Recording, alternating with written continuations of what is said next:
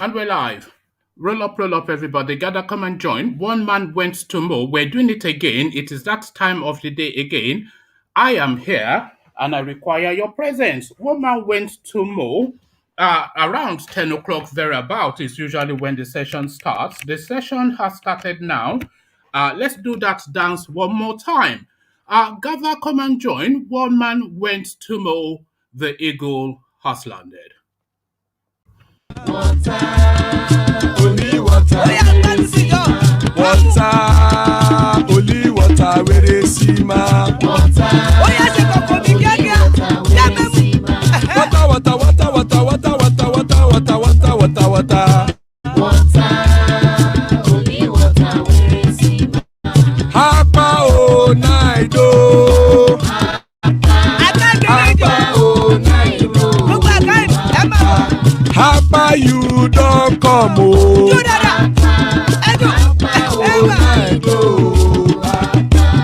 Hapa o naido.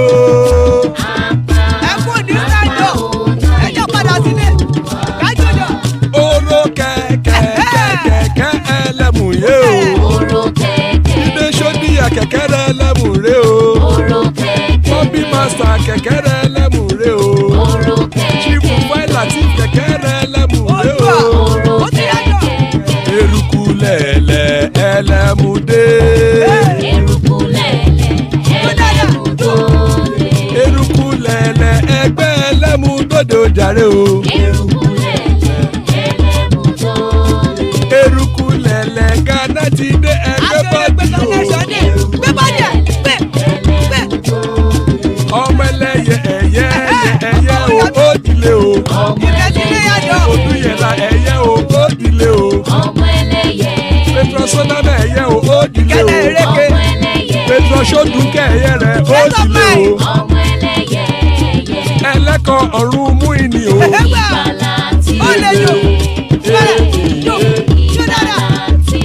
Àkùkọ ọ̀run mẹ́kọ̀ o.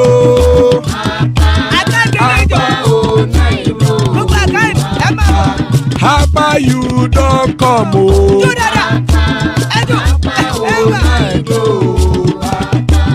Hapa o naido.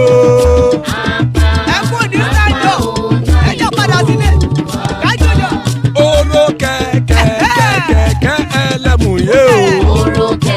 Ilé ṣọ́dí àkẹ́kẹ́ rẹ̀ ẹlẹ́mù rẹ̀ o. Bobby master kẹ̀kẹ́ rẹ̀ ẹlẹ́mù rẹ̀ o. Chifu Faila ti kẹ̀kẹ́ rẹ̀ ẹlẹ́mù rẹ̀ o. Eruku lẹ̀lẹ̀ ẹlẹ́mù dé. Eruku lẹ̀lẹ̀ ẹgbẹ́ ẹlẹ́mù dòde ojàre o.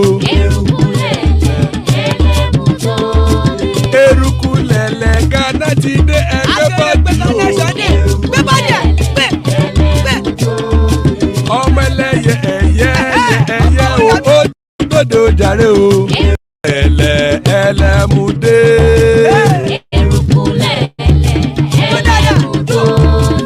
Eruku lẹ̀lẹ̀ ẹgbẹ́ ẹlẹ́mù dòde ojàre o. Eruku lẹ̀lẹ̀ Ghana ti dé ẹgbẹ́ bọ́ọ̀dù o. Ọmọ ẹlẹ́yẹ ẹ̀yẹ o ó dìlé o. Odúyẹ̀lá ẹ̀yẹ o ó dìlé o. Petrosonama ẹ̀yẹ o ó dìlé o. Petrosodúnkẹ́ ẹ̀yẹ rẹ̀ ó dìlé o. Ẹlẹ́kọ̀ ọ̀run mú ìní o.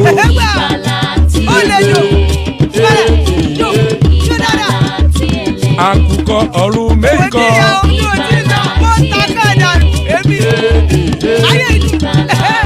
Ikú kò ní ríwà gbéṣe o.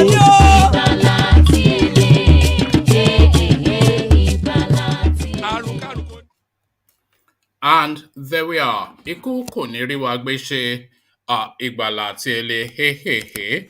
Powerful prayers by the care guides. So powerful prayer by the care guides. As guys, I bring you this.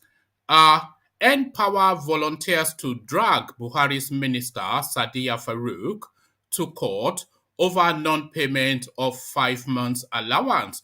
So the looting spree, of course, once upon a time, this woman rumored to be Buhari's girlfriend, to the point that Aisha had to come back from her home in Dubai to come and fight her a bit.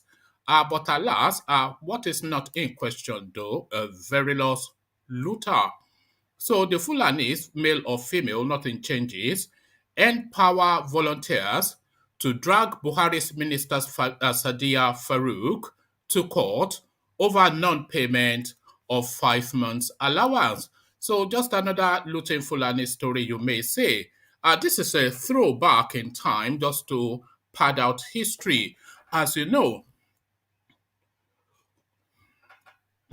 As you know, we on this platform have been spending quite a bit of time in that Biafra space. So trying to just unravel what went down at that time with our various opposing accounts of history conflicting even on this platform.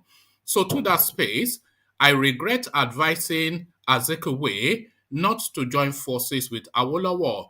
Former Eastern Premier Michael Okpara decries Nigeria's faulty federalism. So not quite Biafra, but still within that time space. So from that uh, time space back to the future, Northerners campaigning for Southern presidential candidates are traitors. So it is quite categorical now where and how these people stand. There's no equivocation, and so that's just their ground. This is where they are. So there is no refuting or disputing what is going on in the north. And if you are tempted to refute or dispute, then they make it categorical. Again, Northerners campaigning for Southern presidential candidates are traitors, a headline attributed to a Northern coalition. So, quite how that space plays out, we'll find out in the fullness or even the shortness of time because the conventions fast upon us. Southern governors move to end IPOB's sit at home. So is the enough rather is enough, and the constituted authorities in the southern region in the eastern quarters they now assert their authority over the space. Southern governors move to end IPOB's sit at home. So quite how punchy talk, but how they look to assert that we find out shortly. Senate confirms EFCC nominee who started school before he was born. So there you are. That is a typical Nigerian story right there, and a story typical of this administration that we're in now. A lot of you may recall once upon a time that they were nominating people into key strategic positions who were long dead.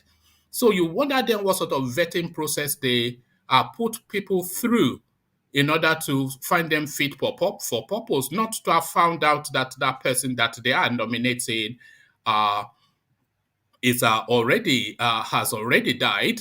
So we've had at least two, three, if not four or five instances of this Buhari administration putting names forward for uh, headship of parastatals and even ministerial positions, only to find out that that person is deceased. So to that space, they step it up one step further, so that this guy now qualified even before his parents met. Senate confirms EFCC nominee who started school before birth. Only in Nigeria, there are certain, we have to start using that as a phrase now because there are certain things that only peculiarly happen in Nigeria. So, in that only in Nigeria space, still, Nigeria bans citizens under 18 from using mobile phones. So, only in Nigeria is just the thing to say to that. And this just now a little soupçon that just broke whilst I was collating stories. But I'll bring it to you anyway. Not much to read on this. Buhari Jonathan meet behind closed doors. So this is just something now that just broke, as I said, as I was collating the narratives that we're looking to present. But quite what that meeting means, though, is something we chew the fat over. But before we chew the fat, first to the eastern quarters where there are governors are tabiobioing. So to the tabiobioing of the eastern quarters. Savior. Holy, holy, holy, holy, another Savior. Another Savior. Holy, holy, holy, holy, well, this is Mobien. This is dedicated to the gallant heroes of the Nigerian Biafra War and IPO families all over the world. I remember the Nigerian Biafran War, in the thickness of the Biafra genocide. Hey, one man revived the vanishing hope to life. Let the great Biafran army to fight, and they were singing out, holy, holy, holy, holy.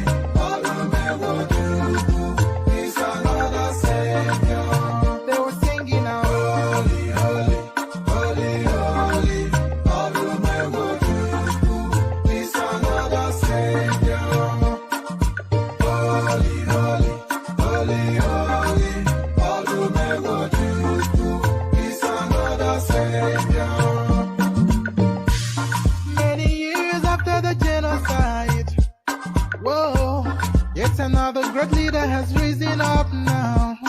Oh, and he's leading the Biafrans to victory. Inyamadika yabika kwa namno. Hey, anamekele mazuche mefo. Manemo, it's an honor having you on board. When I'm singing along. Holy, holy, holy, holy.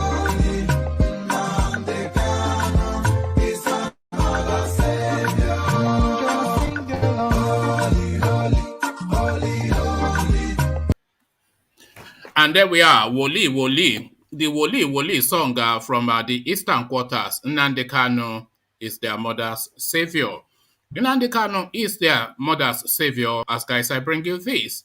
Npower volunteers to drag Buhari's minister, SHARIA Farouk, to court over non-payment of 5 months allowance. The disengaged Npower volunteers have threatened to take legal action against the Minister of Humanitarian Affairs, Hajiya Sadiya Farouk, for deceiving the Nigerian public that she had paid them their stipends. Some of the affected volunteers told correspondents that only 200 had received payment out of 14,000 that are being owed the 5 months allowance. So let's just pause there for a moment. So we're talking about 5 months allowance of maybe either middle level or lower middle level functionaries within an organization.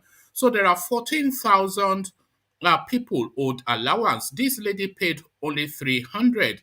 So then that then tells you the size of the money that we're talking about. Allowances of lower mid-income or to mid-high income people within a governmental structure. So that is the money.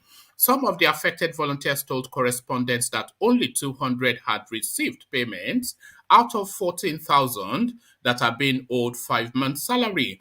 According to the source who spoke with correspondents on Sunday, the 200 recipients were moles planted amongst them to disorganize the excited Npower members. Recall that the Minister of Humanitarian Affairs, Disaster Management and Social Development announced the commencement of the payment on Friday, September the 17th, 2021. A statement had been issued by the Permanent Secretary in the Ministry, Alhaji Bashir Al-Khali in Abuja. Al-Khali had said that the accounts of these 14,021 volunteers were flagged in March 2020 by the federal government payment system, the Government Integrated Financial Management Information System, for various reasons. Al-Khali had said, based on this reality, the 5 months allowance arrears of these volunteers totaling to, this is where it comes into it. So listen to the figures. So this is each, by the way. So listen carefully to this bit. Alkali had said, based on this reality, the 5 months allowance arrears of these volunteers totaling 150,000 naira each. So 150,000 naira each owed to well over 14,000 people. So that is the figure of money that we're talking about. Is currently being paid. They have started receiving credit alerts today. However, the disgruntled volunteers after their 1 week protest, which started on Monday, September the 20th, resolved to take legal action against the minister. A source who spoke on condition of anonymity said the concerned members of the 500,000 disengaged Npower beneficiaries have concluded to sue the federal government to court. We also demand to know the full details of SHARIA's so-called training for the disengaged Npower beneficiaries. The source lamented that there were moles amongst them, as well as bad representatives leading the group across the country. He also revealed that a member in Benue brought the idea of legal action and the members agreed on it. One of the members of the disgruntled Npower beneficiaries from Benue State said, "We have had enough of all Sadiya Farouk has been doing wrongly. Her action is a deliberate attempt to frustrate the laid down plans that are aimed at achieving the purpose of the program. We also have a program of choosing the wrong we also have a problem of choosing the wrong representatives that lack the capacity to perform leadership duties. They are weak and self-centered. The minister can't be trusted. She publicly said she has paid 14,000 beneficiaries their 5 months backlog of outstanding debt, but only 200 had received alerts. And we believe these are agents planted by Sadiya in most of the Npower forums to distract the rest of us and the masses. So a looter continuer, but not the struggle the looting. A Fulani person and looting are two things synonymous. Those are twins. That's cheek by jowl. Fulani, corruption, looting, words that just have to follow in one sequence or the other, but always in close parameters of each other.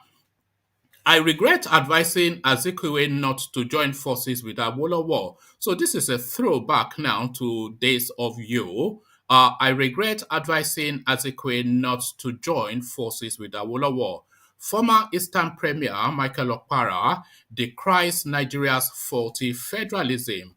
An old newspaper published on November 1980 has resurfaced showing former premier of the Eastern Nigerian region, late Dr. Michael Okpara, saying he regretted the advice he offered the first president of Nigeria, late Dr. Nnamdi Azikiwe, not to form an alliance with the former premier of Western region, late Chief Obafemi Awolowo.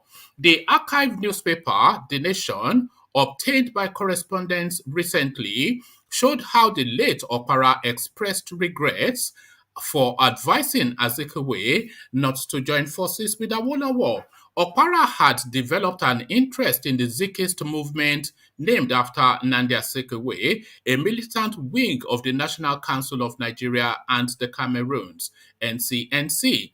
After the granting of internal self-rule in 1952, he was elected into the Eastern Nigerian House of Assembly on the NCNC platform.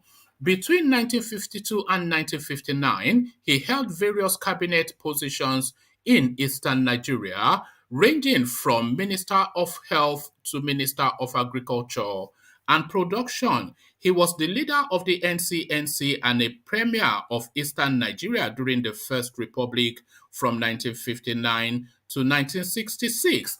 Although he was one of the politicians detained soon after the military coup of January 1966, he survived the army revolt in which the other two premiers were killed. The newspaper had asked him, given the very nature of your militant position in the Nigerian politics of the First Republic, one could safely believe that you were one of those custodians of the country's political barometer. At the time, by your honest calculation, what caused the failure of the First Republic? Okpara had answered, I believe the Republic failed because of a number of factors. Firstly, the First Republic violated the most basic structure of federalism. No one state should be larger than the rest of the states combined. In other words, no state should be larger than the rest of the country. This was violated from the beginning, and every effort to safeguard it failed. And I shall regret to my dying day having taken part to advise Zeke not to form the alliance with Chief Obafemi Awolowo. The defunct eastern and western region of Nigeria are believed to share similar political ideology, different from the northern region, which has mutated into the present day agitations for federalism, restructuring, and self determination, rocking the country under Malam Buhari. So there you have it. Abolawa was right all along, as often it is the case that the Yorubas are right all the way through, but late to the party, a little too late and a dollar short, however that phrase goes. So just from that jingoism from the eastern quarters, this is one of the key factors that has now propelled us to the position that we find ourselves now. Northerners campaigning for Southern presidential candidates are traitors. Northern coalition groups saying this. Northern youths have threatened to expose Northern politicians pocketing money to campaign for Southern presidential candidates, calling them traitors. The CNG has resolved to expose the faces of identified unpatriotic Northern traitors who have been paid huge sums of money to market Southern candidates. We categorically reject anything to do with any undemocratic process, such as zoning, is stated. We urge all Northerners to resist the antics and tactics of the self-appointed antagonists and hired cronies from the North, who are totally all over the place, conscripted in the conspiracy to deceive Northerners into abandoning what God has blessed us with, its human resource. So I think we may well have come across this story once upon a time. So we just leave that there and we just discuss it off the cusp of its headline.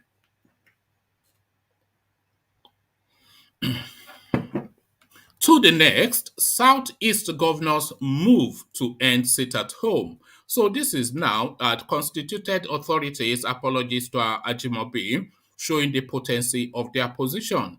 Southeast governors move to end IPOB sit at home.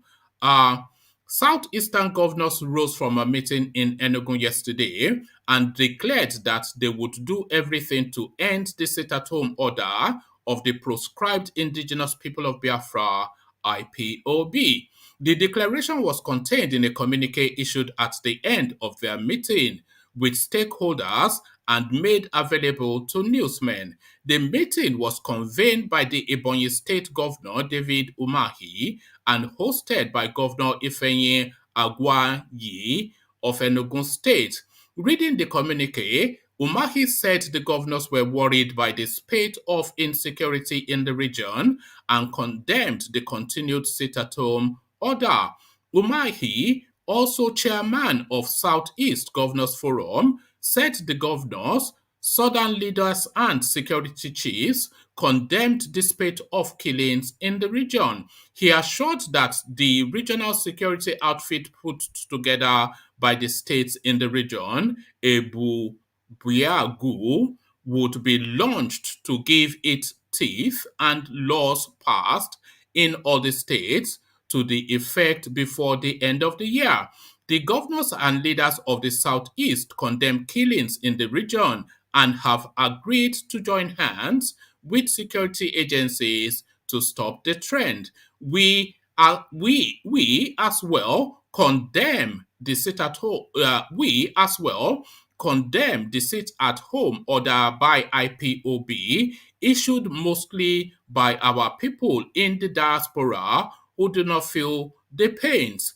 The meeting resolved that governors and people of the Southeast will do everything within the law to ensure that there is no further sit-at-home and people are allowed to move about freely, Umahi said.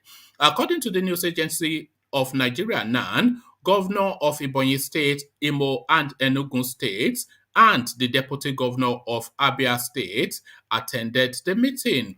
Others in attendance are Senator Ike Ikeremadu, Enyinaya Abaribe, Toby Okechukwu, Victor Ume, clergymen and traditional rulers. Governor Willie Obiano of Anambra State was conspicuously absent at the meeting. Neither was the state represented.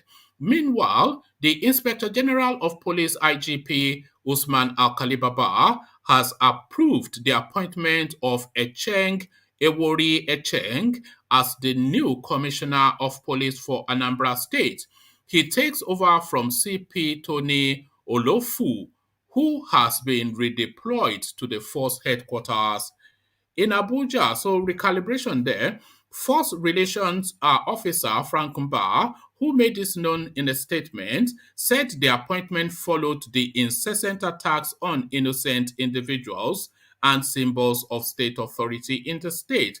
He said the IGP had ordered the new Commissioner of Police to mobilize both kinetic and non-kinetic law enforcement and crime-fighting approaches to reverse the negative trend, reclaim public spaces from hoodlum, and restore public peace in the state. So go and savage them. Essentially, that is just the reading of that.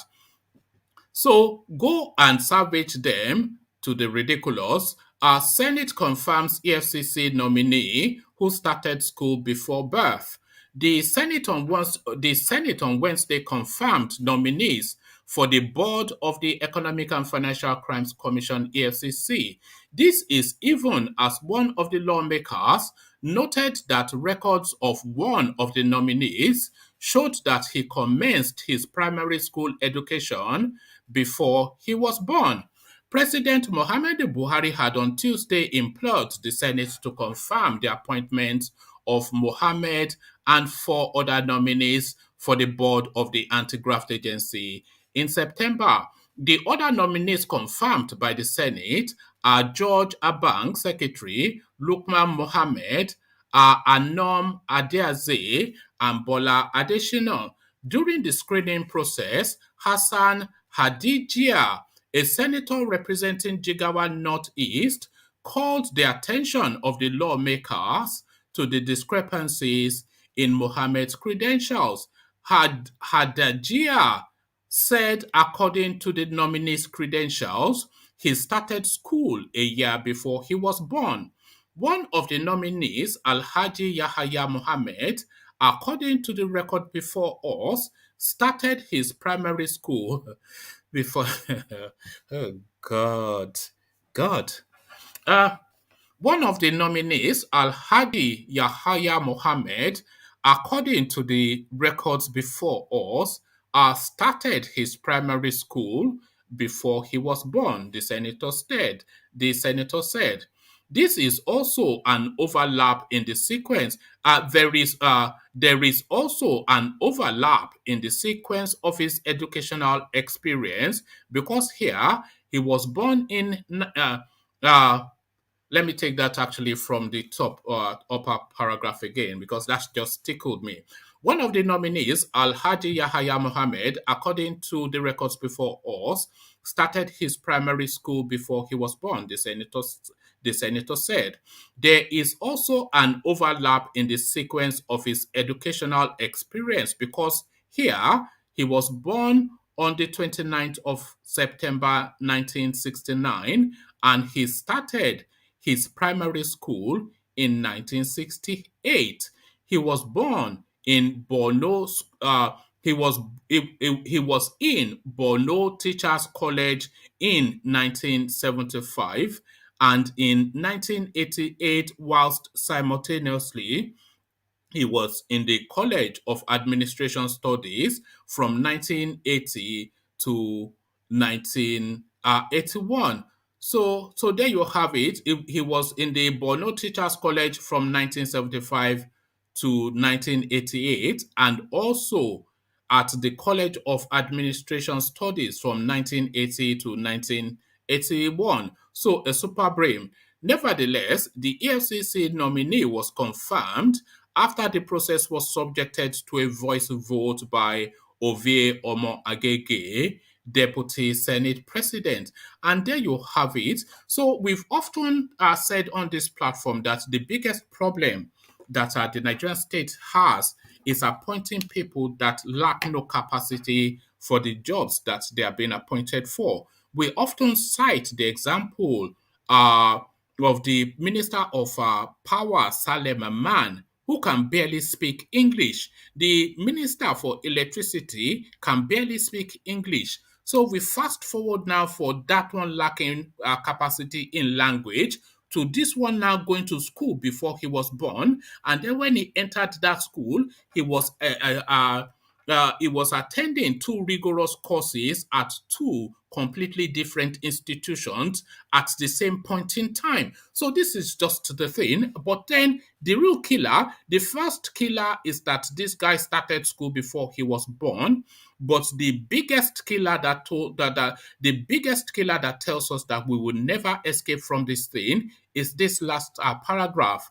Nevertheless, the EFCC nominee was confirmed after the process was subjected to a voice vote.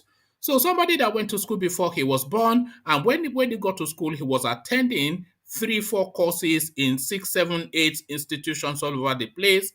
Somebody that went to school before he was born, you could say that was a typographical error, but this is the history of the way through. He started school before he was born, and then he was attending 2 institutions, both at the same time. So completely doctored CV presented by this guy. So I say the confirmation is the killer, but the real killer is this guy is now on the board of the EFCC. The EFCC that is meant to be the foremost agency that goes against this sort of corrupt practices. The person that sits on his board is this character. So that is why we will never escape it in Nigeria. We don't enter one chance. That is just it. Nigeria bans citizens under 18 from using mobile phones.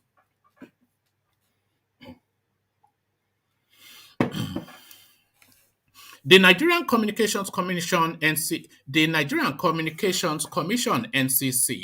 has disqualified people under the age of 18 from registering and owning a SIM card.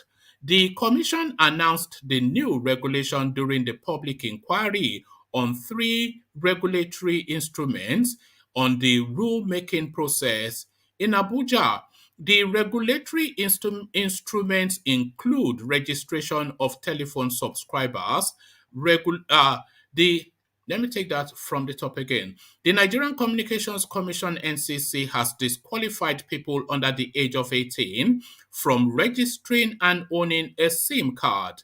The commission announced the new regulation during the public inquiry on 3 regulatory instruments on the rule-making process in Abuja. The regulatory instruments include registration of phone subscriber regulation, the SIM replacement guidelines, and the spectrum trading guidelines. The draft copy of the modified registration of telephone subscriber regulations describes subscribers as persons above the age of 18.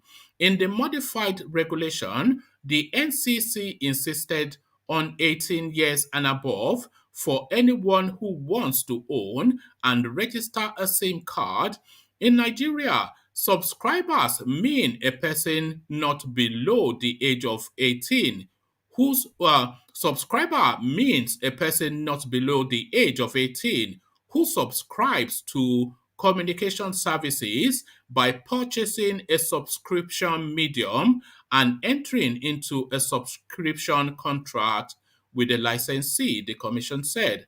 The licensee refers to a provider of communication services that utilizes a subscription medium in the Federal Republic of Nigeria.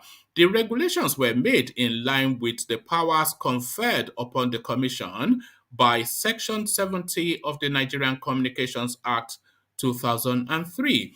In accordance with Section 57 of the Act, the NCC conducted a public inquiry on the registration of telephone subscribers regulation alongside the draft. I think this just goes into.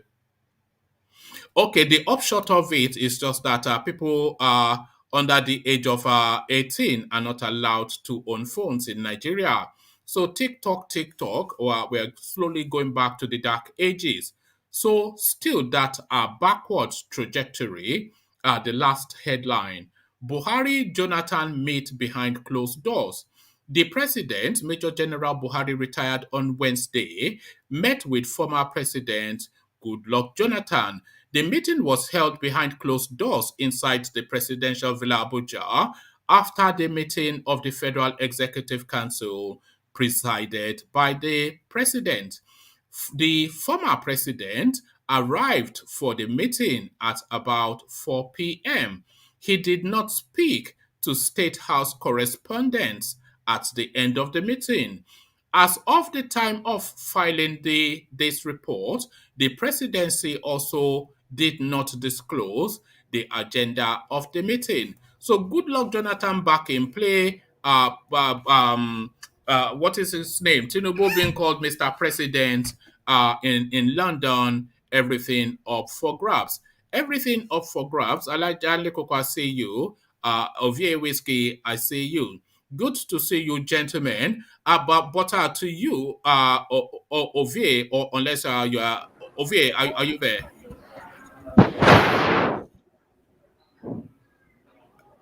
Ovie. Okay.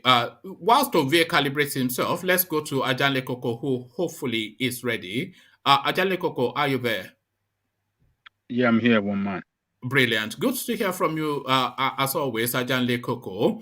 So this is a throwback to the past, essentially, and to that space now that we've been discussing quite a lot of on this platform in recent times. Michael Opara is the person speaking now, and there was a period in time that an alliance could have been formed between Zik and Awolowo, which would have completely recalibrated the Nigerian space, and you'd have thought that Zik and Awo are more natural bedfellows than Zik and the Northerner, or Awo and the Northerner.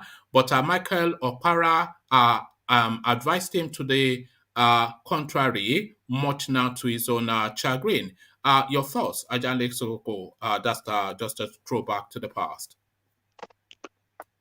Well, it is it's good that Michael Okpara confirmed what really happened in the past, the bad politics that they did to hurt the nation. It was it's an history now, though, but it was a bad politics back then that brought problem to that nation, that actually triggered the first coup because of bad governance by the First Republic.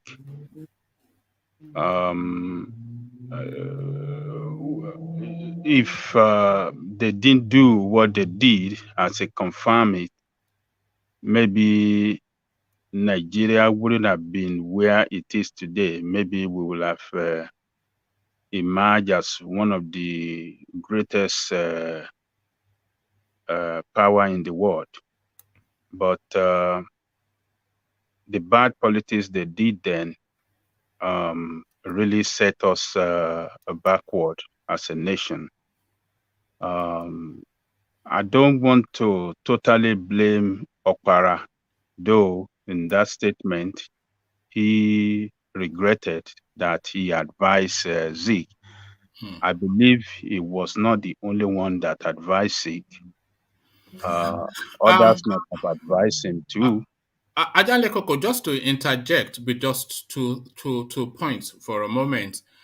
Firstly, some of the repercussions of the decisions made at that time still reverberating now. We're still suffering some of the consequences now. So that just then speaks to that space that some decisions it takes generations to reverse or correct. So that's the one thing.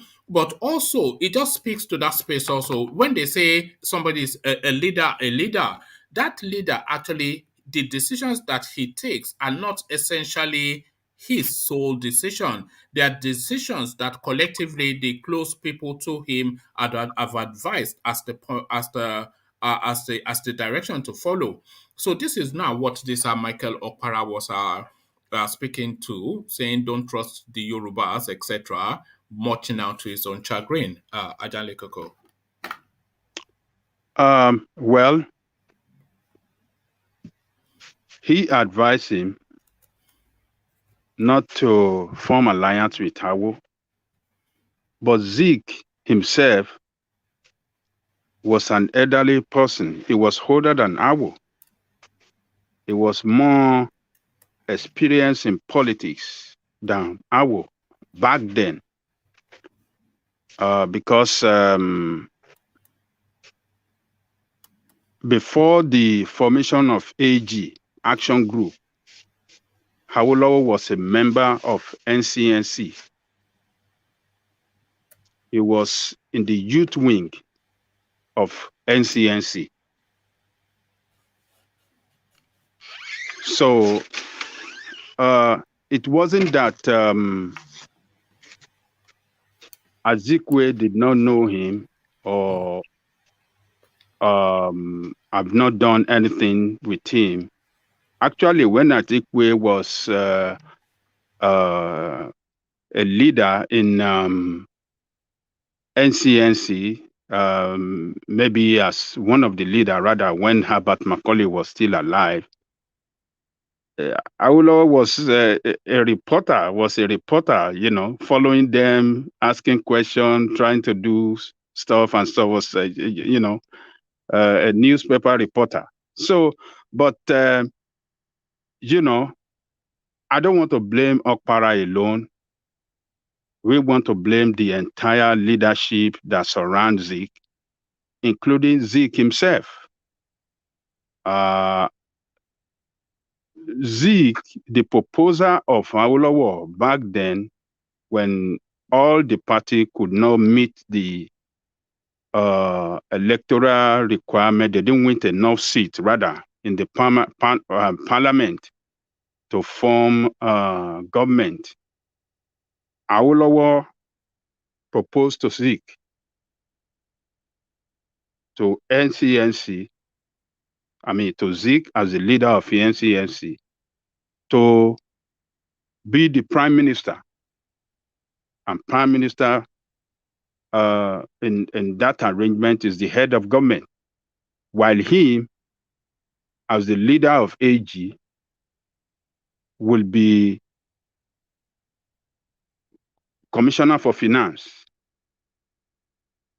But for one reason or the other, for the reason best known to the leaders of NCNC, Zeke, Okpara, and all of them, they turn around and Ajale Koko, can you speculate as to what those reasons might be? Do you want to? Are you willing to speculate? Well, some said that the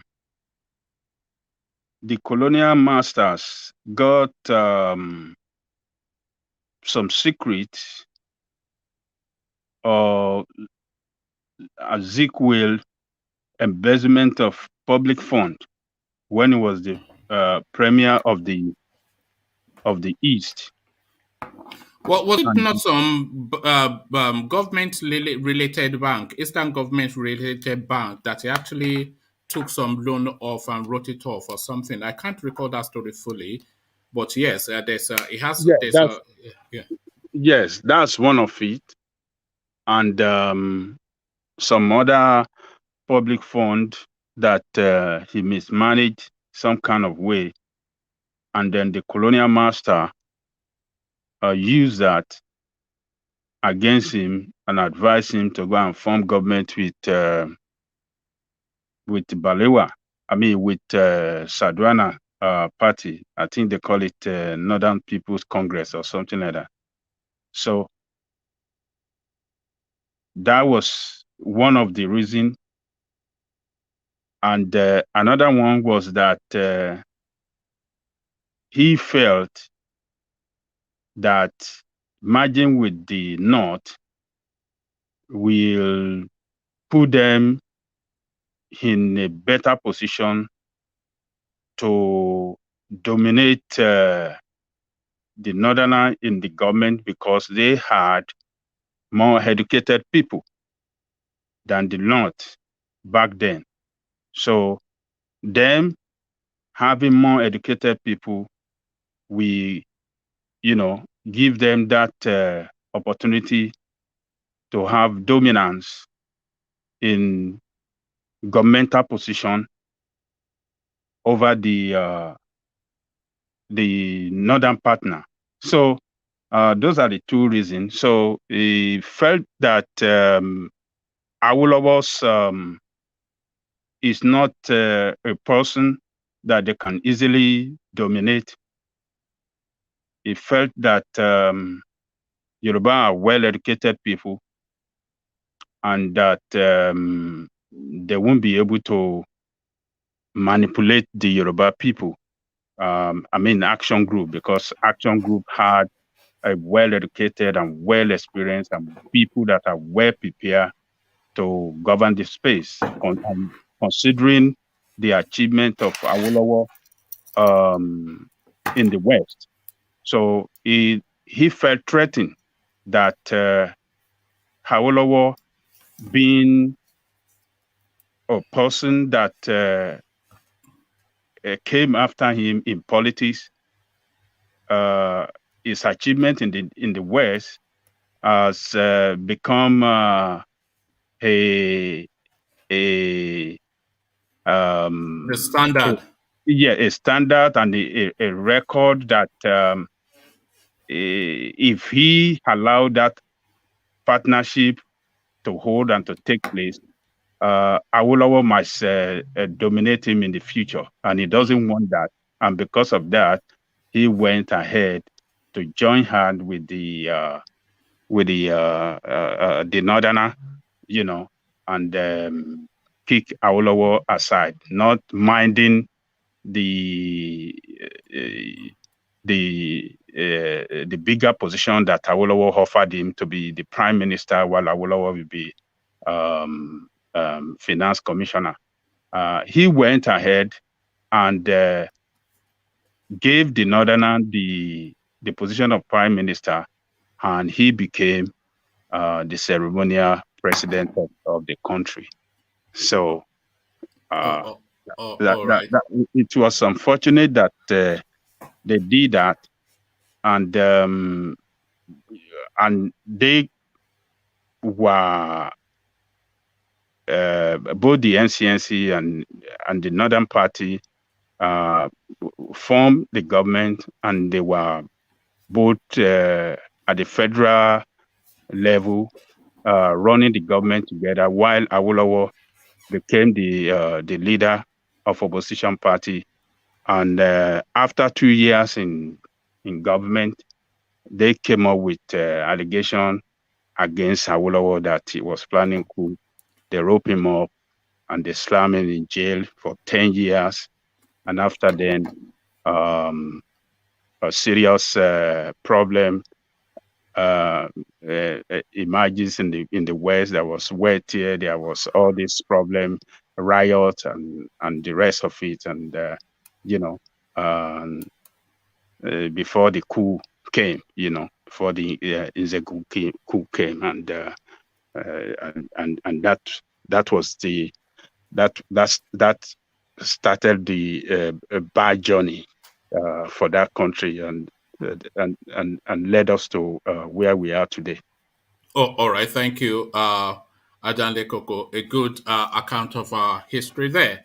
So, act in haste, repent at leisure is the lesson from that. So, act in haste, repent at leisure. Adanle Koko, the southeastern governors are now saying enough is enough on this sit at home thing that is going on in that space.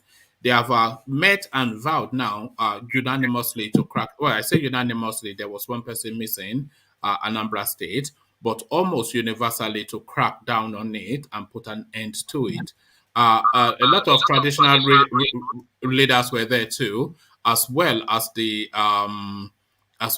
former Senate, whatever Ikeremadu. So now to that space now, enough is enough in the eastern quarters, so say their leaders. Well, the northern leaders, the eastern leaders, I think they are scrambling. I think they are scrambling for to have a control of the eastern quarters. It looked that they have lost control of that place to IPOB. You see, people in government in Nigeria at all zones of that country, including the federal government, all the politicians and the leadership position, does not have that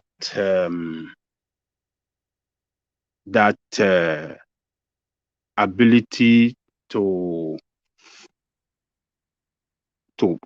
negotiate and communicate with their people in such a way that of giving that sense of belonging to their people. You see, if the governors of the East have made efforts to meet with IPOB leadership before now, or maybe in the past, if they have opened a line of communication and engagement with them, maybe it would have been possible for them now to bring the situation under control. But the way they distance themselves from them, they didn't know that it is a distance from the people. Now they are struggling to have control. I'm not sure if people will listen to them, because first of all, they are not closer to the people the way they're supposed to.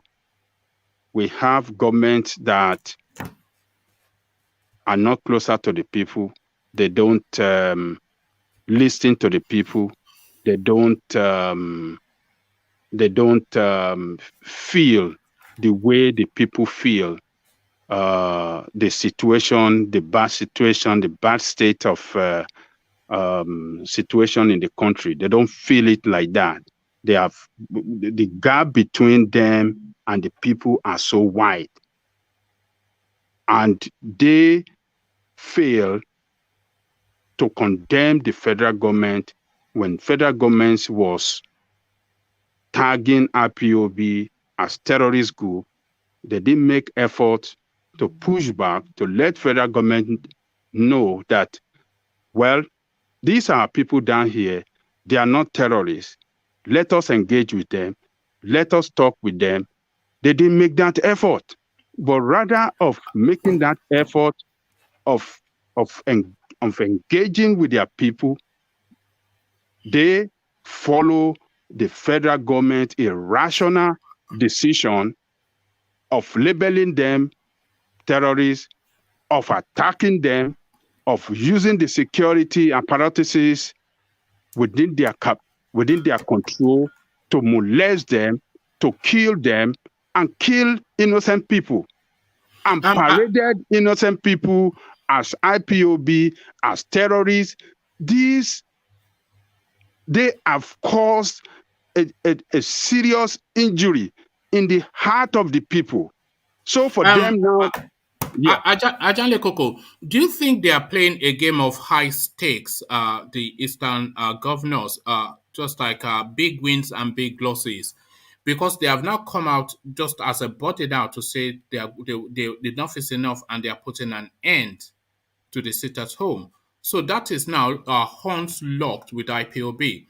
So if the sit at homes continue then after they've come out to say this, does that then categorically then just cast them adrift as being impotent and just sitting on an empty throne?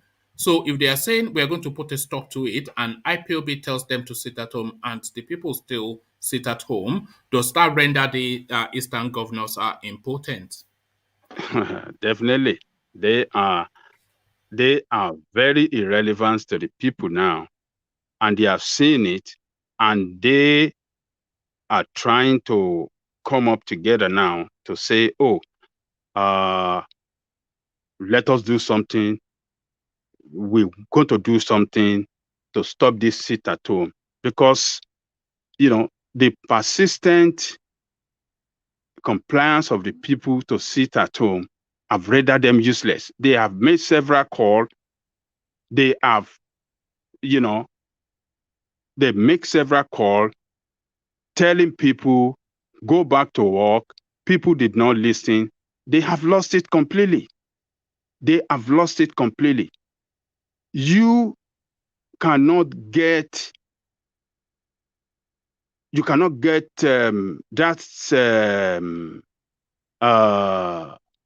that trust from the people that you have molested, from the people that you have killed, some of them, from the people that you have humiliated.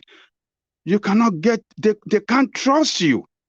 They can't trust them. The people does not trust them.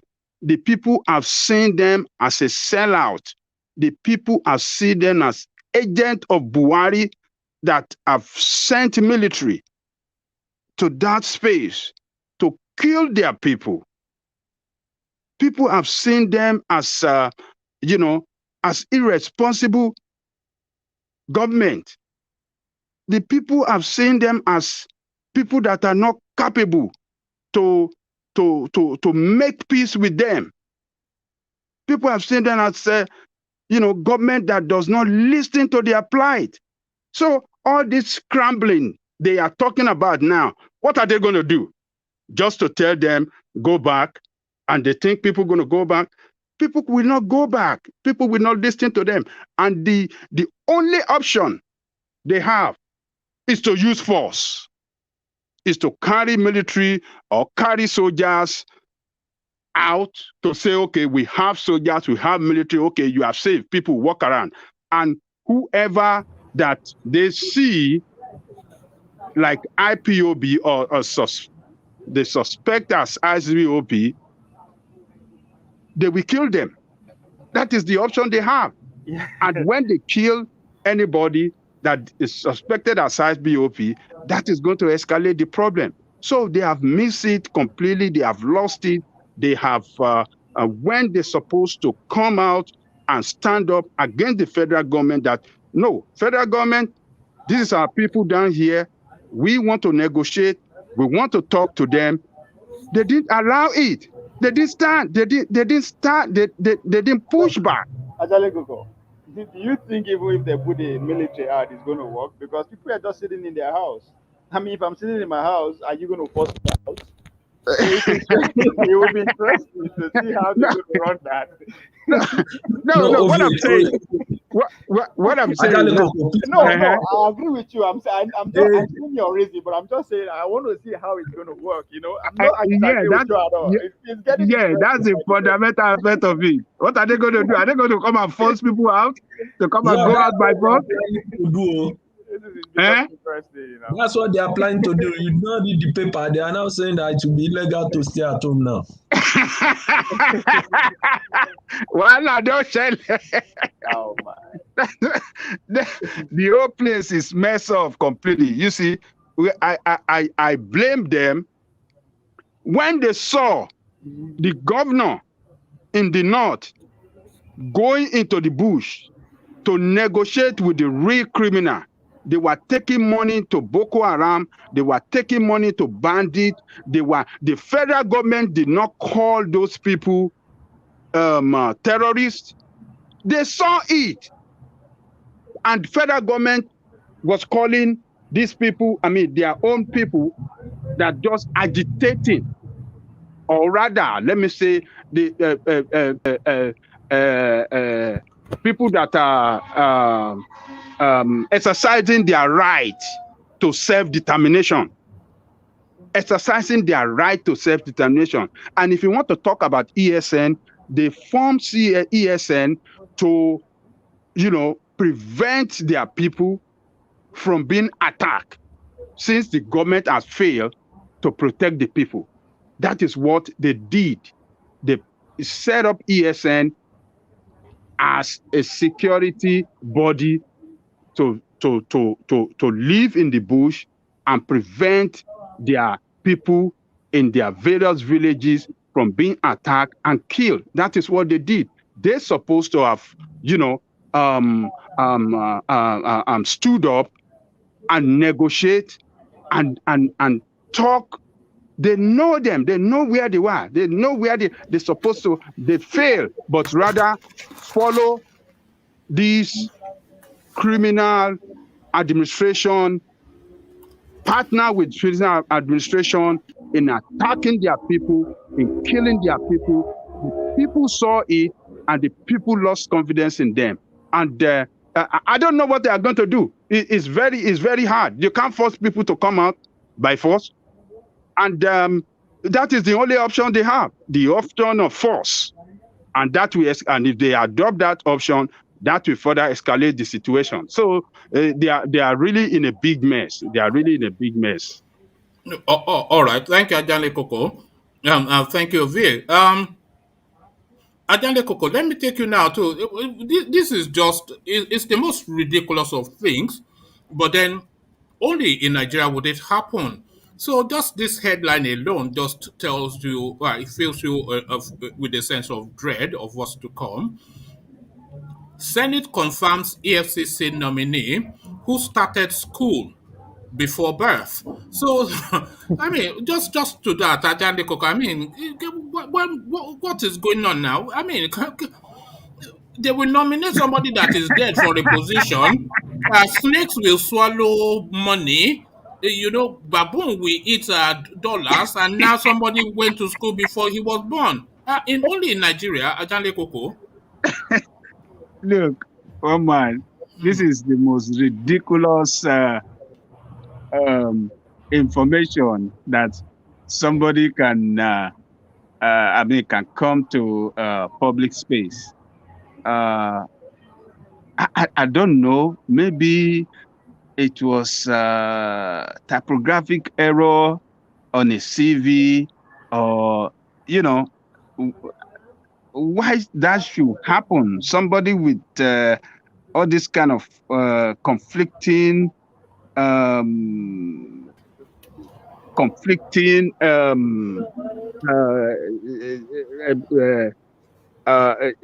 CV records and stuff like that, and they still went ahead, to confirm him.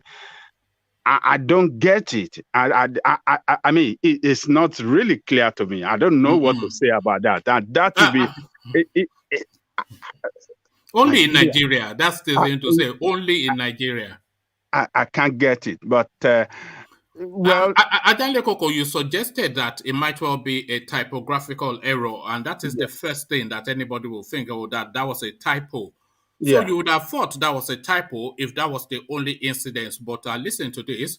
It says there is also an overlap in the sequence of his educational experience because here he was born in on the 29th of September 1969, but started his primary school in 1968.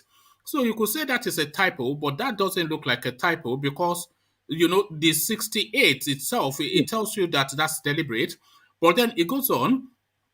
He was in Borno Teachers College from 1975 to 1988, whilst simultaneously he was in the College of Administration Studies from 1980 to 1981. So that then discounts any idea of it being a typo. This guy just wrote whatever on the thing.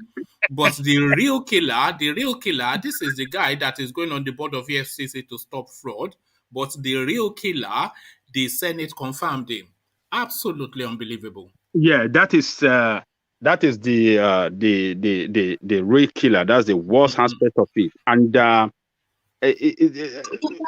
all this inconsistency in his record, it shouldn't have been confirmed in the first place at all. I mean, they should have detected this, and they should have, let him to get his stuff right. Maybe if typographic error or something like that somewhere. But for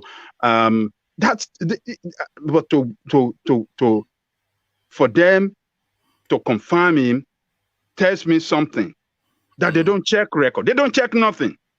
They just, this is the name, and they just confirm. Nothing is checked. No verification of record. No verification at all. This is what this tells me. Because before somebody can sit on that board, I would have expected them that they would have carried out a vetting of his educational qualification. They would have contacted the school that he went and get confirmation of all the papers that all the certificates that he presented before them, and all those would have been screened and confirmed before anything went through at all. But for all this mess on his record, and they went ahead and confirmed him, it tells me that, man, it's a done deal nation. They don't. Yeah, it's a done deal nation. It's a done deal nation, man. Let me tell you how much of a done deal nation it is. What really aggrieves is somebody with presents a fraudulent CV to sit on the board of the foremost anti-fraud agency of the country. So that is the space that we're in. But they seem to just pick names out of a hat that this hat, we want a fundamentalist, so we'll have him, and then there's a hat for extremists, etc. So just pick the names out of a hat without any recourse. There's no investigation or anything. Let me just give you two other instances, Ajanle Koko. Nigeria's President Buhari appoints dead man to run government agency. So this is another example. Nigeria's aging leader has appointed a dead man to a senior government post, and not for the first time. President Buhari, who was once compelled to deny rumors of his own demise and replacement with a clone, approved a candidate whose funeral took place in February. The appointment of late MP Tobias Okwaru. So that was one. And again, it happens. Shocker, again, Buhari appoints dead man. So this one guy called Francis Okpozo. So this is just the thing now. So there's no background check, no auditing, no test Nothing. to see fit for purpose. Somebody that went to school before he was born, he sits on the board of the anti-corruption agency. But they are fighting corruption, no? They don't do no screening. They don't do no verification of result. They don't do nothing, and the name will just come. And since it's from the president, Baba, Sai Baba, Sai Baba, Sai Baba, engineer Sai Baba. So they just let it go. It's from Sai Baba. Yeah, say Baba. So it's. I mean, you remember the incident of what is this man that was sent to? I can't remember. It was maybe to an international body where they discovered that his certificate was. No, I think it was to the UN, Yeah, to the UN Yes, or to the something. UN with fake certificates, Oh man, what kind of nature is that, man? It's unbelievable. Oh This Lord, my we always God! have to say it's unbelievable when we talk about Nigeria. It is Ó parí. unbelievable. It is unbelievable. Imagine that engineer, somebody that went to school before he was born. That is a miracle of biology, physics, spirituality, everything. You went to school before you were born, but then they still said yes. Hey, Mary did not get pregnant by a man before he gave birth to Jesus Christ. Okay, there are You wonders go. everywhere. Immaculate conception, Nigerian style. If we can accept that, we should accept this too. I'm not the one saying it. It's Badami Amila, who is the head and the Senate president, who at the end are saying it. There you go. One man, but Nigeria is a miracle nation. we might laugh about it, but it raises a huge issue, very fundamental issue in our society, not only in Nigeria but in African countries. The issue of people reducing their age without knowing that one day it will catch up with you. Okay, you go to school normally, you register maybe in 1975 that you attended school. Maybe you wrote your WAEC in 1975.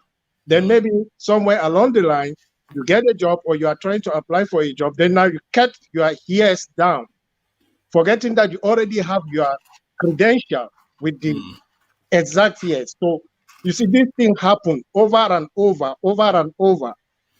Is that what you think is in play here, Jafar? That he was trying to lower his age? Jafar, the man, he hasn't been caught. He has been confirmed, so they no catch him. If they say they deny him, we go say they catch him, but they don't. No, they caught him. They caught him, but an issue of a pot calling a kettle calling. No, I'm listening now, Jafar. I am not supporting it. I'm not supporting. I'm just saying that for the fact that they get cleared, for the fact that they get cleared by what 100 people, that's ridiculous. So But I'm not supporting it. I'm not supporting it. You who cleared it, and the people clearing him very credible. That's the problem. That's the problem. The people clearing him, they are not credible themselves. So what do you expect? That's the real point. One man. Sorry, engineer. Just off what Jafar. Oh, hold on a bit. Just off what Jafar was saying, just that opens an interesting space. Because the people who cleared him were the people who actually highlighted all these anomalies on his CV. So maybe they should have just kept quiet. You say your CV is fraudulent, though, but we pass you anyway. Maybe they should have not said anything. It's only in Nigeria that we get these things. Wait, one man. Why is it the case? Our president is the same. I mean, One man, they have to clear it up because someone leaked the information. Someone leaked the information out there. That's why they had to come out and cover their mess. Do you know they should just abolish qualification certification to be anything in Nigeria? I think that will put everybody now. There has to be a minimum standard, You see, I saw somebody in the National Assembly, in the Senate. Then somewhere around the line, he said he is 58 years. But when I look this man, you could tell this is your grandfather, but he's 58 years. Then I asked myself, if this man that I could take for his grandfather is 58, then I am in my 40s. Jafar, it is only in Nigeria that you have a 70-year-old youth leader. Yeah, somebody that is 75 is youth leader. Youth leader. What of Tinubu that is 69? And his daughter is 60. It's 62 years. Yes. He had a baby when he was 7 years old. Or there what? You go. Only in Nigeria. One man. Only in Nigeria. The truth of this matter, this is why I always say, for Nigeria to be restructured according to what people are demanding, what the country are demanding, first thing people need to do is they have to go through vetting. The vetting is to check their age and to see what they've done in the community and to see the history of their life right from their school to their high institution. You see, in 2003, I could remember my dad retired from serving Nigerian police. What happened was, before he retired, few of his colleagues, they said, you can go and backdate your date. And to be honest, I learned so many things from my dad.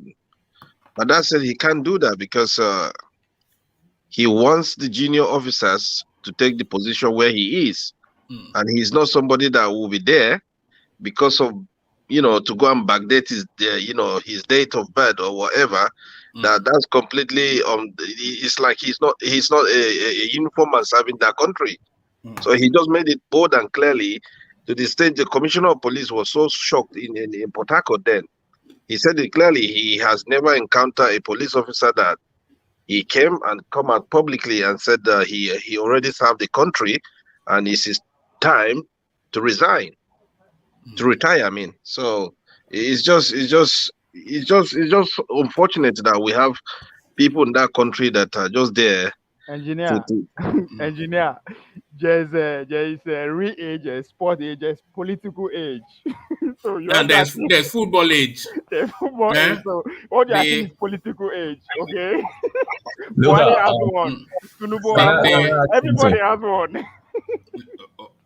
It's ridiculous, but it's funny. So can I interject? You see, one thing I'm realizing, or I've come to realize in Nigeria, is we have our own selective right and wrong, selective religious norms, and selective godly norms. You see all these football age, age reduction, falsification, blah, blah, blah. If you want to look at it, like one of you was saying maybe Jesus was a miracle and blah, blah, blah. Yes, it's all right. Either in Christianity or in Islam, falsification is wrong. But you will never see any pastor or any imam come outside and talk about these things.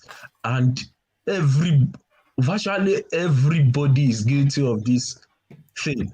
You know an uncle or a friend who I know some friends who have done it. I know some uncles who have done it. And I'm like, at the end of the day, what do we want to gain from all this? And that's what we are saying at the Redemption of Affairs. Look at Buhari Ife. Look at Buhari Ife, who is Mugabe's contemporary, and he's telling us he's 70-something. If Buhari is less than 85, then I am a banana. That man is an 80-something-year-old man. What are we talking about? But then, of course, it's Nigeria. If somebody should check, I don't think any of Buhari's siblings is still alive. I don't think so. His sister is still alive. There was nothing to do with age. There was a justice that was Buhari's junior in school by 2-3 years. I think he was a Supreme Court justice. He retired about 8-9 years ago for reasons of reaching the retirement age, which I think is 70-75 in Nigeria. But Buhari, his senior in school, is telling us that it's 20. You know, it's a silly system, you know. Yeah. All right. Thank you all. Let me get back to Ajan Lekoko. But before we get back to let me get back to Ajan Lekoko actually. And Ajan Lekoko, if you read your screen, Alexander has been trying to contact you privately. So however that can be arranged, if you just if you want to let him know. So back to you, Ajan Lekoko. From the sublime now to the ridiculous. Nigeria bans citizens under 18 from using mobile phones. So this is now the space that we're going to now within the Nigerian space. You see, Nigeria, we just sometimes these people will have in position of power just uses the government machinery, government agencies to just, display their stupidity sometimes. And they make the nation look so ridiculous, like a nation that have no sense of purpose and no sense of direction. I mean, what are they trying to achieve with that law? What are they trying to achieve? They should tell us. What are they trying to achieve? I mean, this is a country that you can buy several SIM cards. One person can buy several. You don't need to have the phone. No. You don't need to show them the phone, and they just issue you SIM card. I don't know if they are still doing it, but that's what I know. That was the practice that I know. Unlike here, if you want to get a line, they must see your phone, the SIM number, the ID number on your phone have to be registered with the SIM card that they will insert into your phone for your phone to get that service. Everything is on record. You go to the store right there, they get your phone, they do it for you. All the information, everything is connected. They know who is this, who is using this number, who is using this number. But over there, where you can have several SIM cards, what is going to prevent me from giving it to my daughter or my son or my little baby to use? I mean, I will just buy any phone and put SIMs in there and it will work. So what are they trying to achieve with this? It's ridiculous. They just make law, or they just, what are they trying? I don't get it. Can somebody tell me, woman, what's the purpose? What's the purpose? Foolishness. Okay. Ajani Koko, the point is not, they did not stop youth under 18 from using the phone or from owning a mobile phone. What the law says is that they cannot go directly and buy a SIM card in their name. It has to go through an adult in the family, like we do it here. So if I have to get a second line for my son, it should be in my name. So I would be held responsible for everything. So that question was asked this morning in BBC Hausa to the Minister Fantami. That's how he responded. I heard him saying that the issue is about controlling.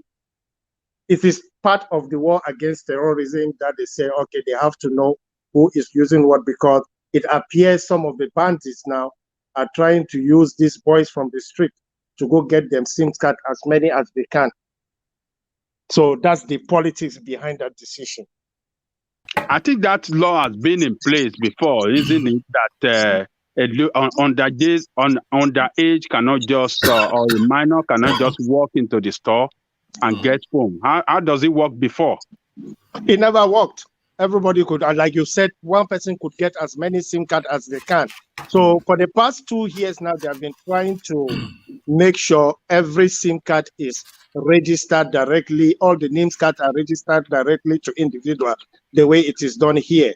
But like, you know, the country you come from, with the queue, the disorder, and everything, things like that don't usually get done the way we would have wanted it to be. And you trust Pantami? Is it not Stakia or Tikia that is using again? Do you trust him? Do I trust him? Yeah. Yeah, I trust him. Is he not using Boju? That guy is a. But you see, we have to get out from this. We have to get support him. Let me say this. We have to get out from this mindset. Nigerian cannot continue going like this. That everybody. We have to get some form of data, centralized data. People should know who is in the country. If someone has to put that in place, I would definitely support that. It doesn't matter who the person is, whether I like it. But it does matter. So It does to me, matter. that's very important. Is government work? Pantami is a suspicious character. That is why people are uncomfortable around The him. thing is, if they want to put things in place, first of all, you have to secure the border. Let's start from there. Secure that border, then you need to know who is coming in the country, and you need to know who is going out. Before the issue of bringing phone issue or this and that. These people, they don't know what they're doing. They're just there. They have 1 year plus. That's why. I really agree with you that the border needs to be secured. The border, that's the first thing you should do. All the borders need to be secured, but how? Also, I equally understand how difficult it is to, in a short period of time, to actually secure the borders, because this border cross against, I mean, I really don't know how we can do it. Maybe build a wall or deploy technology and manpower on every border. I don't see there are millions, thousands and thousands of borders in Nigeria. There's some, I don't think even the government knows all the borders in the country. I don't think so. They know it. It's just that they don't want to Can I say something? Use their political will to monitor the situation. Can you allow me to? No, sorry. Sorry, Rational Mind. And if let me just move Ajanle Koko on to the next talking point, just to continue to push on. You know that Rational Mind is a man that travels around. Maybe he has some information for us. All right, then. Okay, let's hear from both of you, but just make it succinct. So, your Rational Mind. Right. So, you see, the problem with Nigeria when it comes to that border is there's a whole lot of a lot of things that is responsible for that. The Nigerian immigration, the Nigerian security apparatus has been kind of tribalized. I wish use that way. Let me use the word. Has kind of been religious. I mean, there's no word like that. I mean, more like it's been like more ethnocentric and more of a religion kind of. Most of the borders I've traveled through in Nigeria, most of the people manning those borders are people from the north. Down south in Seme border, you go there, you see a lot of the northerners there. Go up north, you see a lot of the northerners there. Personally, I've witnessed many times when people people like myself and maybe other tribes, they want to cross that border. You'll be obliged, you'll be forced to provide documentation. But when somebody just speak Hausa, maybe some of these guys who are just crossing from Niger or from the Benin Republic, from the northern part of the Benin Republic, they just speak Hausa, they let them go. So they say the problem with that security apparatus of Nigeria, there's a need for a recalibration. Because if one ethnicity dominates, it's easy for them to allow their own person from their own ethnicity, whether it's a Nigerian or not, as long as it speaks that Hausa language.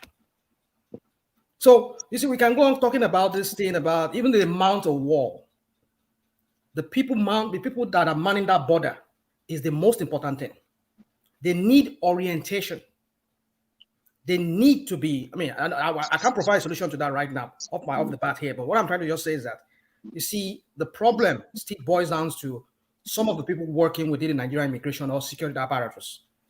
They've kind of ethnicized that security apparatus, whereby they allow anything go when it comes to people from their own tribe. So I think there's a big work to be done in that area. Can I interject? Sorry, let's hear from Ife, then we move on. Ife? But can I interject after Ife, please? Yeah, so to buttress what Rational Mind said, like I live in that area, and one thing I've noticed is if I'm crossing over to Benin Republic and I speak either French or Benin Republic language, which I understand, which we speak in our own part, is an easy way, But when another person who does not understand the language of the Beninois come,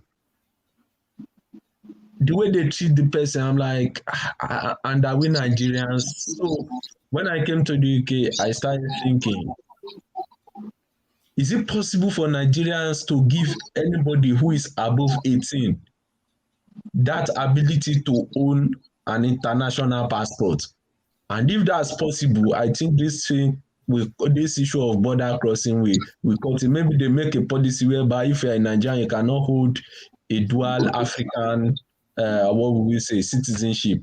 That is, you cannot be a Nigerian and be a Beninois, or you cannot be a Nigerian and be a Niger Republic or Cameroon, such that whenever you are moving across the border, you will just be a Nigerian in that space of Africa alone.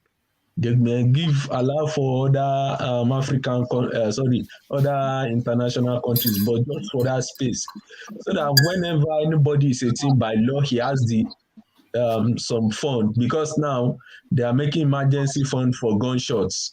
Anybody that has gunshots. All right.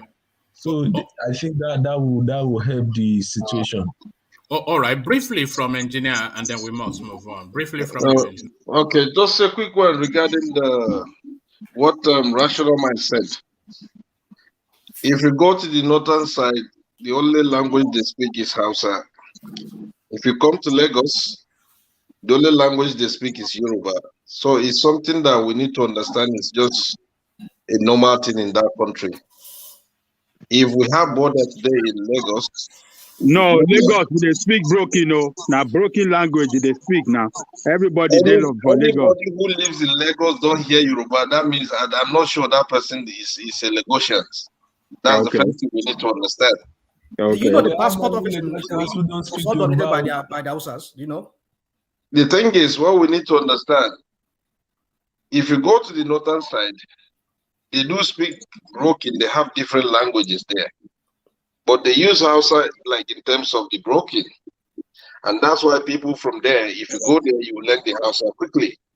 Because that's the way of means of communication.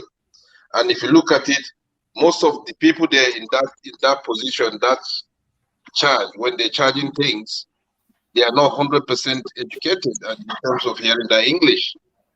So if you there you go speaking English or speaking other things, my brother, you're finding trouble. You understand? It's the same thing. If you go to some part of Igbo land, what they do is they speak Igbo. Before you catch up, before you do this, you have to start learning slowly. So it's something that Nigeria has imposed into their people. See, if you can remember when Abacha was still alive, when he is in the power, he's rotating every military people, both north to south, south to north, east to west, west to east. He's trying to make everybody to understand that different major languages. But has that been going on? No. So the system has already changed. So people believe that okay, if you go to north, you learn the language. If you go to south, it's just the same thing. So that's how the system works. All right. Thank you, engineer. Let's get back to Ajanle Koko and put the final talking points to him. Buhari, Jonathan meet behind closed doors. So just quite recently, somebody was calling Tinubu Mr. President in London. So maybe that person spoke too soon, because it is not over till it's over, and certainly not till the fat lady sings. So the fat lady has not sung yet. Ajanle Koko, Jonathan, and Buhari meet behind closed doors. You see, after that closed door meeting, and they couldn't tell us, and the presidency could not issue a statement, and Jonathan did not tell us why he was there. It's a slap on the face of Nigeria. The house of the president, the Aso Rock, is a public own house. It's our own house. And anything that it does there, we must get informed about it. It's occupying there for official purposes as the president of Nigeria. And while he's there serving us, whatever is going on, they should let us know in public. So what is it they are hiding? What are they hiding? It's just only in Nigeria that you will see them. They don't come out, the president don't come out to talk to the media. The president don't speak. Anytime he speak, it's either he said, we will teach them in the language they understand, or he threatened a senator that we know a senator that is behind the financier of IPOB, or he just issue out a statement that is very ridiculous. Anything that happened in that house, we deserve to know. We, the people, deserve to know. That house is the house of Nigeria. It's our own house. As long as it remains there, he has to let us know whatever is going on there. If any dignitary come to meet him, we should be informed of what he comes to do. What is it that is in secret that they don't want us to know? Is it official or private? We need to know. If it is private, fine. If it is official, let us know what is going on. I mean, President Jonathan has been sent on international peace mission before, and they addressed us. They told us that he came to meet the president on to give the president the feedback on the mission that the president sent him to do in Liberia, on this and that. They need to let us know. So this is just the way they govern in Nigeria, and just don't respect. They don't respect us as the people that I mean, they shouldn't be running a state in secret. It is not done in democracy like that. We have lived here and see the way they run. They run democracy here. Anytime that any foreign dignitary or anybody visit the president that is in the limelight, they will address us. They will tell us, this is why are they keeping mute? I mean, if it's for Jonathan to move, well, I wish him good luck. He should move to APC and go and get another round for 2023. If that is the move they are making, good luck to him. His name as good luck will change to bad luck. Let him move to APC. Yeah, if that is the move he's making, if that is what they are luring him to do, he can fall into the trap. His name will automatically change to bad luck. I think regret it for the rest of his life. You know, I think it shows you how selfish these people are. You know, you have only one term. Yes. You know what the whole lot is. You know, I mean, he understands the whole political dynamics in the South at the moment. That is heated up, and then you want to go in there and do one term, and then after that, the Northerners will seize on that and say, "Okay, well, you've done. It's not the time of the Northerners now." You see, and so I don't know how selfish, because at the moment now, to quell whatever agitation going down south, I think there's a need for a Southerner to become, so as to quell that, to calm down that agitation in the south. Because if the Northerners should go again, take up that leadership again in Nigeria, that will be the end of Nigeria. I tell you. Nigeria will never split. So I agree with you. You see, the whole thing is a mess now. It's a big mess in Nigeria. Every calculation,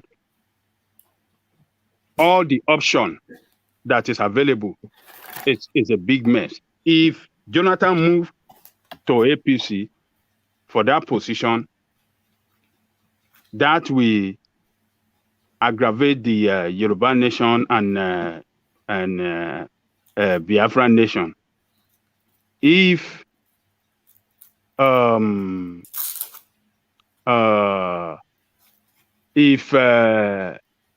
they Obi. give it, huh? If Peter Obi. If they give it to Yoruba again, they're still going to be agitators. We're not going to stop. It's not going to stop the agitation in the what do you call it, in the east. So it's just a big mess, everything. Yeah. So we just have to wait. The only solution to Nigerian problem is the implementation of Constituent Assembly report that Jonathan submitted to Buhari. If Buhari can start the process of implementation of that Constituent Assembly report. But what's the content? What's the content of that report? Yes, they have to highlight the content for us. That's another thing. Who knows if it's something that favors the people, or it's just something they wrote? We shouldn't be just, thinking that maybe Jonathan is there for, presidency. Something we need to realize here, they have been using this man to sort out so many issues. So we shouldn't just conclude on one thing. We should be thinking of other things, because they can still use him, the same Jonathan, to cool everybody down in the south. So it's something that it won't cool it, because the thing is this: if they give it to Jonathan, he only has one more term, and when he leaves there, he go back to the north. You see, the thing I'm trying to say is this: what Nigeria needs now, right now, is a president that is not Muslim. I don't care if it's a Christian, if it's just Buddhist or whatever, but that is not Muslim. Because if we have another Muslim president again, the agitation will flow, because it's going to be another issue again. So the only best bet for them is to look for somebody who is non-Muslim, whether it's a Christian or whatever he calls himself or whatever, but non-Muslim, then a vice that is perhaps a Muslim. So that is just what I see, because the way the things are going in that country, I doubt it. So who do you think they should put as non-Muslim now? Peter Obi now. It's up to them to figure out Obi now. Oh yeah. Peter Obi is a Christian now. What are you talking about, engineer? So you still have hope in that man, eh? Why not? Why not? And imagine you having Muslim, like what's his name? Tinubu wants to do. If he cleans that ticket for APC, I'm sure he will never take a Christian. Some people are saying that he wants to take this man, the former speaker. What's his name? From the north. What's his name? Former speaker during Saraki's time, when Saraki was there. It was in the 8th Assembly. Dogora. Yeah, that Dogora. Mm-hmm. So, I mean, some people say that's what, but I don't know how true it is. But even if you pick Dogora, I tell you, the North will not vote. The North will only vote for a Muslim. It's going to be what I know is that it's going to be very, very injurious for APC if they pick Tinubu as the president and they want to go and pick another Muslim from the North to be his vice. It's gonna be a big problem. And who else are they going to pick from the south here?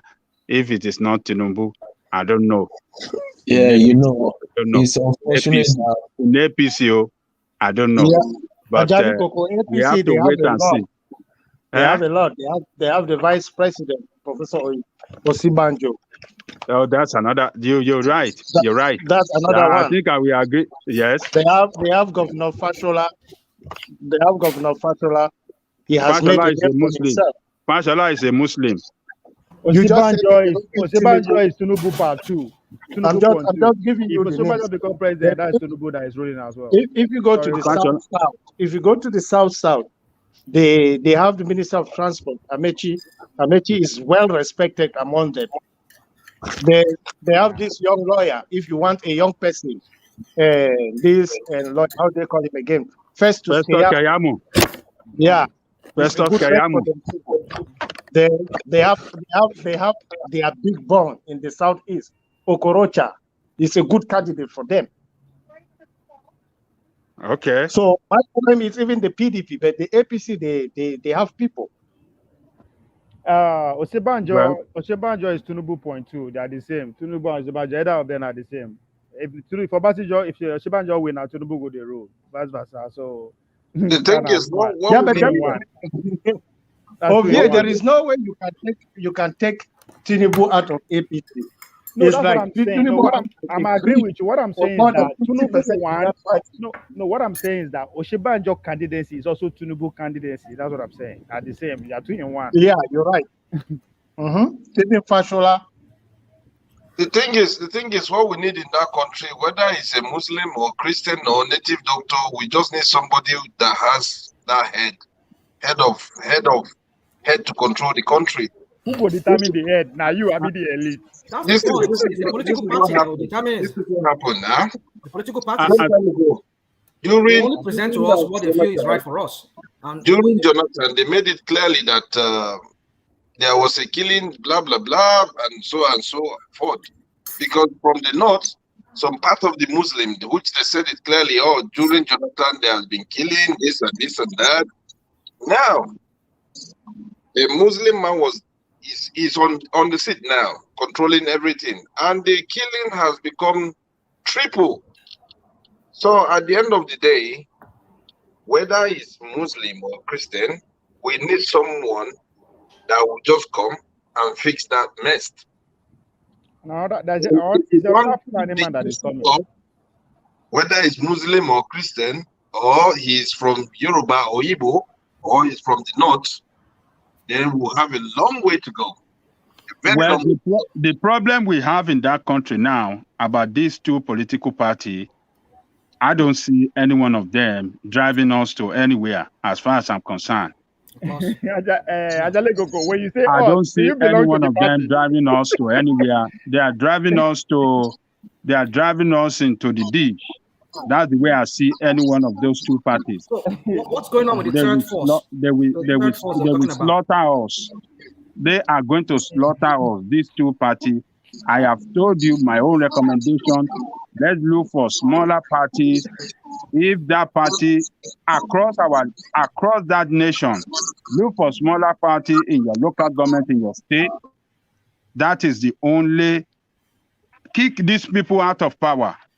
Then we the people will get our power back from them. But as long It can as only we work in a still, parliamentary system. What you're talking about. no, we still have parties in place, smaller parties I around know, but now. it can only work in parliamentary system whereby when everybody vote different parties, and then when they get it, they form their alliance. But you get it. It can still work. It can still work in. I mean, it won't. it will work. The only thing, hold on, rational mind. The only position that we all have to work together with is that all of us have to work as a team is that position of presidency. That's what But the other, if you have a smaller position, I mean, a smaller party controlling your local government, maybe it's to govern the local government well. If you have them, that smaller party governing your state is to govern your state well.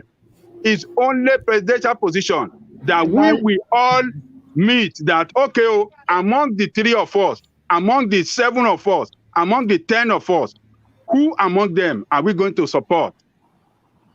But then you're talking in abstract. You're talking in abstract. Okay. Thank you. Sorry, Ovie. Okay. Let's move it on because otherwise we could get stuck there for a long time. And we move it on to you, Ovie, and we start you from that spot.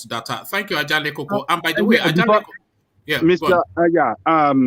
So brother Alessandra, I think I will get in touch with one man with my information, and you can get it from one man. So I will send it to one man Instagram. All right. To me, I'm his agent. What I was going to suggest, you can do that, or I can just drop Alexander's number via your the usual channel. The usual channel. Yeah, so via the usual channel. The All APC right. channel. The APC channel. That's it. APC channel. All right. So, Alexander, if you're happy for me to do that, then I'll just pass your number on to Ajanle Koko, and then he can reach out to you privately. So, Peter thank Obi you. channel. Huh? Peter Obi channel. There you go. Via, you know, you see, you couldn't help it, could you? Ajale Koko, your golden boy. But,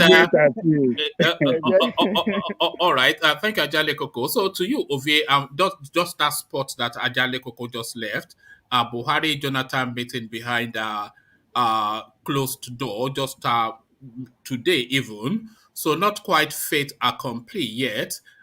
Don't pop the champagne yet in Bodillion, essentially, is what they're saying. What says you? Yeah, I think that's the message. It's not in your doorstep yet. Don't just say. And I think I don't know. I don't see it happening. How they will bring you. I don't know. It's I can't just agree that they're actually approaching him for that. I don't know, but I think I will go with what you are trying to say, that they are just trying to put the main candidate now from that party, which is Tinubu, on his toes. It's not the plan of God. So that's what I'm thinking. But again, knowing these people well, Maharewa people knowing them well, it might not be a prank. You understand? So I don't. It doesn't make sense to me, man. You What know is he coming to do? that guy calling Tinubu Mr. President would have irritated some people somewhat. Oh yes, Because of course. everybody would have seen it and they would That be was saying, deliberate. yeah. That was deliberate. I still don't see good luck as president. I don't know. I mean, no. There I'm cannot sorry. be two No. conversations that they're No. having, though. In this late hour, there's nothing else that they're talking about other than the Yeah, but what is he presidency. coming to do? Let's conclude that yes, they are giving me the ticket. What? I don't know. What has he done before with that? I mean, it's ridiculous. I hardly pay attention to that space yet because I just believe it's not going to hold. It's not going Right. anywhere. It's not going anywhere. I don't. It's the best thing for him. I think if there's any underlining reason, it's just to actually take that small rep where would they give up, where international communities they give up, just to take it away. Because once they succeed in giving him that ticket, one, he's not going to win. They will just rubbish him, right? That small accolade they give him is gone. That's what I'm seeing, but I could be wrong. But good luck as a president. I don't need him. I don't want him. I've seen him before. I know what he can do. I know what he's capable of doing. So I don't want it. I want something fresh, something new. But if Goodluck Jonathan comes in, he's going to start from where he left. Nah. People bring him the first place. I then see they bring him again. He can't do anything. That man don't understand what power is. He should just, they use and they insult the ordinary Nigerian as far as I'm concerned. So I don't see I see no brain in there. I don't know why, but time will tell. But I don't want to see him as my president. If I have the choice, if I have the power to, Remember, they're still hunting for his wife. That money, Huh? Remember, they're still hunting for his wife. The money is in the UK.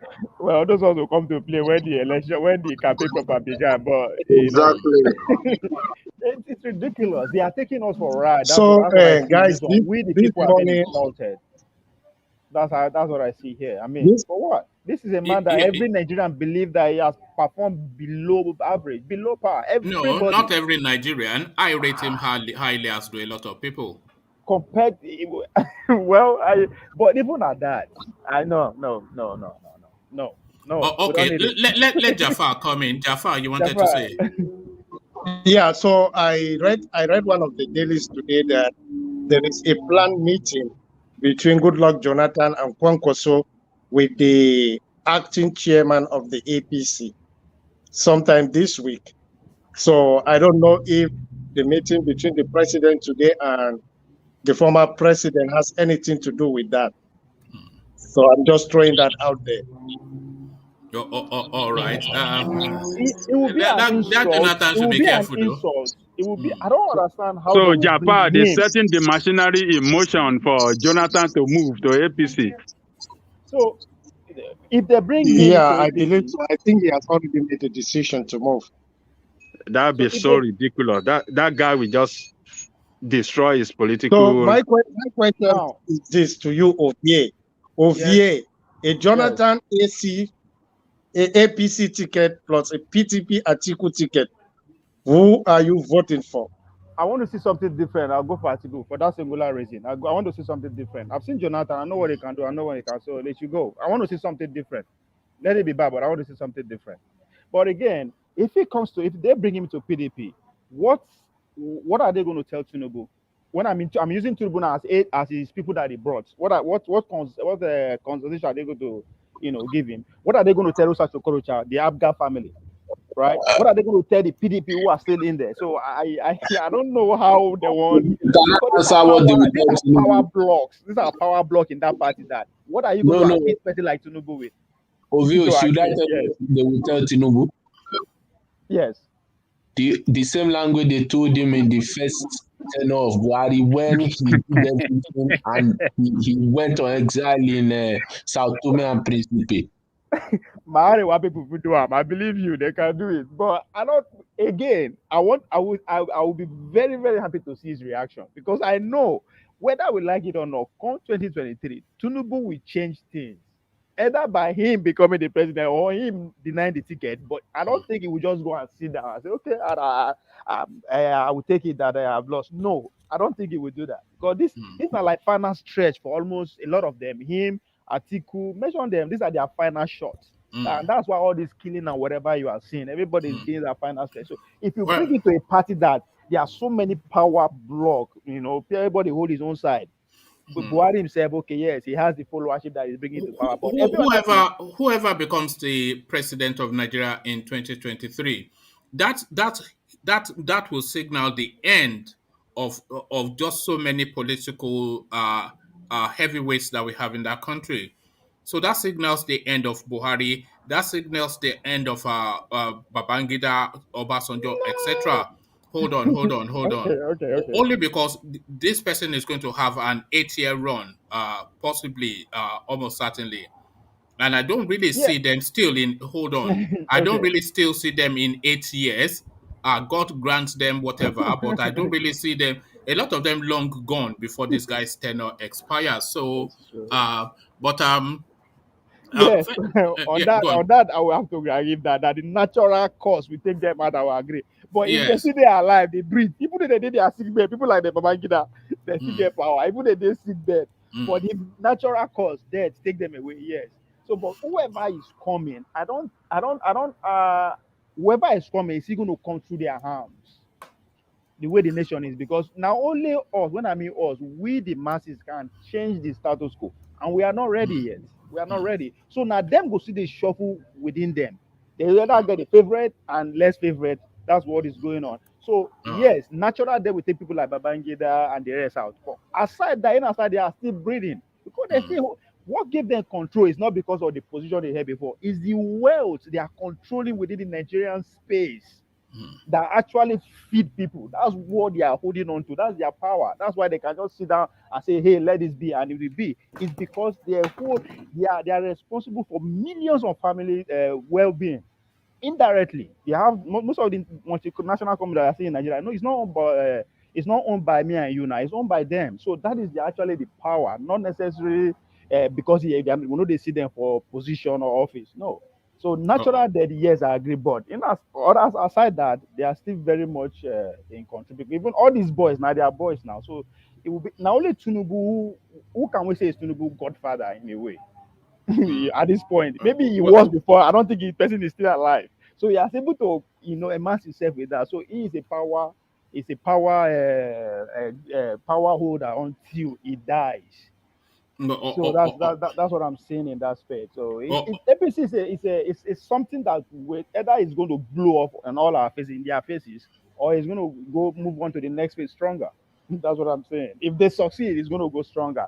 But if they don't succeed, if the primary tussle scatter everything, then I think PDP will reign. Or if we the masses are ready, they will take over the vacancy. But we are not ready, so it's I don't see anything surprising, but I'm excited to. I'm looking forward to see a new person, somebody new. I don't care, somebody, something new, different grammar, different thing. Let's see how that person is going to be. Not good luck. Good luck, we know what is he coming to do.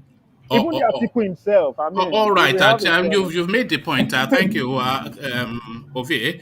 But Ovie, so now let me move you on to this now space. This guy, a lot of people view with suspicion, of course. Terror about Pantami, of course, the Taliban lover. Nigeria bans citizens under 18 from using mobile phones. So this is again coming out of that quarters again. This guy that that glorifies Taliban.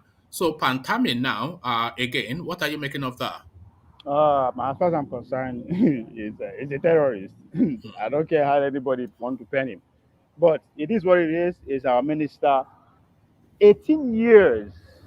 Ah, I think. I mean, I agree with why they are doing that. Just like the Jafar, clearly said. But I think that age. I mean, we are at a time whereby people they drop age to catch up with the. I mean, if they say 16, 15, I think I will. But 18. Uh, I don't know.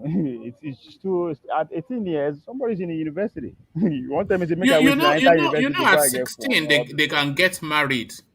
So that's what somebody can I get was. married, I was about to but say. Even in they America, cannot yes, own a yes. phone. Even in America, yes, the debater they won't bring out come 15. So Mm, so as I said, the reason why they are doing it to cover all these things, I get it.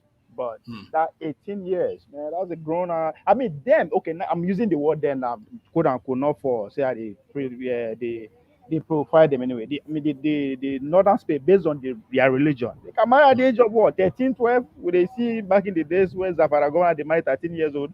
So you marry wife, you no get phone, you know, be buy phone. You have to go sweep, you have to go stand for to get phone. So I understand what they want, but I don't know if the parameters is right. But it's a Oh, welcome development. It's just the age I'm have problem with. But oh, yeah, the oh. man himself, I don't know. I can't Do just you clear think my eye and mm, see him clean. It's do not. you think people just naturally pull away from him anytime he says anything? Because I suspect that if this Pantami, if he discovers the cure to cancer, people will still look at it with suspicion that what is the Taliban angle Oh, to that? You know. of course, and I think that everybody have a reason, have a reason to see like that. But I Mm, mean, that's who he is. I mm. mean, of course, it's only. I mean, I think that is the singular reason they gave him that specific portfolio. Because this is a guy Because it's a Taliban. yes, we don't know him from nowhere. He just come become a very vital position at that. I mean, that's very suspicious. He's young and everything, so it's very. I know. As far as I'm concerned, yes, he is what they say he is. I'm not a. I don't. I hardly see him since the news and everything broke, and I take my time to read more, to research, listen to people, ask questions. I find it hard to just look away anytime I see him, whatever. I listen to what he's saying. I listen to, he's my minister. I don't get choice. That ministry, I mean, it's going to be here right after he's gone. So I pay attention to what he's doing. But I'm sorry, it's just like, I used this example before.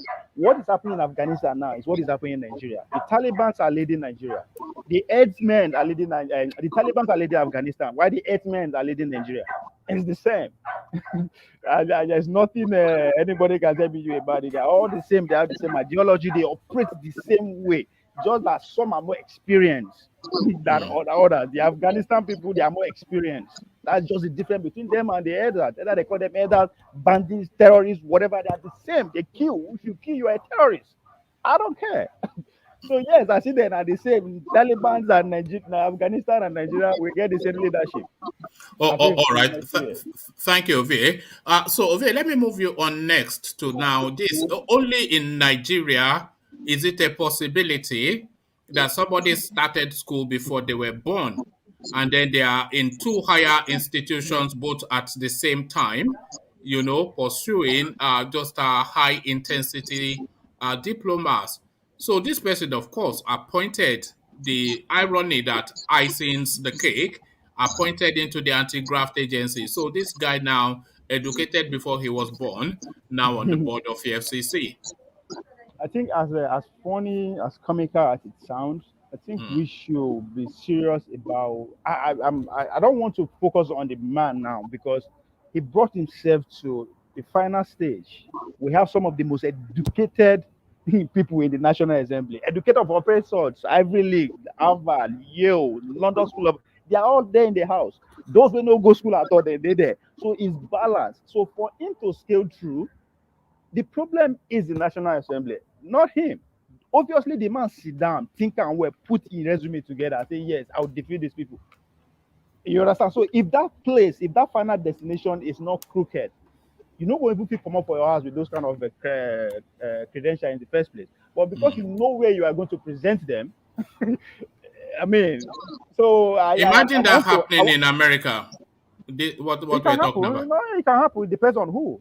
It depends on That who the somebody person comes to the is. Senate in America with credentials that he went to school before he was born. It just depends on who, and it depends on who. In America, it depends on who. All right. I just say that's how I'll leave it there. All right. The National Assembly is the problem here. Is the problem now? Them won't stop electronic voting, and then they bring in unqualified. So that is the bulk of our problem. I've been saying right from time. If we want Nigeria to change, it has to start from there. If Buhari won't come out, if we won't come out Buhari today abruptly, now them go feed one. We can do it. They can do it. So our focus should be there, not really the man. The man don't succeed. I believe that if I'm putting it that way. All right, thank you, Ovie. So, Ovie, now, just to take you to the southeast, and the governors of that space have met now and agreed in unison that they are going to put an end to the sit at home.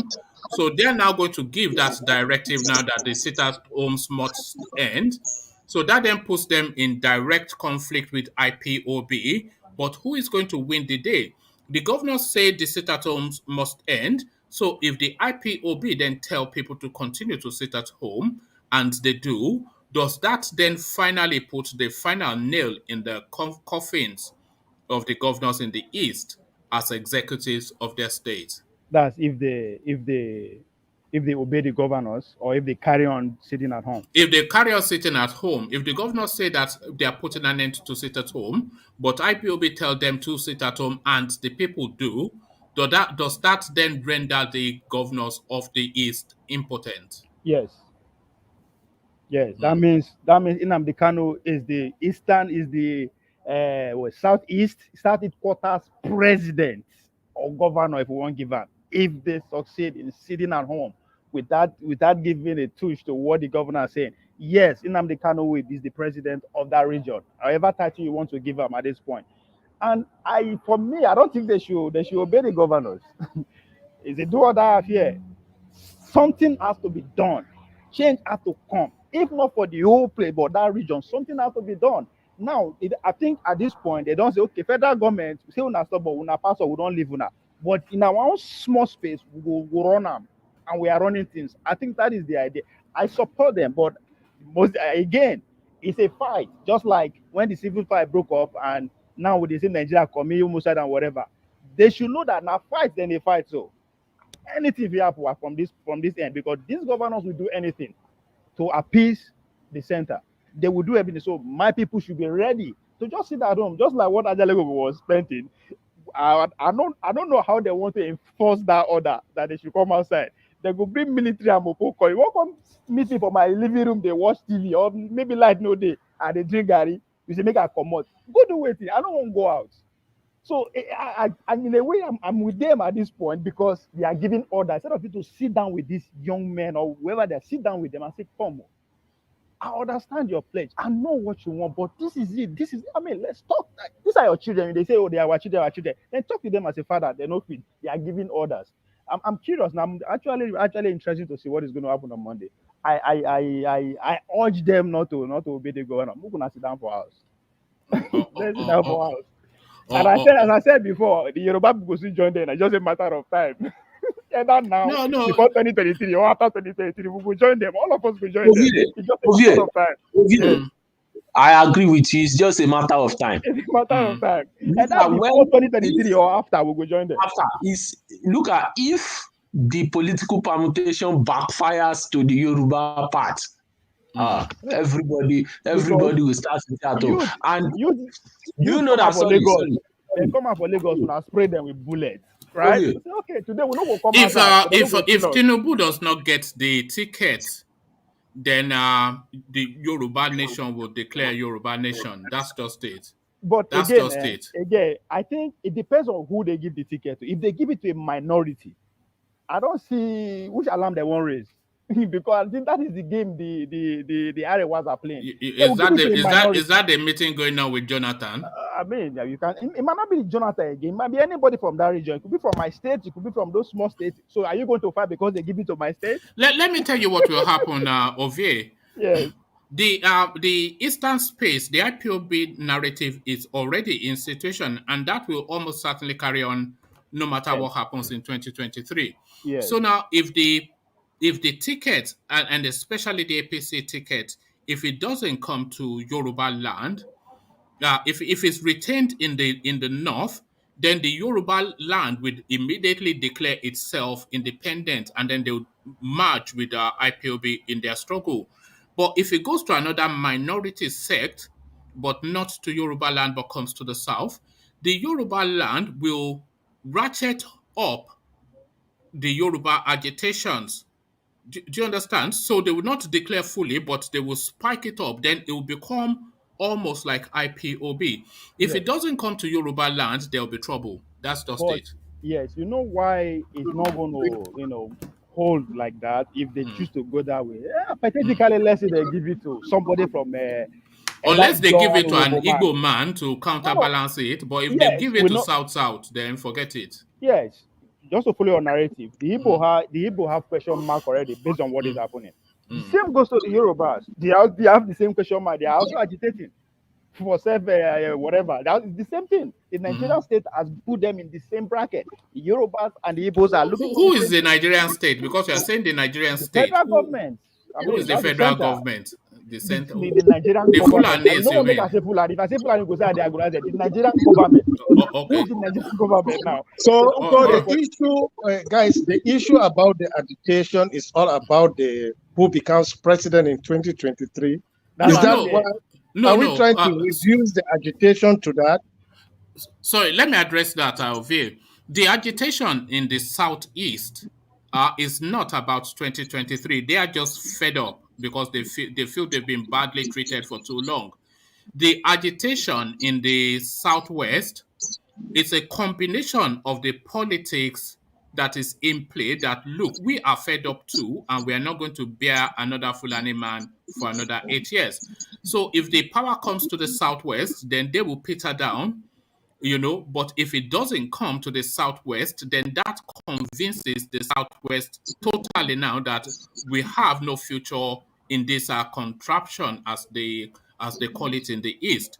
So if it doesn't come to the southwest, then that convinces us then that we don't really belong in that space.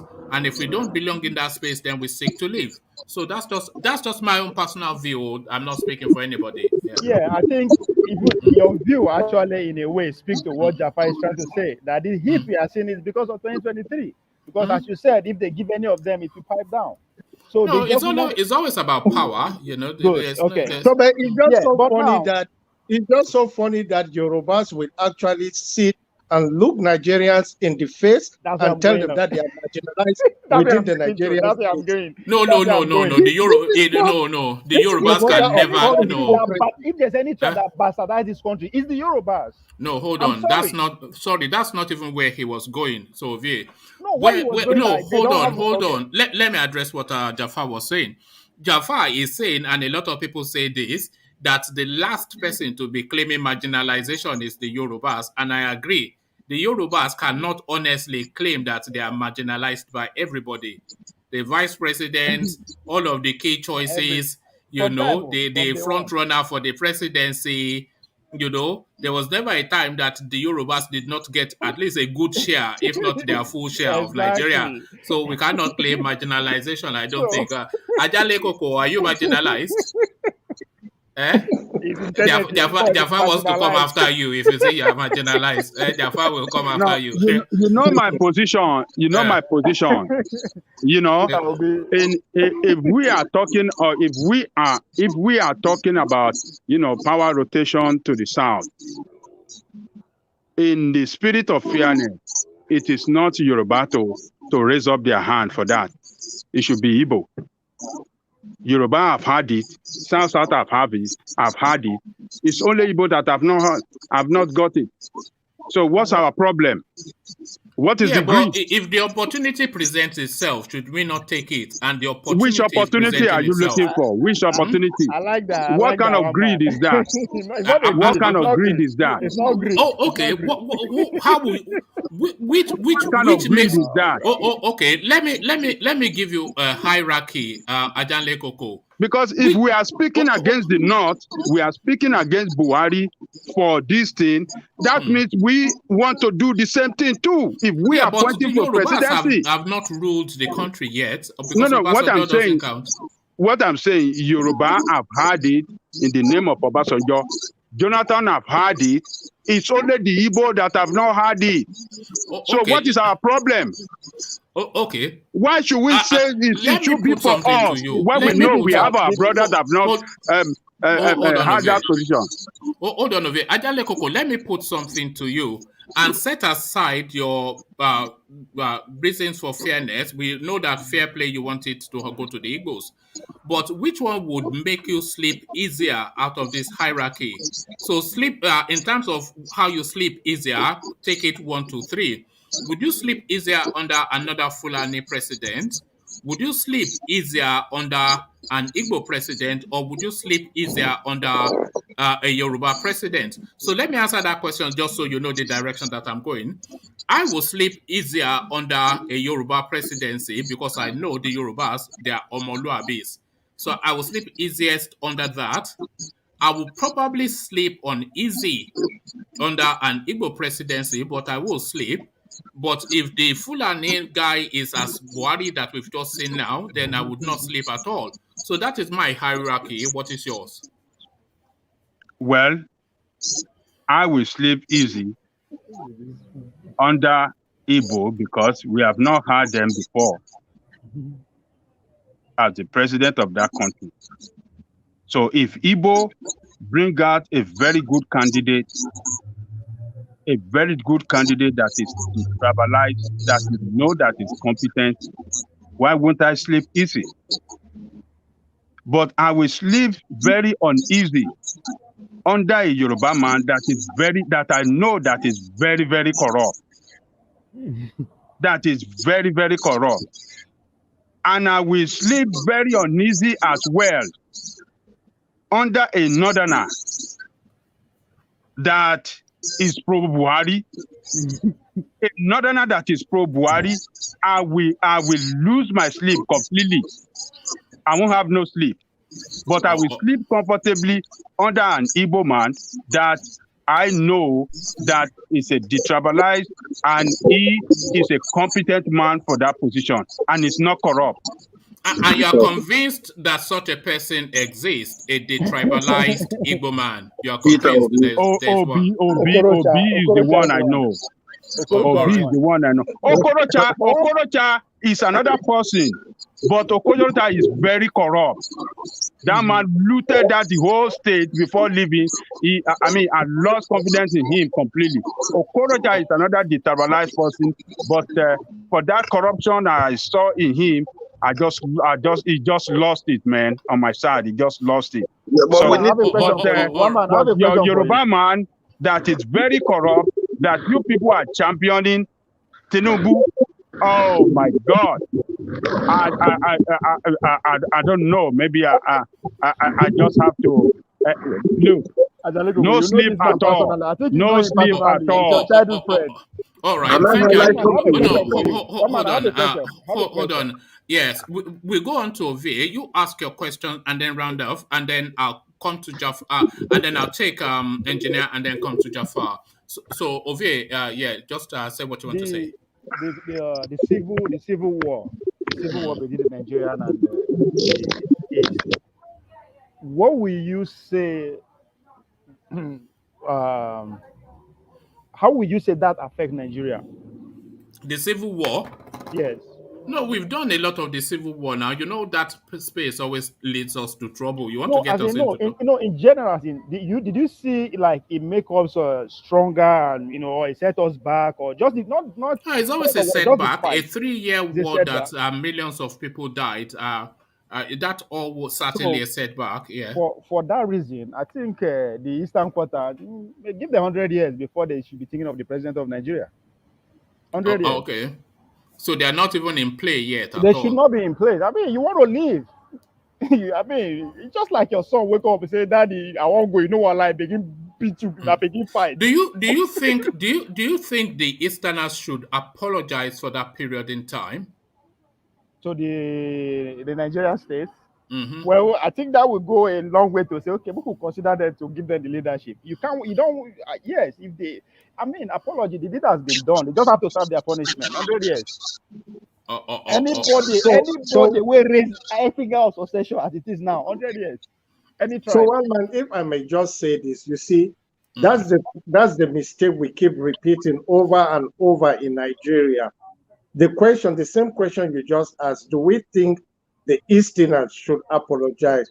Why would an ordinary population, civilian, apologize for an action of the elite? The elite took them to that war. They are not responsible for it. They are as victim as we on that context.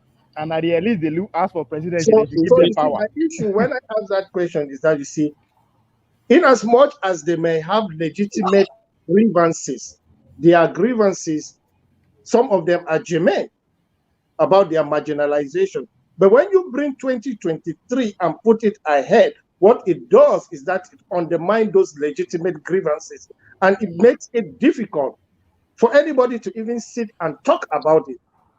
I think what they should be doing is people should be talking about that marginalization. Point out those areas that you think you are marginalized and force the Nigerian state. Your fellow citizen will push the government to address those issues. But when you make it about politics, okay, there is within the APC party, there is a tendency that believes Chief Igbo is a foot soldier to Bola Ahmed Tinubu. That explains why some people within the APC say you cannot reward such type of behavior with the ticket. Instead, we will go south, look for a minority, go to south side, south. So it's all those tendencies. That's my issue with Nigeria. Because if we don't... And again, one man, that question you asked earlier on, why did you just leave it to three ethnic groups? What about Ososo and where I come from? We know this to become president. Don't worry about Ososo. You don't go sleep under our presidency. No. Our presidency. You sleep under Finima presidency. In addition to what Jafar said, look, the civil war ended with a declaration by Nigerian state that no victor, no vanquish. So the issue of saying some people should come and apologize or do that kind of thing, it doesn't make sense at all. Look,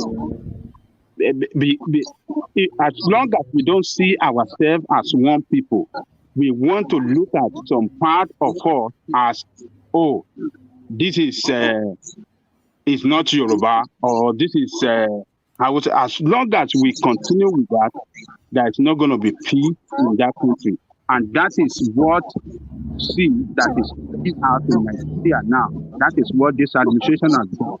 The administration failed to bring people together as one people. And that is, and it's doing it with impunity. It's doing it with impunity. They are doing it with impunity. There's so much feedback from Jafar. They are doing it with impunity. They are doing it with impunity, and they are doing it,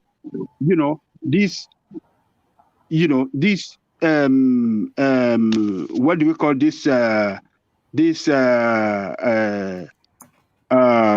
What do we call this? This appointment? This principle of what do you call this? This is the principle that we follow in appointing people to positions. What do we call it? I forgot the right word. Federal character. This federal character principle, this present administration jettison it completely. And that is why we are where we are. If they have followed, you see, this federal character principle is meant for a purpose, to unite us, to bring us together, to bring us so close that we all have sense of direction, sense of purpose as one people. But the jettison it. Some people, he places his people in all the strategic positions in Nigeria, and all of us want to turn the rest of the nation to slave. And you said we are going to have one country. It's not possible. It's not going to work, man. That is the problem. But my point is that for 2023 presidency, if it comes to the South, it has to be Igbo in the interest of peace among us, the South ourselves, It doesn't have to be Igbo, though. It just has to come to the South. The Igbos themselves are not pushing especially aggressively for the presidency. They are pushing, actually, yours is the strongest voice. Yours is the strongest voice that I hear pushing for Igbo presidency. The Igbos have not said they want to be president. They are pushing for, I mean, you see the cultural group representing them, the Ohanaeze, they are pushing for it. All of them are pushing for it. Why will you come to the conclusion that they are not pushing for presidency? Yoruba to just, look, I am a Yoruba man. It's not that I don't want Yoruba to have it. But I hate one thing in life. One thing that, look. You're cheating. Live and let others live. Yoruba have got it before. What is wrong with us? Why do we want to go for it again? For what? So Igbo should be our slave. But we can. No. We can make. We can have a balanced thing and have a an Igbo Senate president. Senate president. It is their turn. It is their turn. They supported Obasanjo to be president. What is the problem with us? They voted for Obasanjo 2 times. What is wrong with Yoruba people? All right. Thank you. But it's just that the window seems to open up more. It is not window. It is just it is a Jakuje. It's a Ajeranu niye. It is not which window. Oh God. The window is meant for everybody. Let Yoruba go and sit down. Let's support a good candidate from the East. Let's bring peace. Let's bring unity among us.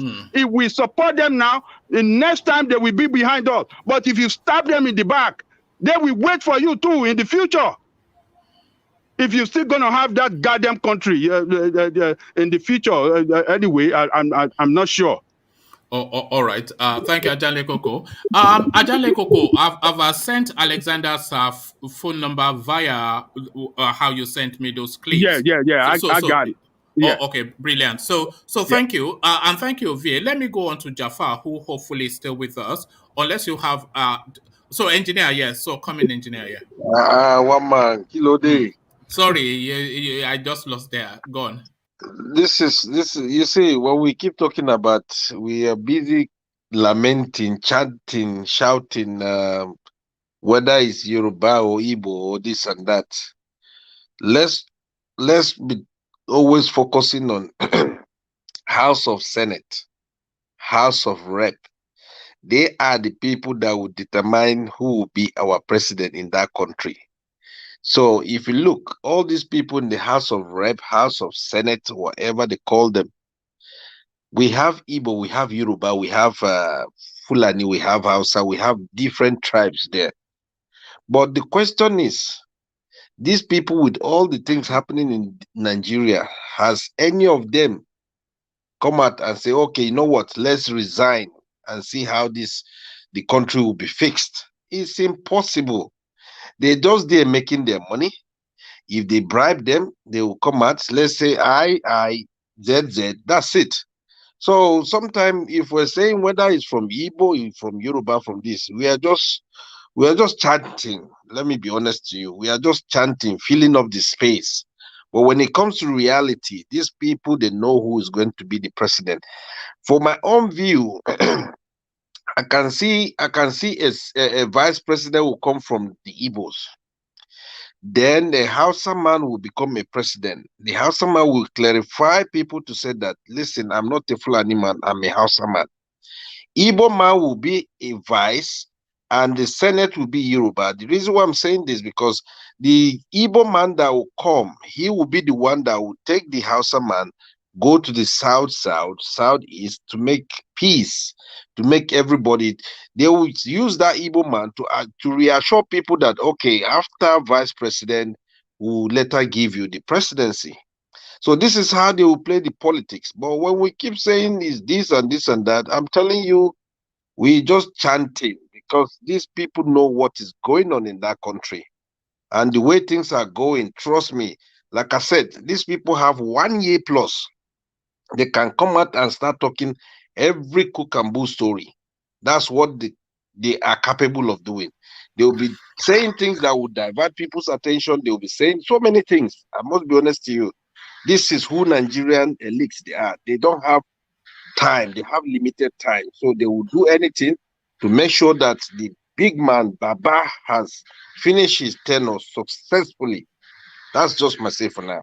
Oh, all right. Thank you, engineer. So thank you, engineer. Hopefully Jafar is still with us. Jafar, are you there? Yes, sir. Oh, okay. Good to have you again, Jafar. So let me start you then from the Buhari Jonathan space, which is the story that broke just before we came live on the session. Buhari Jonathan meet behind closed doors.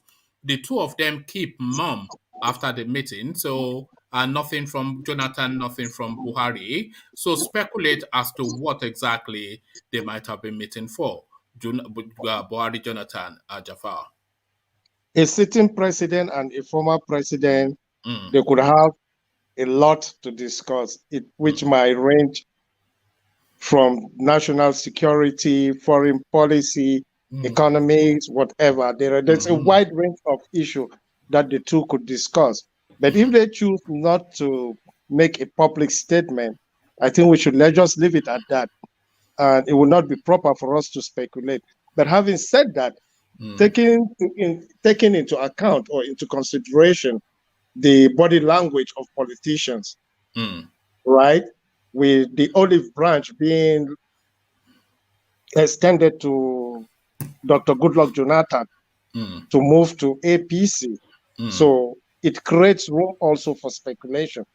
So I'm not going to be surprised if maybe tomorrow, Thursday, or on Friday, we see Kwankwaso, Jonathan, and the APC group at Aso Rock celebrating Jonathan moving back to APC. I wouldn't be surprised. Am I sure? No, I'm not certain. Is it a good decision for President Goodluck Jonathan? I don't think it will be a wise decision on his part. A party that gives you their ticket, you run on their platform, become president, I don't think you should stab them in the back. No matter what, you should be an elderly statesman who should be actually there trying to build the party, not to destroy it. All right, thank you, Jafar. So Jafar, let me take you to the eastern quarters now, and it looks as though the governors of that space they are playing a high stakes game. You have been to Vegas, you know when you put all your chips on one circle on the roulette, and maybe you don't. Let me not get you into trouble. But certainly they are putting in all their chips on one circle on the roulette. So they've come out now to say they are going to put an end to the sit at home. This is what the governors of the East are saying. So now, if IPOB then tells the Easterners to carry on with the sit at home, and they do, does that then invalidate then the executiveness of that office? Does that nullify and dull somewhat the governors of that space that they ask for one thing and just a criminalized organization within the Nigerian space ask for another thing, but they follow IPOB instead of the governor? So game of high stakes in the East, Jafar? So I would have, if I were one of them, I would not make such statement because people have a right to withdraw their labor, right? That's what the ordinary man has. The ordinary citizen has a right to his labor. What I would have expected them to say is that, okay, acknowledge your constitutional right of people if they choose to sit at home, but also highlight the fact that your right ends where another person's right begins. So you cannot impose yourself on other people. People who want to go take care of their business, their life, you cannot harass them. Just let them be. But if you choose to stay at home, you can choose. You can stay at home till thy kingdom come. That's your business. So I don't see how, like Ajay Koko said, I don't see how they can be able to enforce anything when it comes to sit at home. People have a right. People can choose to sit at home if they so desire. You can't force them to come out when they don't want to come out. Okay. Thank you, Jafar. So now, from now on, when I come across stories like this, I'm going to be calling it an only in Nigeria story. So almost certainly we'll be getting an only in Nigeria story with every session. So Jafar, only in Nigeria, Senate confirms. Jafar, I have a question, please. Do you think the sit at home is? If I can barely hear you. No, what's going on with everybody's network today? I think we lost you, Ife. Oh, all right. As we are waiting for it to come back, let me put the question to you, Jafar. Can you hear me okay, Jafar? Yeah, I'm here. Yes, go ahead. Okay. So only in Nigeria, Jafar, Senate, bear with me, Senate confirms EFCC nominee who started school before birth. So this is something that is a recurring decimal within the Nigerian space. Just this, somebody, that is dead, they will nominate him for an office, and somebody that was already a PhD holder even before his parents met. He's now at the board of the EFCC. Only in Nigeria, Jafar. Yeah, that reminds me of a case that happened a couple of weeks ago. I have a couple of friends in Nigeria that just graduated. So most of them are above 34 years old. And they really want to go to the youth service, NYSC. So they had to change their age. So you see, okay, so they will do it now. But in future, when they get appointment that will need screening, you will see this problem will pop up. Okay, your certificate is saying one thing, your age is saying one thing, the age you used to go to the National Youth Service Corps is telling another thing. So you see, to me, it's fraud. And people that have committed any act of fraud should not be in public office, should not be allowed to hold any public office because it's a breach of trust. If certainly not sitting on the board of EFCC. Yeah, if you could lie about your age, it means you could lie about anything. Basically anything. So to me, it's a breach of trust. But do I expect anything good to come out from there? No, because he who goes for equity must come with a clean hand. So it's a situation of a pot calling a kettle black. So who is going to control who? Everybody does it in Nigeria. Not everybody by that. I mean, like most people do it in Nigeria. It becomes a new normal. So people don't care the reason. Like Ovie said, political age, school age, football age, everything has its own age now. Yes. But the main issue is that we don't have it here in this society, because if you lie about your age, if you are 50 years, then you say I'm 30, right? Okay, you will not go on to retirement till 65, which means that 20 years you get out of yourself, you will have to work with all the problem with arthritis until you attain that 65 or 60 to qualify for retirement benefit. So you see, it's different. Jafar, the code will make the person to even stop working at that time because when the code start hitting the knees, you know, Yeah, then he will become miserable. He can't stop because how will he feed himself? especially in a place like the UK when it gets cold. Although the winters are not getting as cold as they once was. Sometimes you will hold your key and you will not be able to put it in the keyhole. Your hands almost frozen, even though you're wearing gloves. Alexander Gomez will tell you the global warming has changed a lot of things. About 3-4 feet layer of snow you'll be plowing through to get to your front door, and then you are at 70, you are saying you are 30. Thank you, Jafar. So Jafar, now this now is a throwback to that space that we often go to in instances on this space. So this is back to the First Republic, Jafar, and this is Michael Okpara speaking. So this is something that they've called from news decades ago. I regret advising Azikwe not to join forces with Awolowo. Former Eastern Premier Michael Okpara decries Nigeria's faulty federalism. So a throwback in history, as I said. I'm not sure if you're familiar with that space in time or if you have any opinions on this, Jafar. Yeah, I think my opinion is that we were rushed. I don't know, maybe it's a Nigerian thing for a nation that was just 6 years old. 6 years old, in my view, were still in a learning process. There were a lot of things that were not going right, which in my view people needed time to evolve, know one another, understand the system and work it out. But unfortunately, some overzealous soldiers came and destroyed the First Republic. That's the problem. That's the genesis of our problem as a nation. We never allowed ourselves time to grow with our political dispensation. 1960 to 1966 is just 6 years. We destroy everything. Then, curiously, today, 2021, we are still trying to go back to that same constitution that we consciously destroy as a people. So that's the irony.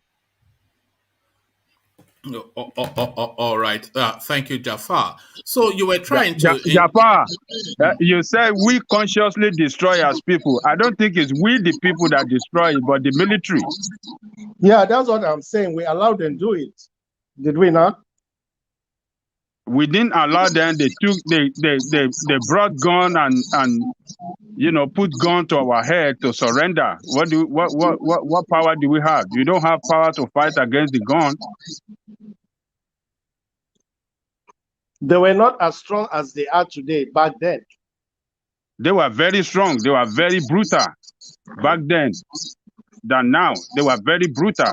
They can kill, and that is why they kill. They kill Sadwana. That's why they kill Tafawa. That's why they kill Akintola. That's why they kill Oketuebo. They were very, very brutal. They were so that's killers. our problem. That's where our problem. That's the genesis of our problem. Yes. So I think that is essentially what Jafar is saying. That could really the genesis of our problem. But thank you, Ajan Lekoko. Jafar, let me acknowledge Alexander Super Chat, and then I'll take you to the next talking point. This is what Alexander Super Chat to the space, a conversation we were having earlier on. He says, Rota Sokorocha in full play. Watch this space. My $20,000 bet is looking healthy, folks. Rotas plays politics the right way, in my opinion. So that's $20,000 bet between Alexander Gomez and Black League. That still subsists. So whether you turn up or not, Black League, we've written it down. So somebody must pay to charity $20,000. So whether you turn up or not, we will track you down if you have to pay up Black League. But thank you for the super chat, Alexander. So now back to you, Jafar. So now you were speaking already to this space, but expand your thoughts some more. Nigeria bans citizens under 18 from using mobile phones. So now a lot of people, of course, dubious of anything that comes out of the mouth of our Taliban-loving Pantami, but you said he spoke on a BBC, this terror minister that we have in Nigeria, the Taliban lover. So now, what did he expand on then that gives you cause for not being alarmed? So Pantami are wanting people over 18 to carry for only over 18s to carry phone in Nigeria. What are your thoughts on that? No, so let's correct the fact. The direction does not prohibit anybody under 18 from having a mobile cell phone. What the law says is that when you are under 18, you cannot go directly and get a SIM card.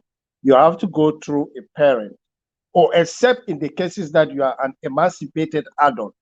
By emancipated adult, by the Nigerian Standard Constitution, any person that is married under that age is considered emancipated adult, which means they can own property, they can vote, they can do things that adults do since they are married by virtue of marriage. So they are considered as adult, emancipated adults. So the reasons he gave, which I share, which I have always known that I had an issue with Nigeria where you could see one person having more than 20 SIM cards. None is registered with any agency of government in the country. So people could just get away with anything, and virtually everything. If you just want to commit a crime, you just buy a SIM card, go ahead and do it. So I thought, my view is that I thought the idea of starting by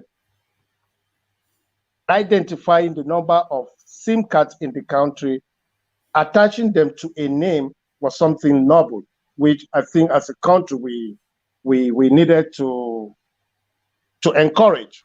We needed to encourage, especially at this time, with banditry, with terrorism, with all the vices that is bedeviling the country. So as to the person of the minister, yes, the Taliban lover. So in my life, I have always known that one man's terrorist is another man's freedom fighter. Look at that. So, the Mandela argument, are we? Yeah, so one man's terrorist is another man's freedom fighter. So I try to be careful designating people terrorists. Seriously, I really try to be careful designating people terrorists, because by the definition of that word of terrorism, an act of terror, it therefore means even though state terrorism, if they say is legal, state terrorism is legal. The state can use its power to terrorize its people. It's legal. But that's why I am really careful not to impugn the integrity of people by calling them terrorists. But to be fair, Jafar, I did not call him a terrorist. I just called him a Taliban lover, which he himself admits that he is. Is a Taliban Al Qaeda lover. You know, he loves them, so we all know that, and he's controlling our data, which is even more worrying. So long as it doesn't pass our data on to the Taliban, then we won't quibble too much. Too late. Yeah, I know it's too late. That's the thing. Only in Nigeria again would you have somebody like that. It's somebody they should have handed over to the Americans to take to Guantanamo Bay. Somebody that should be in Guantanamo Bay is in charge of our data. One man, yeah. Would you be happy if the CIA have control of our data? I would much rather the CIA have it than Pantami. Why? Because Pantami, as you know, has severally for decades aligned himself with Taliban mentality. But one man, they are the same though. Yeah, one the same. CIA and they are the same. one betted one. The African National Congress in South Africa used to be qualified and classified as a terrorist organization. Right. And the state of most African nations, if not all African nations, supported the ANC. Does that make all African leaders and African people terrorists? No, I don't think you can draw that parallel. You can't draw Of a course, that's what parallel between I started by ANC and telling you. Taliban. One man Yeah? freedom fighter is another man. One man terrorist is another man's freedom fighter. Jafar, That's why I'm Jafar, you very are wrong in grateful that to the comparative. investors. No, Jafar, that comparative is not right because no. Taliban, you understand, are known not just by the CIA.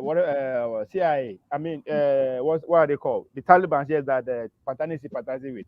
They are not just classified by CIA. Everybody that lives today know that they are terrorists. So it's a different ballgame. In that of No, NCA, in that of NCA, wait now, your comparison is not right. In that of NCA, it's only the CIA, the American government, that classified them as terrorists. You agree with me that? So let me put some context into it. The Taliban were a recognized government in a sovereign nation that was toppled by a foreign government. Yes. Because they said they gave safe haven to Al Qaeda, right? Yes. So let's be careful.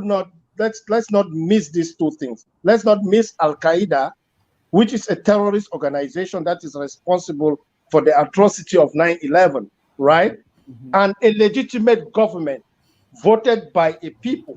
We may not like their ideology, we may not like their policy, but they have the mandate of their people. It's a sovereign nation. Okay? So that's why a lot of ANC, military wing of ANC, were stationed in Africa. They were trained by Africans, financed by Africans and Cuba to go back to South Africa to fight for their freedom. So it means we abated act of terrorism. If that is the way we have to go by that logic. No. I don't think my parallel is wrong because. Sorry, the Taliban, you agree they are terrorists, right? Do I agree they are terrorists? And they are being shielded by the Taliban. I don't say that again. They are being shielded as being accommodated by the Taliban. Oh, you mean Al Qaeda? The Al Qaeda way. Yeah, Al Qaeda. Sorry. Yes. Yeah. They are being saved by yes. Yeah. So they gave them a safe haven. Which terrorist organization the NCA is abhorring or supporting at that time? Say that again. Which terrorist organization that the NCA party in South Africa is harboring or supporting at that time? Which ANC organization that other countries were supporting? No. You said ANC, the South African party, the ruling party now, that has been classified by CIA as a terrorist organization. Not only by CIA, even by the racist party. The British as well. The racist South African government. Yes. Now I'm putting it to you again. The Afghan. Why the CAA is against them, as you put it, that is that they are harboring, they are providing safe haven for the Al Qaeda. The Al Qaeda. Yeah. Yes. So, and I'm asking you today, they NCA, are partners in progress, right? Yeah. So the NCA at that time in South Africa, which terrorist organization are they supporting or harboring? Which country was supporting their military wing that was designated as a terrorist organization? Is that what you're asking? Yeah, my question is, which role the NCAA play for the NCAA to see them as a terrorist? That's another way of putting it. Because because according to you, what we are accusing the Afghan government right now of a terrorist is because they provide safe haven for Al Qaeda. Am I right? That's what you said. That's the reason. The State they are partners in progress. So I'm asking you, NCAA at that time, according to you, were prescribed. They were seen by the CIA as a terrorist organization. Not only the CIA, they were seen by most Western governments. Western, and we understand that. So between me and you, which terrorist organization the NCAA government is supporting for the international community, those international community, CIA, to declare them as a terrorist? The ANC had a military wing, which at that time was being headed by Jacob Zuma. He was the leader of the military wing of ANC. What is the mission of the military wing of ANC? Was to carry out of terror. Yes, but at that time, it is only the US government, the UK government that see them as a terrorist.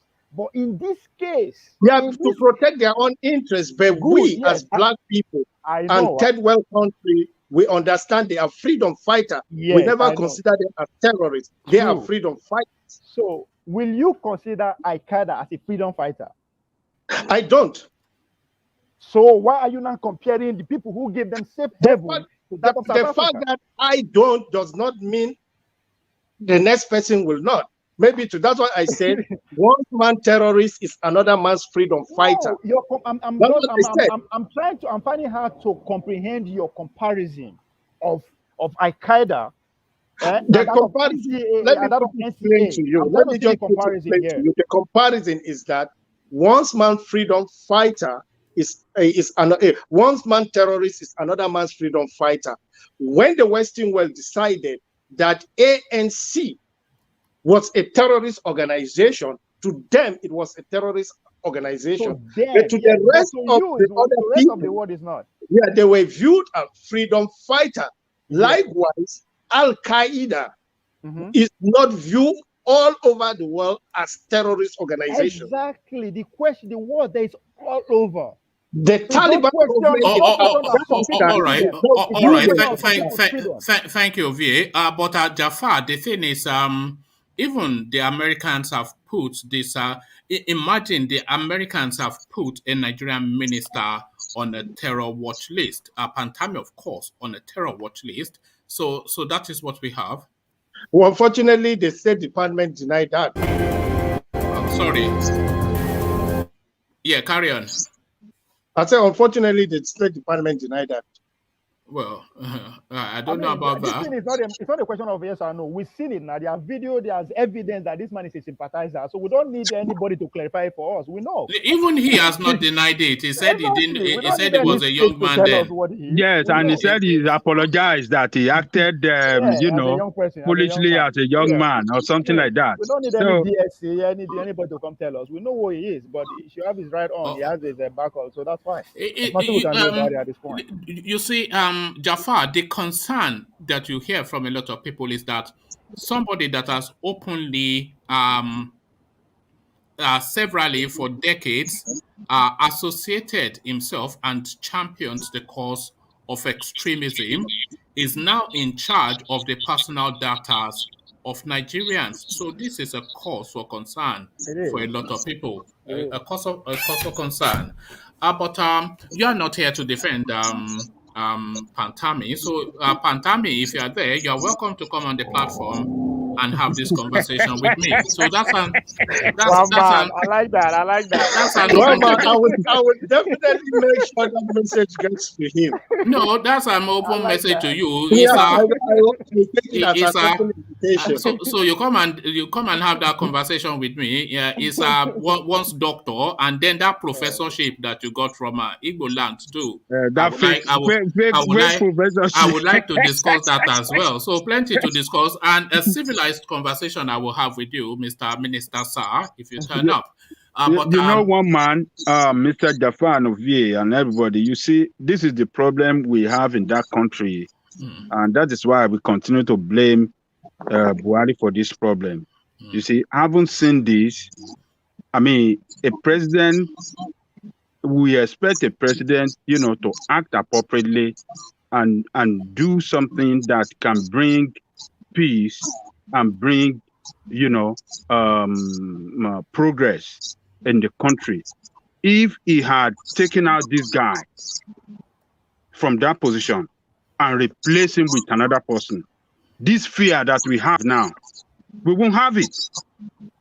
But every one of us feel that my information to be kept with somebody that is been identified as terrorist or sympathizer of terrorists. You see, Buhari is not doing, he has done more damages to that country than, it's unfortunate. Yeah. In order for us to have this experience again in the future, I think he's a minister. He was not elected. He was appointed by the president. So the president appointed him for his own personal reason. I expected us Nigerians to fall the street for days as long as it takes that man resign. but we refused. You're right. So You're that's right. our fault. You know why The man Nigerians appointed him for his own use, and you can't blame him for that. We blame him for us accepting it, and we know it, and we sit down, we just relax. If we have struck, But you will know the ironic aspect of it, Ovie. If we, the Southerners, stand up now and start demonstrating, the Northerners will stand up and start demonstrating the support. just like Jafar is doing right now. You see, it's No, just, Jafar is not defending him. Don't get me wrong. You are Don't get me wrong. defending him. I'm not saying you are supporting him. You are defending him. I'm No, not it's defending not. anybody. It's not defending him. I'm not It's defending anybody. him. I'm just trying No. to be as principled as I can. No, I it's just- personally cannot call somebody a terrorist when I don't have any evidence that he has actually carried out an act of terror. All right. Okay, hold on, Ovie. Hold on, Ovie. I will not do that. So hold on. So let me present you evidence that he is indeed as described, Jafar. As a terrorist?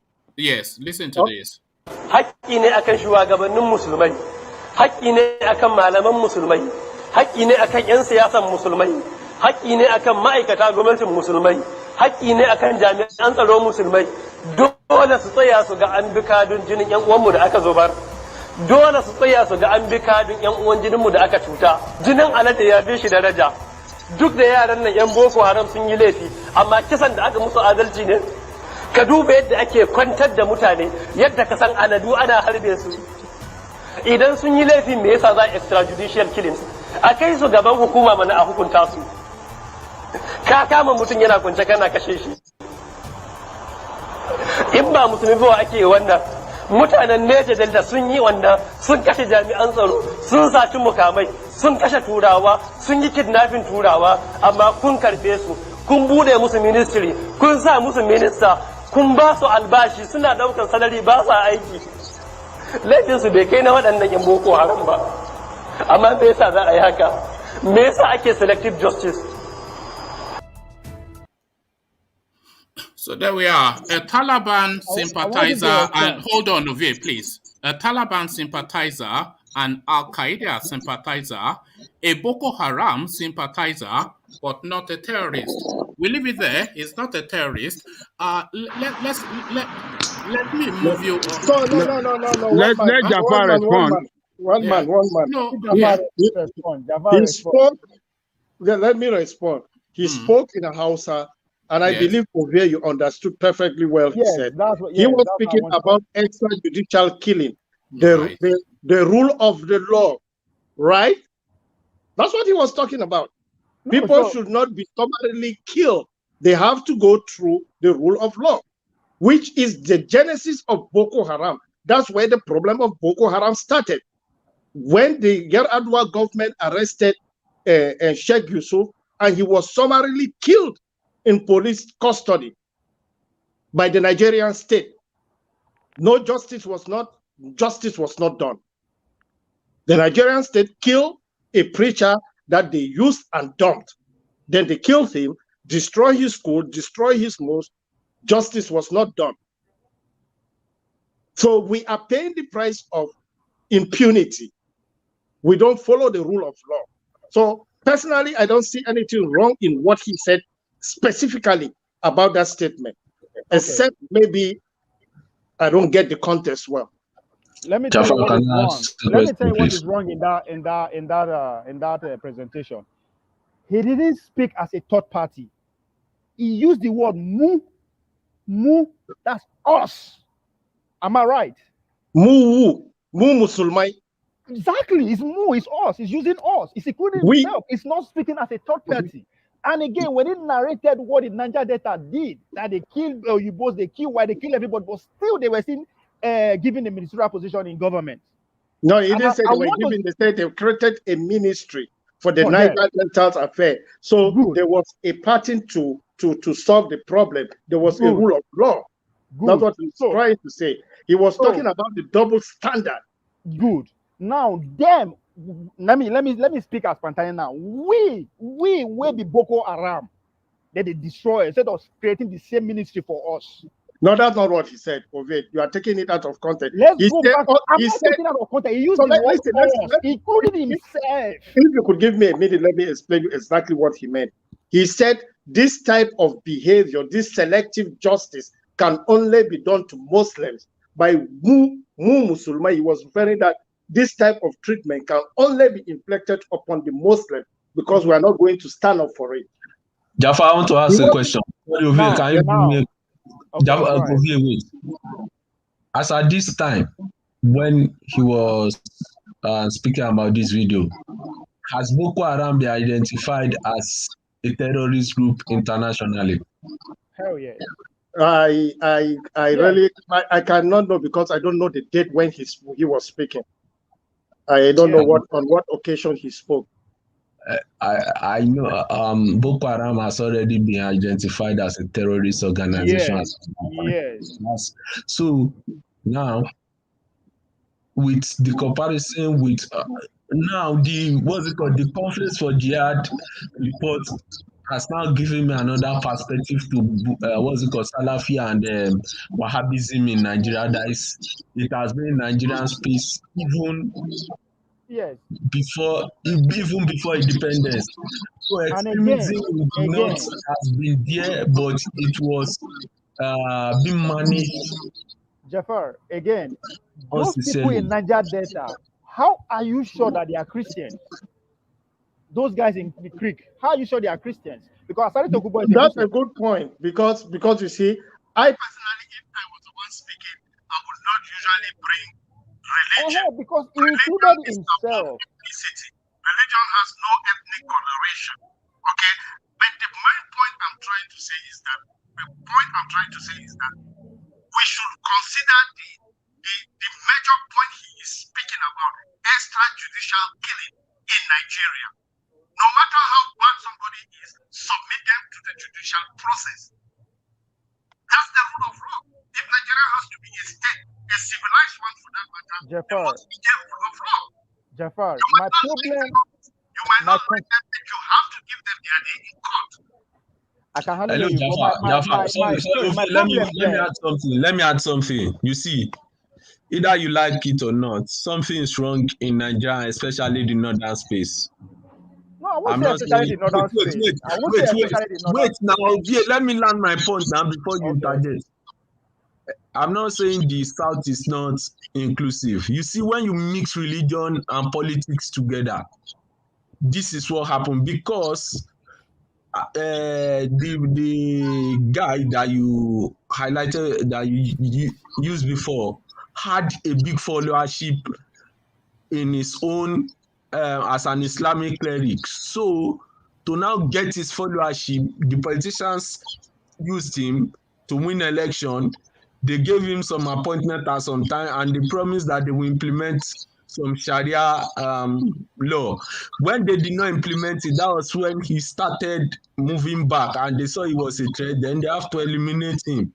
So one thing is, when religion, and I'm always saying this thing, when religion and politics does not have a boundary, these are the things that will be happening. You cannot separate. Hold on, Jafar and Ove. I think Issa Pantami actually agrees with what Ife said. So Issa Pantami agrees with you. Again, hold on. Ban san siyasa ba, ban taba yin siyasa ba, ban taba zuwa mitin siyasa ba. Don haka ba na cikin malaman da suka rike ciyaman ɗin jam'iyyar fati. Ba na cikin wanda suka rike sakatare, ban taba shiga mitin ɗin siyasa ba. Mu abin da muke shiga mitin ɗin sunnar manzon Allah. Sallallahu alaihi wasallam. Amma ban taba shiga siyasa ba ko ba na sha'awar na shiga. Talakawa yadda ake addini haka muke so.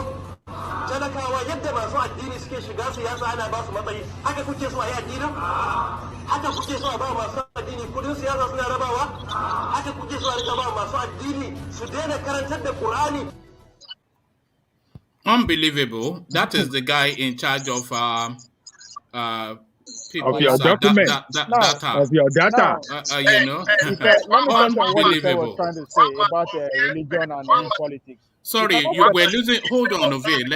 We can't hear you. We can't hear you, Jafar. Okay, the person was you're faint. No, we can't hear you. Okay, can you hear me now? No. Still, it's not as good as it was before. Can you hear me now? Maybe you need to do something about your audio. The audio is not clear. What about now? Yeah, Okay, it is, that's but slightly not as better. If everybody keeps quiet, then we might be able to hear you. So go on, Jafar. So I was saying that what the person Ife was referring to when Ife spoke was not Pantami, I want to believe. Ife was referring to Sheikh Yusuf. Sheikh Yusuf used to be the commissioner, religious commissioner for Borno State under Ali Modu Sharif when Modu Sharif was the governor. I totally agree with him. They used him for election purposes. Then they came into agreement with him. They didn't realize they dumped him. Then he became a threat to them because of his followers. Then they decided to summarily kill him in police custody. And justice has not been done. So that's the point I'm saying in Nigeria. Until we stop this summarily killing of people and follow the rule of law, that's what we will be having. And I think when Fantami was the first clip you showed, that's exactly the point Fantami was trying to pass out.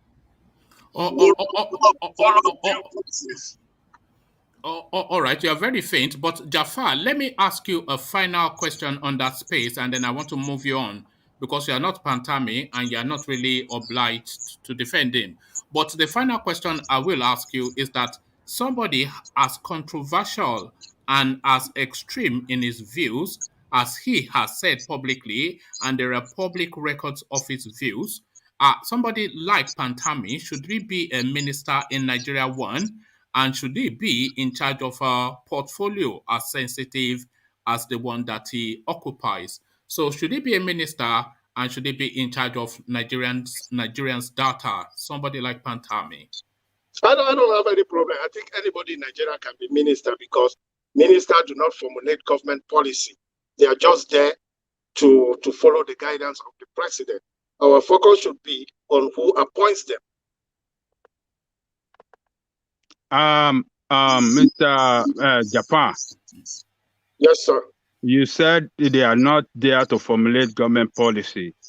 They could, at their own ministerial level, if government just tell him, okay, this is an idea of what I want to do, go and come out with a good policy for me. And he will bring it up for Mr. President. So they will still have to submit it for approval. Oh, yeah. That's what I'm saying. If he can formulate policy for president approval. So that is why the president have them there to help him to carry out his agenda. And they, as the minister, will formulate policy, formulate ideas in a robust way to ensure that purpose is achieved. All right. Just now, when I say finally, so this one now, finally, Jafar, do you think Nigerians have confidence in Pantami? Do I think Nigeria have confidence in Pantami? Not every Nigerian. Some Nigerians do, some do not. All right. And it's become so unfortunate that it's become like a Christian Muslim North versus South issue, which it should have been. In my view. In my view, ministers should be appraised based on the quality of their job at their ministerial department. Not about No, I think it's a bit unfair for you to say that, Jafar. A good 60% of Buhari's cabinet or Buhari's government, a good 60% of them are from the north and of his faith. No, not 60%. But at least okay. Let's not. It's not really the percentages that I'm after. But what I'm really saying is that a large number of people are from the north and of Buhari's faith in his government. But this guy stands alone as a person of concern for Nigerians. So it is not so much him being from the north or of his faith, but what he represents through his own utterances, which are on public record. So it is his public record that people are looking at, not so much his religion or his ethnicity. what he has said in the public space, supporting Boko Haram. So one man, I get what you mean. I get what you are saying, but people in the north, most Muslims in the north, view Sheikh Fantami as a religious leader. They don't view him as a politician because he's not one. And when people start to attack his belief system, what he believes, not based on the quality, none of the criticism has anything to do with the quality of his job. That's the point I'm trying to make. Jafar, we are human beings, and human beings are storytellers. That man is telling his story, and you are arguing with him. We are human beings. That's what we do. We tell our stories. All right. Thank you, Jafar, and thank you for being on the spot. You held your spot well. A lot of people, if not everybody, disagreed with you, but you stood tall. So well done, Jafar. But you cannot really Pantami appointment there is by the president. The president has seen the controversy around his appointment. The president supposed to have acted right and just, stamp out that controversy and stabilize his government and, make sure that that controversy does not surround his president. His administration. But you see, the president that retained him doesn't mind the way people feel about him. It shows that he's just insensitive to Nigerians' concern, and he just want to pursue his own agenda, and that is the problem we have. All right. Thank you, Ajale Koko. And can he even travel to America? This Pantami is the question. But unless you want to respond to that, Jafar, then I'll go on to engineer. Yes, I will just. Sorry, Ovie, just let him speak. Yeah. Oh, sorry. I will just make one statement, then we can move.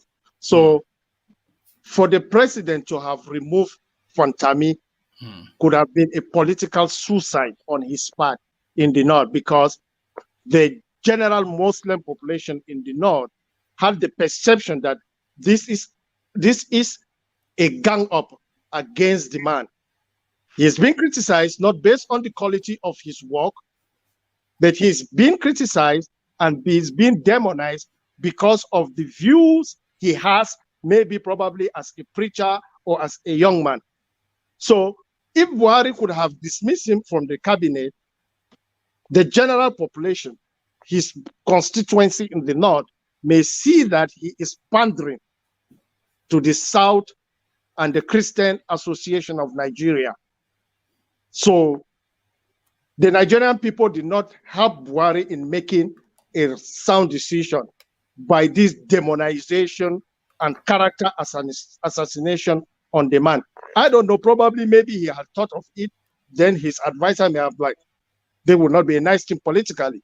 If I was the president, I would not do such thing. It would be a political suicide on my part. So the interest of the I wanted to carry on. So the interest of those few supporters in the north that are his supporters are more important than the interest of all Nigerians or the nation. No, the nation in entirety was not against Pantami. It was a divide. It was a divide based on region and based on religion. And if we have to be honest to ourselves, it is not on religion. Hey, Japan, don't get it wrong. Hold on, let him land. You put a position to him. Let him. Sorry, Jafar. Yeah. Okay, so Ajali Koko, can you tell me any Muslim group in Nigeria that came out to criticize Fantami? Man, you see, Mr. Jafar, we don't have to use religion or religious group as an issue in this. But you are using religious group.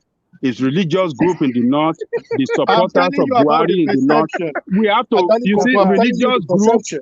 Religious group. Something that is amazing. You said we should not assassinate his character. What is his character? religious group should not matter in this case, but the interest of the nation. The international community came out to tag this guy as terrorist. I mean, as sympathizer of terrorists. That is not good for Nigerian nation. And the interest of Nigerian nation is what should. The interest of Nigerian nation should be number one to Mr. President. The interest of Nigerian nation. That condemnation of Pantami by international world is going to hurt Nigeria in a very big way. And president is supposed to act immediately to give that international community the confidence that they need from us, that we are not pampering or we are not protecting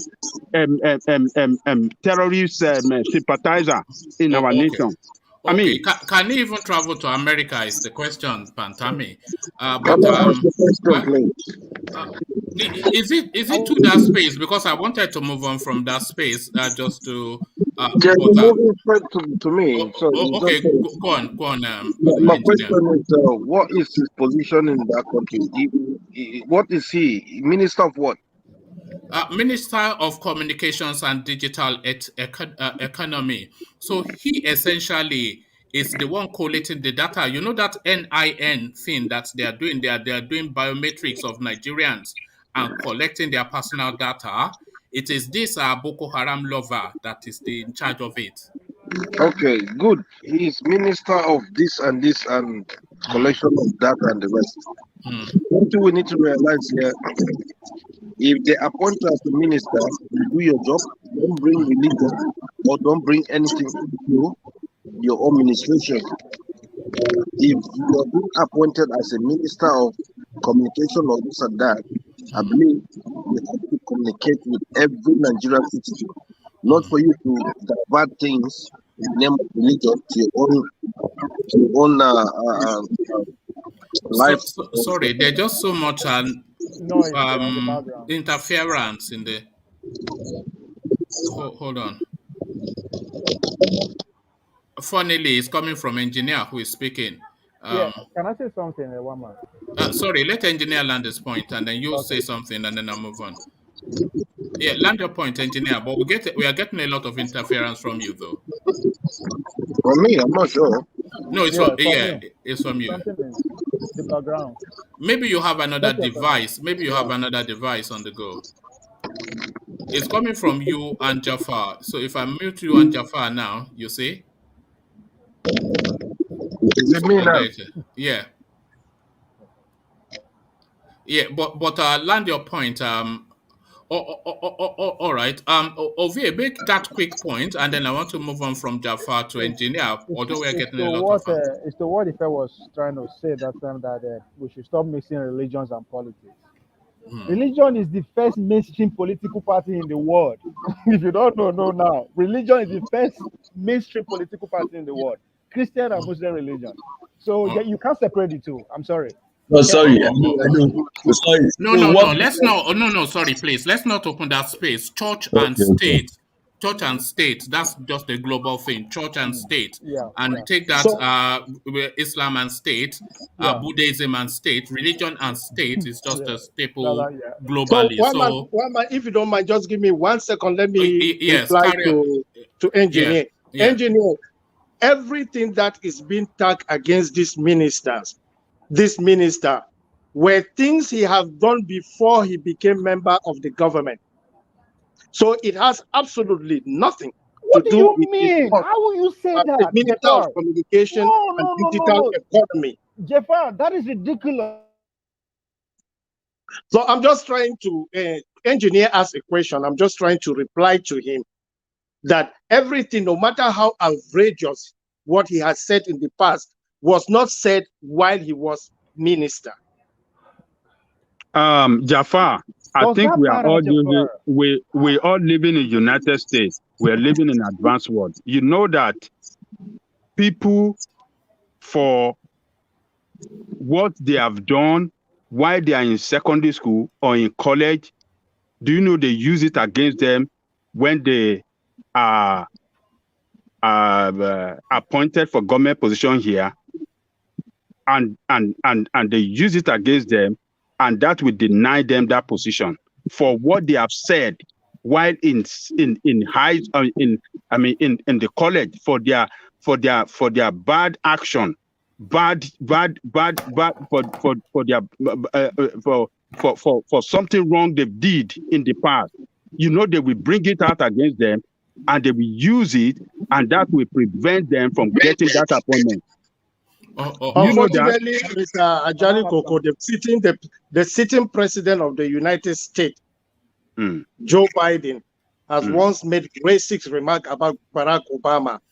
The former Senate Majority Leader, Harry Reid, actually joked about Barack Obama that in the old days, he would have been a boy serving them wine, not being their presidential candidate.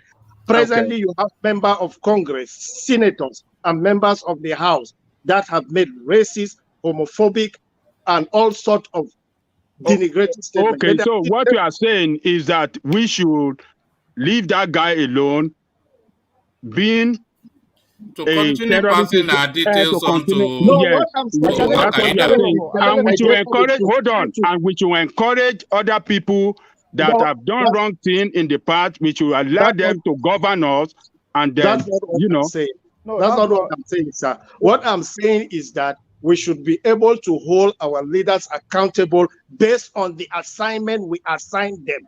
No, If you are fit for purpose. You should be held accountable for the economy of the country. If you are the defense minister, you should be in charge of the security. That's how I evaluate leaders. I don't go back evaluating leaders about statements they said when they were teenagers. I can't do that. He wasn't a teenager, by the way. It wasn't that long ago he made those statements. People are trying to put a time gap between it. It wasn't that long ago. It wasn't long. It's a young man still. Back. It's just a few years back. But let's move on. Can I just say something on this place? It is okay, ridiculous. We are just here condemning a man who presents a result that does not tally with his age. You should forget about that. That happened 50, 60 years ago. But we are talking about it. But now, Pantani, we should exclude 20 years of his life. It doesn't matter. We should just focus on what he's doing for the past 2, 3, 4, 5 years. The guy is a terrorist. There's no question about it. He's a terrorist. Okay, that's a false equation. This one is a case of fraud. This is false equation. This is fraud. You can't crime. There is no limitation to crime. There is no time limitation to crime. If you commit a crime, you have to pay for it. If you commit an act of fraud, terrorism is not a crime. Terrorism is not a crime. I was looking at the commentary. Hold on, please. You are saying that we should forget about what he did in the past. That's who he is. He's a terrorist. Just like me, I'm contesting for president. You say, one man, one guy behind the scene. I'm looking at his commentary, his chat. It was saying that Adeosun used a forged certificate, and she was brought down. And that was just for using false NYC certificate. Exactly. And she was excellent at her job. She was excellent on her job, but still she was brought down. Why Pantami, who is a terrorist, that we should let him continue his job? I mean, we have to be serious in running that state, man. No, that comes under the file of only in Nigeria, but we must move on. Let us move on, and we move on to engineer, who is looking somewhat perturbed. So, engineer, where's that smile? Engineer, where's your banana? I went to get banana. Unfortunately, the guy didn't come out, so I was a little bit. That's why you see my mood is a bit, quiet. All right. We'll come to you in a moment, engineer. Let me just acknowledge Alexander's super chat. He says the next president of Nigeria will be the best ever if he or she can get the state independence implemented. It is not only more feasible, but more realistic. So I think that is a restructuring language that we're hearing from that super chat from Alexander. Others can feel free to use the super chat too. It's not the exclusive preserve of Alexander, but thank you, Alexander. So now to you, to you, engineer. Let me start you on a soft space just to escape just that heavy weight of Pantami's terrorism. Let's go to then the ludicrousness now of somebody having a PhD in the womb. Only in Nigeria, PhD in the womb. This is what qualifies this guy to be on the board of EFCC. Yusuf Mohammed is name. Your thoughts, engineer? All right. Good morning, good afternoon, good night, good evening. Well, using a fake CV, a fake result, or whatever, it's not the new. It's nothing new in Nigeria, and he's not the first, and he will never be the last. A country where you put people, the elite, on seat. Those people, they are not being merit. They have no merit. What is happening in Nigeria is godfatherism and photocopy, Photoshop of results, and so on and so forth. It's unfortunately that 99 days for thief, 1 day for the owner. So I think they caught him in the right position now, because people like that, if they manage to get into that power, they will do undoable there. And it's so sad, and it's a disgrace. And I'm so happy that if Nigeria will be exposing people like this, that will be good. When it comes to 2023, if Nigeria will start doing things like this, you know, if you're coming into power, they need to vet you, they need to know who you are, they need to check everything about you, and they need to call the school you attended so they can verify. Are you talking about Tinubu's dodgy credentials from Chicago? Because a lot of people are questioning this guy claiming that he went to some Chicago University, that people are saying that he did not. Oh, all these people, they all know. They can't fool people. Social media is on it now. So don't come and lie to people or this and that. Just to make that country become who the country is. Honestly, if Nigeria will start doing things like this, that would be nice. I must be honest to you. Expose them, bring their credential. If possible, they should challenge them. If you want to go and run a seat in that country, you need to be challenged. People need to see how confident you are. This is what is going to happen. But if you come out in the name of godfatherism, if they put you there, then they Photoshop someone's result and put your name there, then we have a long way to go. All right, thank you, engineer. Let me take you from there to the eastern quarters. The governors of that space, chest beating, talking tough, asking that they are going to put an end to sit at home. So now they've now thrown the gauntlets down, IPOB to pick it up. So if IPOB then orders a sit at home after the governors have taken a position, does that not then dull their sheen as the chief executives of their individual states and the area collectively to that now fight that has been invited? You see, this is what I'm telling you, one man. There's a problem in South, and it's completely shame and sad. Where are Igbos? Where are Ohaneses? What are they doing? What are they? Have they ever? Okay, let me analyze this to you. We have IPOB members. We have the Ohaneses, and we have the other traditional leaders, and we have the elite. Is there any bad thing in calling them together as a three-party to sit down and discuss this issue? But because of greed, and this is why you can never see a president who come out from there. It's impossible. If they themselves are fighting themselves, killing themselves, now you're telling people to go. You've changed your tone, engineer. When I used to say a president will never come from there, you used to be the voice of reason. No, have I radicalized you, engineer? What is going on now is completely ridiculous. You understand? It's completely ridiculous. How can people from South they can't figure out their problem up to today? Come on. It's something they need to wake up from sleeping.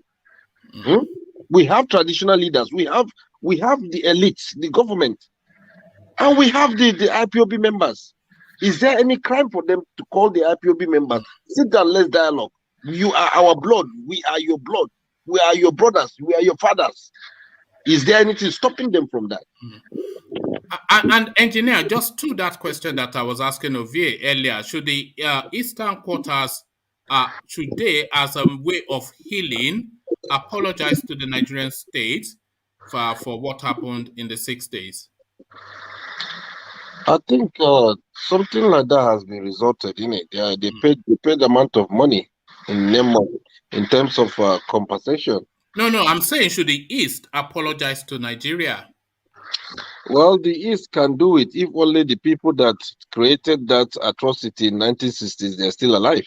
Okay, that's fair enough. Because you can't come and see the new generation who their hands are clean and pure. You start accusing them for something they don't know. All right, that's fair enough. Okay, so you've spoken on that space. Now, I was going to take you to Michael Okpara, but I think what you said covers that space. So now let's now go to the controversial one now. This now, who I used to tag the terror minister, but that language doesn't seem to chime. So let's just call him by his name. He was once a doctor, but now a professor. His name is Pantami, and you cannot have a phone if you are 18 under Pantami. So what are you now making of this Taliban lovers position regarding who gets to own the phone in Nigeria? He's the most biggest clown ever. That I can hear about him coming and saying 18 years shouldn't have a phone. In Nigeria today, if you're coming out and imposing a law like that, you must be sick. I think he's having a dementia. I must be honest to you. A normal human being who managed to use a different result to get into that power, they need to vet him back because something is wrong with that guy. In Nigeria, but engineer, it looked like Jafar has clarified it too. He said the parent can get it. The parent can get it for them, and under that situation, that SIM card and the information will be in the name of the parent and not for that kid. All those thoughts are completely bollocks. You know what I said is bollocks. Let me be honest with you. When it comes to Nigeria, if there is fuel scarcity, we have black market in it. Nigeria is a country where if you want to get something, you get it. I give you an example with the fuel scarcity. If there is fuel queue, there's black market around the corner there. The same thing with Nigerian SIM. What happened with EFCC boss some time ago when he came out giving a speech before he fainted? He said he captured a Yahoo boy with 160 SIMs. You understand? So till today to tomorrow, imposing a law like this is just completely nonsense. That guy should go and sit down and rethink before you come out and give a speech or impose a law. Go and survey things before coming out and talk all this nonsense. And something we need to realize here, this man, if you want to come out and say things like this, make sure maybe it's a new something that is coming into the country. You can impose that kind of law into it. It's not something that has been going in that country that you come and stop it on a dime minute. You are sick, completely sick. That guy need help. Because at the end of the day, if you want to get SIM, you go and you come on. We have people who sell a top up. We have people who sell. Engineer, things have been changing now. Okay, to you. Yeah, things are changing now. All the mobile network providers, every SIM that they produce in Nigeria with a number have to be identified to a person. My friend went to Nigeria and he has 4 SIMs. Has that been registered with his name? No. I don't know about that. It's a law in progress. I think we should encourage that. There is no law. The law they are doing is just completely nonsense. If they want to impose the law, they should make sure anything coming into that country to normalize, that's how they can impose that law. But it's not that law will not work in Kano, that law will not work in Yobe, that law will not work in Maiduguri. You know they will not enforce it. The laws are usually for the southern space. Exactly. They won't work no, you see, there you go again, one man. There you go. I'm speaking now. I'm talking based on what I know. It's not no. Do they comply with law in the north? Are you suggesting? I mean, SIM card don't come out from borders. They are manufactured by MTN, Glo, and these mobile network providers. So, if somebody commits a crime and the police are able to identify the number that has been used to commit the crime, and if it comes from investigation, they cannot assign it to a name. Then the network provider will have to respond. Have question to answer. That's the whole point. If that person is a Fulani man who committed that crime, will he be arrested? That's the question. No, he will be arrested. No. You cannot say that. Because into an individual. I think no, we're losing you somewhat, Jafar. But Jafar, put yourself on mute for a moment, and then we'll see if you come back if it will be better. No, I think it's engineer. Okay, I think it's engineer. But thank you, engineer. Aha, there it is. So we've been talking a lot about this Issa Pantami, but just is it like this guy now that got his PhD from the womb? Is the question. So let's find out a little bit now about the Taliban-loving minister. Meet Dr. Oh, sorry, somebody's still echoing there. Sorry, I beg your pardon, but that thing just jars somewhat. Oh, I think that was Jafar. Okay, so let's just meet now this Taliban-loving minister. So meet Dr. Issa Ibrahim Pantami, Minister of Communications. Dr. Issa Ali Ibrahim, known as Dr. Issa Ali Pantami, hails from Pantami district of Gombe State. Prior to his appointment as the DG CEO of NITADA,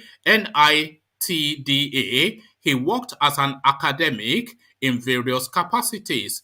Before joining a formal school, he spent more than 4 years in Sangaya Traditional School learning the Quran. He later attended and completed both his primary and secondary school education in Gombe State with excellent results. After secondary education, he spent almost 3 more years learning advanced religious knowledge. He attended Federal University of Technology Bauchi, Abubakar Tafawa Balewa University, where he obtained his first degree of BTech in computer science in 2003. He also obtained an MSc in computer science in 2008/9 session and MBA in technology management 2010-2011 session from the same university. In addition, he obtained his PhD in Computer Information System and postgraduate certificate in research methods from the prestigious Robert Gordon University, Aberdeen, Scotland, and the United Kingdom. He is a CCNA certified professional. He lectured at the Federal University of Technology, Bauchi, Nigeria for over a decade. He taught courses such as multimedia, software engineering, hardware technology, software technology, fundamentals of software engineering, advanced programming languages, management information systems, and geographic information systems, amongst others. He also supervised over 8 postgraduates and over 100 undergraduate students. Furthermore, he held many positions in the faculty and was a member of 4 major university committees constituted by the University Council. Furthermore, Dr. Pantami moved to the International Islamic So this is it now. Furthermore, Dr. Pantami moved to the International Islamic University of Medina, where he served as an associate professor and head of technical writing. He also taught courses such as operations research, software engineering, information systems application, and principles of marketing. He was also the secretary and member of 3 major committees: University Accreditation Committee, Staff Training and Development Committee, and the Information Technology Committee. He has authored more than a dozen books on many areas, ranging from technology, religion, and peaceful coexistence, and over 15 publications in international journals. Since assuming office as the DG/CEO of NITDA, he has impacted his extensive knowledge and experience as a thoroughbred professional in the Nigerian IT sector. His initiatives in the sector are largely responsible for the renewed vigor and focus in the industry. He has sustained an unprecedented level of professionalism and compliance in the sector. Under his leadership, a strong foundation for ICT development, adaptation, and growth through effective regulation was built. According to him, he had ensured the agency walked the talk and built an enabling environment for the growth of the ICT industry, paved the way for efficient and sustainable use and adoption of ICT for the development and growth of the country. And on it goes. So this clearly a sponsored piece. So this person clearly writing on behalf of Pantami. But of course, the real thing is that, so this is it now. Dr. Pantami moved to the International Islamic University of Medina. So essentially, a jihadi sort of so no, not jihadi, but a Sharia sort of technology. So a Sharia technologist, essentially what this guy is. So that is his CV right there. So a Sharia technologist in charge of Nigeria's information system. So that is what we've learned. Yeah, but the thing is, if they can give him a position in that country, Nigeria, with the position he's ruling now, he should have practiced what they gave him instead of doing your own stuff and putting religion into issues. This is completely unacceptable and it's wrong. And people can use that against him, and he has no say in terms of that. And that's why you see, if you're given a position for you to do what you're supposed to do, and you leave that position and you're doing another thing different, then that means something is wrong with you. That means whatever people are saying, even though it's not right, then if you look at it, technically it's right. So people like him, I must be honest to you, they need to, time is gone. Time is gone. If not, they would have vet him proper. That's just the truth. They should have been questioning him. And another thing that we need to understand, in Nigeria, all the ministers, can they find like kind of another body that will be questioning these people in terms of things like that, if they're not doing their job? All right. Thank you, engineer. It's just that that sound in the background is just. Sorry, engineer, it's coming from you, so I've had to put you on mute. It's not coming from me, one man. It's coming from Jafar. It's coming from both you and Jafar. Are you hearing anything now? Say something. Hello. Oh, okay. Yeah, that's better then. So, yeah. Can you hear it, Ovie? Yeah, the noise. I can hear, but the noise is still coming out the background.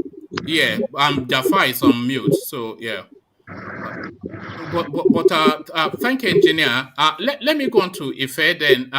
So thank you, engineer. So Ife, to you. So now this now space now this Minister of Digital Economy now asking that you have to be Sharia compliant to own a mobile phone in Nigeria. So to that space, Sharia compliance for owning a phone in Nigeria. What says you? I don't know. We are in the 21st century. The last time people were talking about e-learning, where students in the whole of the have advance their studies. No, we are having problems connecting with the fair as well. They are So a little age, and by the time he is 16, is more of like like a tech savvy and a tech guru. All this, all this Mark Zuckerberg. No. We can't hear you. If let me just go on. You know, they all got. If we're struggling to hear you, Wow, can you hear me? Yeah, we can hear you, but it dips in and out, more out than in. But carry on. Can you hear me now? Okay, carry on. Carry on. Yeah, what I'm trying to say is we are in the 21st century, and the rate at which information is going out in the internet is what anybody cannot catch up. You just have to use the one applicable to you. We know the education standard now, it is diving downwards. So what most students are using are actually resource from the internet. So now depriving them of that ability to use their phone to get this information, where you want some parents to consent for them to have phones. In a country where we know some parents cannot even afford phones, some parents don't even know what it means to have what's it called, a smartphone, you know. So, and which parents, if we want to exclude the enlightened ones, which parent has that time to now say, okay, well, I'll be the one to go and get SIM for you? Virtually everybody in that country is like Jagbo, like get your ass together, do whatever you want to do for yourself, you know. I have colleagues that they've been spending from themselves from GS class, man. The only thing they just do at home is they just know they have a father and they have a mother, just carry their head there and go and sleep. Wake up again, life continues. We are not talking about an economy that is robust, you know, that everybody can get 3 square meal or 2 square meal. Everybody is like surviving. And most people are doing their businesses. You'll be surprised that most what's it called? Young people, young chaps are doing for businesses online, like legitimate. No, I won't be surprised. A lot of them, they are earning a living on Instagram and Twitter. Instagram, you know, that is where they live. That is their home. That is their shop. That is their office. Exactly. And one thing this University of Medina guy is telling us that what is it talking one about? thing is the South. I don't know what is obtainable in the north. I don't know the northern space properly, but I'm very sure 100% that in that age group or age bracket, if they want to give us the right what's it called, statistical data, I will not be surprised that the southern kids in that 18 and below will have more of these smartphones to the tune of 60 to 75%. I will not be surprised. I'll go as far as 80 myself, because you have to understand that it's a conservative environment up north, heavily, you know, sedated. Yeah, and from his CV that you read out, I'm surprised that he can even think of this type of policy. Because if it's for security or insecurity, Then the question is, all these phone calls they've been having from the start of Buhari's regime, why hasn't it? Why haven't we seen somebody that they track down their SIM, they track them down to know what's it called, to know where they are? Because these technologies is not as if you call on any SIM now, you have voice recognition, you have various ways of identification. You said you did geospatial system. From where you are calling, if you call for some, let's say 5 minutes, they can track where you made your last call. You know, so you don't see the sincerity there. It's another thing if they are doing those things and we are seeing results than just giving. Even look at this is it name that this one, that BVN that they did, that everybody was thinking that you only from your BVN they can trace your account. When the scandal came out, they found that politicians have one BVN different names to be having different bank accounts so that they will not be able to trace their money. So we have double standard in that country, and they should not take Nigerians for a fool, for a ride. All right. Thank you, Fair. To the eastern quarters then, and the governors talking tough, asking that they are clamping down on sit-at-home. So now they've drawn out that fight with the IPOB. Who do you think will emerge victorious? If I was in the social science space and I'm writing a project in this, maybe I'm in year 4 or I'm in the university year and I'm writing my project, I will write a project on a new way of protest, sit at home. You see, that sit at home is another form of protest that many people will now adopt. Sit at home. I even think sit at home is better than carrying placards here and there, depending on the cause you want to use it to achieve. It's the most effective form of protest that I have yet come across. As in, especially for the Nigerians. Impact, it's so visible. When you see the empty streets, then you know categorically that something is being said. When they say sit at home in protest against this, and you see the whole of the streets empty, then you know that something is being said. It's before that when you protest, they shoot you. But now, do they want to now start Rambo door to door shooting? Door to door shooting that you must go out. Can I interject? Yeah, engineer. You see, the issue of this selfish elites telling people that enough of sitting at home. This is how it's going to work. They will first of all go and survey everywhere, like most of the Igbos that do businesses.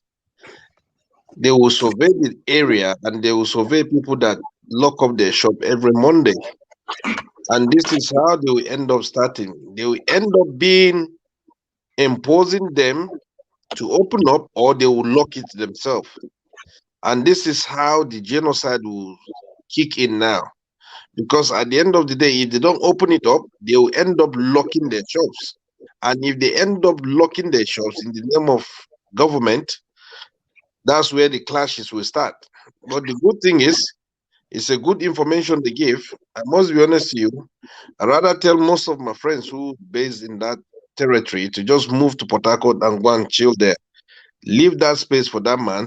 If the man is thinking, he has to impose a law of they coming out or stop sitting at home, people should vacate and leave him in that emo state. Then let's see what he's going to do.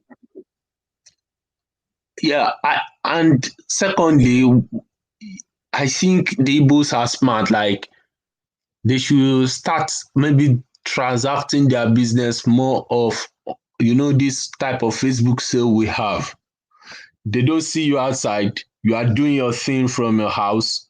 Then the way they set up their business, you should know that it's more of a chain thing. If you touch a businessman, it affects the second, third, if even to the seventh shop. So it is hard for them to actually go after shops. It's not like the Yorubas that are one man for himself, your shop to yourself. No, for them, a shop is affiliated to another person's shop, because it is one person that trained you, then you train another person. The name, most times you will be surprised that a business name has like 20 shops. Their business is more of a chain reaction type of thing. So I'm going after shop. Even for them, they know at the end of the day, those guys who send a message across like, you are just going to Abuja to get the money, you don't have right over my life. And one man, you were saying something about, do they need to apologize? And I think yes, no. Why should they? To who? to the Nigerian state. Number one, the people that fought the war are either in their early 70s, some of them are dying, or some of them are dead, So you have a new generation now that they only heard history. Like me now, what I heard was history. So you are now telling me to apologize for what my grandfather or father did. That first of all, I will look at you like, are you a normal person? So those are even for me, it's even the Nigerian state that should even apologize to them. That's the way I see it. All right.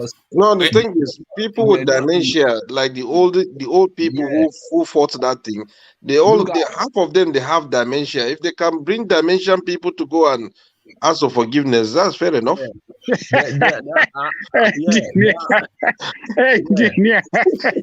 even people with dementia, they experience moments of lucidity. You see people with dementia, we even remember. You think they will still remember about the war? But the thing with people with dementia is they remember things that happened in the past. It's things that are immediate that they often forget, but they have very good memory. Yeah. Well, my other thing is this. Why I said the Nigerian state should even apologize to them is they did not go to conquer another territory.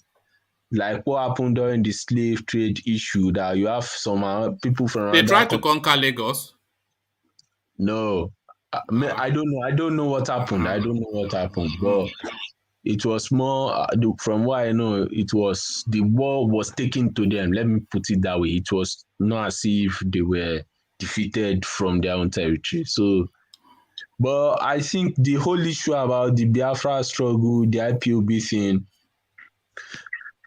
the politicians cannot do anything. They just have to call them, have a roundtable discussion, then come to an amicable resolution. But they've seen through the politicians.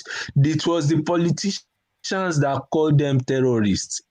The same politicians. It's like our own politicians in the Southwest now calling Yoruba Nation agitators terrorists, or like the Northerners did not call Boko Haram or the Fulani terrorists. It's now that you now have, what's it called, some of their politicians in the north are actually saying we just have to call these people who they are terrorists. Boko Haram is terrorists international. Boko Haram in Nigeria is not terrorist. So the truth of the matter, sorry to cut you, my brother. The truth of the matter is, you see, if today in the South, if today I'm telling you they create a job for youth, right? Things are going on well. Issue of Biafra won't come up. Yeah, and that's another thing. Another thing the Nigerian state did was made policies that would directly affect that region. Why did they stop the ports from running in those places? That's another question people need to ask. Why did they stop international flights in those places? Do you know what my suspicion is about the ports not being opened in the eastern quarters? My suspicion is exactly for reasons of what is going on now, because then it opens up an easy conduit for them to funnel in, weaponry. Weapons. So the question I will ask you is it based on your fear of what has happened before, like what's happening to blacks around the world now? No, it's based on what is happening currently. Were you here where we were doing an account of a lawyer in the East that was accosted by what he described as IPOB members, Yeah, I was here. armed with anti-rifle, anti-aircraft, everything. One man. Was IPOB issue during Yaradua's time?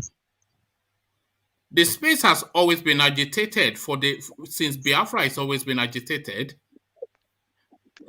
Yeah, it was not as laudable as it is now. I think we have this organization they call MOSOP. Those ones were shouting too, but they were not as strong as this hype-up that we have today. It's the marginalization of the Nigerian state that actually allowed them to see that maybe this is the way to go. It's the marginalization that created Yoruba nation. It's the marginalization. Nigeria's state has not been fair to anybody, you know. It has only been fair to the political elites and to the gluttons and the political gluttons. And that's why people are now saying, okay, maybe restructuring, splitting the country, you know, that's the only way. That's why you even have this issue of arts, open grazing. You now have states taking the law into their hand, enacting laws. And enacting laws now is now like some people in another sphere are saying it as your anti, what's it called, their own culture, you know, these type of things. It's actually boiling down to one thing. The Nigerian state is not sincere to sit down and discuss this thing. Do you know why? So, okay, engineer. Do you know why? No. They have 1 year plus to go. So they will do anything to be siphoning that money. They have no interest in that country. No interest. Oh, I'm telling you, no interest. So anybody that will come out and be asking questions, I'm telling you, you're wasting your time. You see. A good eye-opener to what you're saying, engineer, is that Ogunlewe interview that he did on Arise. Not once did he mention anything to do with the people. All he talked about was how they are going to divide up positions and money. To the point that the interviewer was saying to him, so what about the people? He's saying, which people? People are you there? He didn't say which people, no, but from the tonality, it's just, you know. Wait, one man. Wait, one man. You see, that man is actually saying the truth. Well, yeah, we know, but that's the tragedy. Yeah, that is the way politicians in that country think. And he was just telling us loud and clear, look, all position is just for them. Everything they are thinking about is for themselves. Not to you people are secondary. They know that you people, gullible people are there. Under rain, under sun, you will still vote for them. But they are just there for this position. For their, I said the gullible people are just there to validate. Help them grab the power. To be true, that the question. But that man is fair. I mean, he's just saying it the way it is. It was very raw. Just say it. This is the way we are. This is what we are doing. This is what we know how to do best. And that's it. That's exactly what I've been saying. We are talking about a message. What is our contribution to the process? We don't contribute money. We don't even end of a campaign. Hell no, we don't even vote. And you want them to care for us. It doesn't work that way. What I'm telling you, Ovie, is that you see the process is a corrupt process. But we are not involved in the process. We have been schemed out completely. There's no way you want to participate in these two parties. Hold on, Ovie. There is no way you want to participate in these two parties that you will have a headway. They have the party. If you try as much as possible, you mobilize people into that party. They have a screening body that will screen you at the end of the day and screen you out so that you would never be a candidate of the party. That is the way they play. They have the party in their hands. I agree with you, but forget about you being a participant in one contest first. Now you are talking about getting involved. The process that man was describing. What is your role? You say listen now. Let me finish. Can I finish? Yeah. Military regime ended in 1999. People die so that we can have a democracy that involves us, so that we can participate, took part. That's why the whole fight was about. And we get a democracy. We just sit down and relax. I'll allow few people who are ready to die for the process continuously to go ahead. So it is our fault. We refuse. Few people who want to get into contest to occupy a position. I understand that. Of course, they will scheme you out. It's a game. You understand? So it depends. You want to get in today and have things done. It doesn't work. Get involved at every way. You don't have to join a party. It's about us. We no greedy they involved. So there's no way they will make a policy that will favor us. That is the reality. What is your role in making the incoming president? What is the role in making your council? That's why I suggested earlier. What is your role? Let me finish. That is where I suggested earlier. Go and vote for different party and not one of these two parties. That is where you can participate and play your own role, not by joining any one of these two parties. You join them, you cannot do anything. Yes. If you don't mind, I think Ove has a point. Let me finish my point. Let me finish my point. The question you should ask yourself, in your local government, what is your role in making your councillor? What is your role in making your chairman, your state, all those things? If you don't have any play, you are sitting down thinking that they will make a policy that will favor you. I'm sorry, doesn't work like that. You won't do it. That's the fact. You won't do it if you are there. Hold on, Ovie. What you are saying is right. But what I'm saying is that if you even try to participate now, and you go and join any one of these two parties, they will scheme you out. Does that mean you are just participating in futility? So, but you have to go. No. It's not in futility. Keep going. Don't stop. They will scheme you out. It's a game. I'm not going to allow you to come in. That's a game. You don't know the game. You never done it before. That's why you are talking like this. You think it's an easy game. Why are you going to say that? What is your evidence that I've never done it before? You think it's an easy game? I have done it before. I'm telling you from experience. What is the evidence that I have not done it before? I'm telling you that if you have not done this thing practically before, it is easy to say. I am telling you now, what is your evidence that I, Frederick Agbaje, have not done it before? Don't speak for me. Okay. Because let me say something. Ajale Koko, you tried 10 years ago, they scheme you out. Did you try again 9 years ago, 8 years ago? Because you are still alive. Wait. What you are saying is right. You have to align with them if you want to remain there. You have to align with them, and when you align with them, you cannot make any meaningful impact. It's just like an engineer word that if you cannot beat them, you join with them. Thank you. But what you are and then you join them in the robbery of the people, robbery of the nation. That is what they are going to end up doing. Exactly. I agree with what you said, but is that an end? Are you saying, okay, we should just give up? No. Not give up. No, I'm not saying we should give up. So why are you not saying that's the end? We keep going. You keep joining. You keep doing. You cannot join these two parties and survive. That's what I'm telling you. Go and join a different party. Okay, I understand that, but join the process. Join the process. I understand. Just join the process, but join it through a different party, not these two parties. Okay, if it on, please. Enough, and we want to. It looks like Java want to make a contribution. Politics is the process that determines who suffers and who enjoys. So we are still they are managers. It's a game. I don't want you to come in. I don't want you to come in. That's the fact. I don't want you to come in. Because if you come in, you will help me, you will disrupt me. I don't want you. I will keep making sure I don't want you. But it now depends on you. How far are you ready to go to break my own bone to bring you in? Okay, let Jafar speak. Let's hear his own opinion.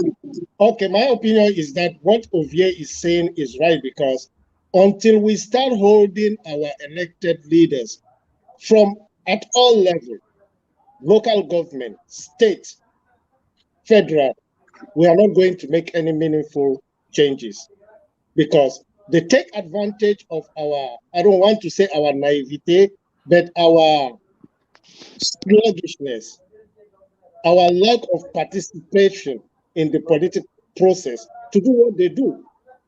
In the 36 states of Nigeria, like I keep asking, how many times have we heard a group of people in a state protest to the government house, non-payment of salary, non-payment of pension, non-construction of infrastructure?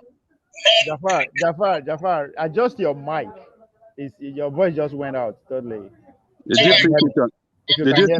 you put it on speakerphone? Your voice is gone. Your audio is. Can you guys hear me? It's still gone. More. It's still not clear. Let me use my ear. Up to now, it's still not clear. If you can adjust it, it's very faint. Okay, can you hear me?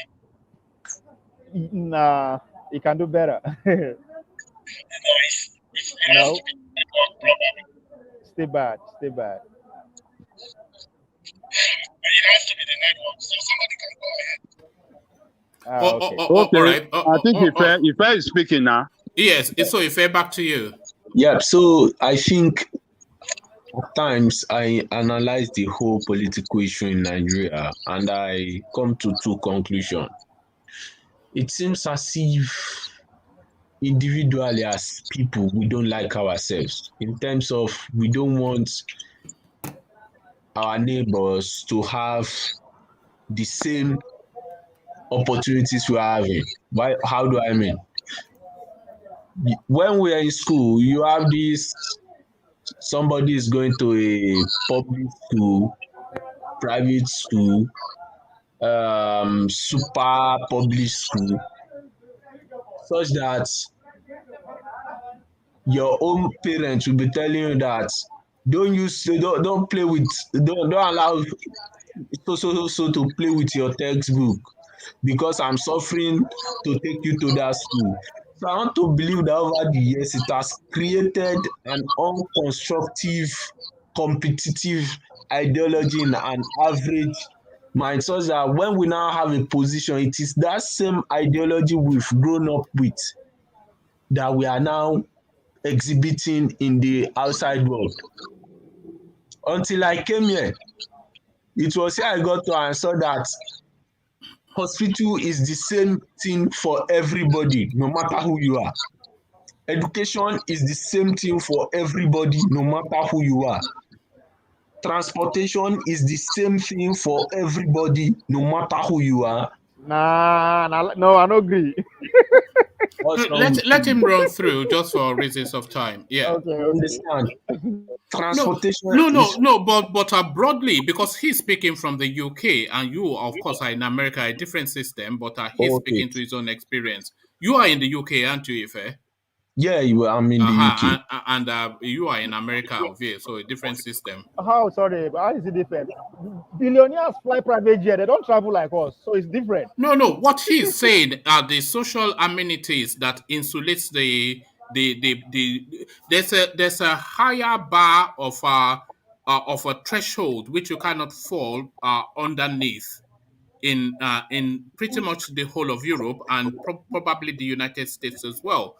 And there are access to opportunities which avails itself to people who would not have it in other climates. This is what he's speaking to. He's speaking to the NHS, where you can get probably the best there is treatment in the world without opening your wallet. So that's what he's speaking to. So you now have that system we've adopted in Nigeria, that when somebody now gets to a political position, it is how to outsmart the next person such that this person is lower to his own standard that they will be fighting for. Then what should benefit everybody is easily siphoned, and an average Nigerian will be telling you that now because you never reach there, that's why they talk.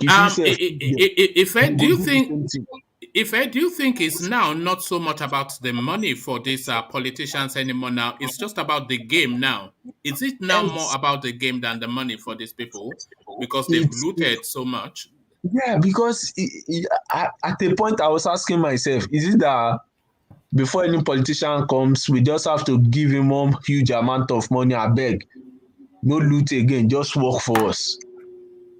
Because you now ask yourself, what's the essence of getting $20 billion, 20 billion naira in your account?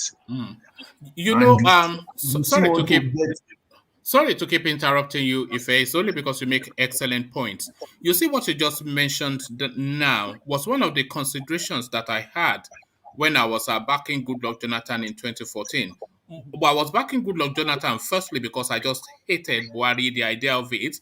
I knew it was going to end up like this, and it has. But more importantly, I thought that Goodluck Jonathan's team, they've been looting for 6 years, so they would have reached a threshold. But if Buhari comes in with another set of people, they will be hungry. So they will start the looting from ground zero again and loot up to that Goodluck Jonathan. So I just thought maybe these looters that are already settled a little bit, let's just keep them to see if they can do policy now that they've looted for 6 years. But if you bring in another fresh team, they will just start looting from ground zero again. So that's just a concern that I had. Yeah, and you now see that it is still the same mindset that you now see people who retire instead of leaving jobs. I'm telling you, if they can sift out people who have reduced their age in Nigerian civil service, the number of jobs that will open for unemployed youth in that country will be very, very, people will shout like, eh? So there is this space to be filled. And even to our traditional and royal fathers, the same thing. As long as they are comfortable, they don't care about the next person. That's why one governor will bring raw money instead of them to tell them that this is what my community is facing. Can you help? Ejo, sorry, I have a question for you. Yeah. How old do you think one man is? One man should be in his 55 to early 50 to 60s, right? Thank you, Ife. Maybe 100 is, but if one man come out today and said I know one man looks younger than his age. That's what I know. Right. All right. He's way younger than his age. If one man come out today and say he's 30, will you believe him? 30? Maybe 30 something. Look, let me tell you, engineer. Yes. If you see me, I am 33 now. But do you know that if I go to Lidl here or Tesco and I take any alcoholic beverages, they will ask me for my ID card. Okay. If you go where? To Lidl to buy any alcoholic beverages. So I want to access. No. I want to access any bar. Ife, how old are you? It's 33. They will ask me for my what's it called, for my. But you have been drinking alcohol because I'm very younger than my. For America, even though you be grandpa, they go see you for your ID. In understand alcohol, even though you be grandpa, they see you, they walk out with walking stick, they will see ask you. It's annoying, but they follow. You understand? So what I'm just trying to say is, we have a system that is actually affecting the way we see ourselves. And it still boils down to what we want. Let every parent come out and say, we want the same type of education system. Let's even start from education system. This issue of Jafar's phone is echoing. This issue of there's one popular school or something, this school issue that controversy that normally comes, so they will say that somebody have 5 in Kaduna, 20 in Lagos. Unity school, this unity school system. When I was growing up, you should understand how that thing pained me, because my own community, we were not boarding students. Our own parents will not allow us to be boarders. We had to go to a lower school because our own community, there was no unity school in that community. But assuming we have this, and they now created a system whereby the best teachers in each community will be taken to the unity schools. So they will concentrate all those best teachers in one school. So it still tell us the mentality and who are those people that will go to that unity school. The children of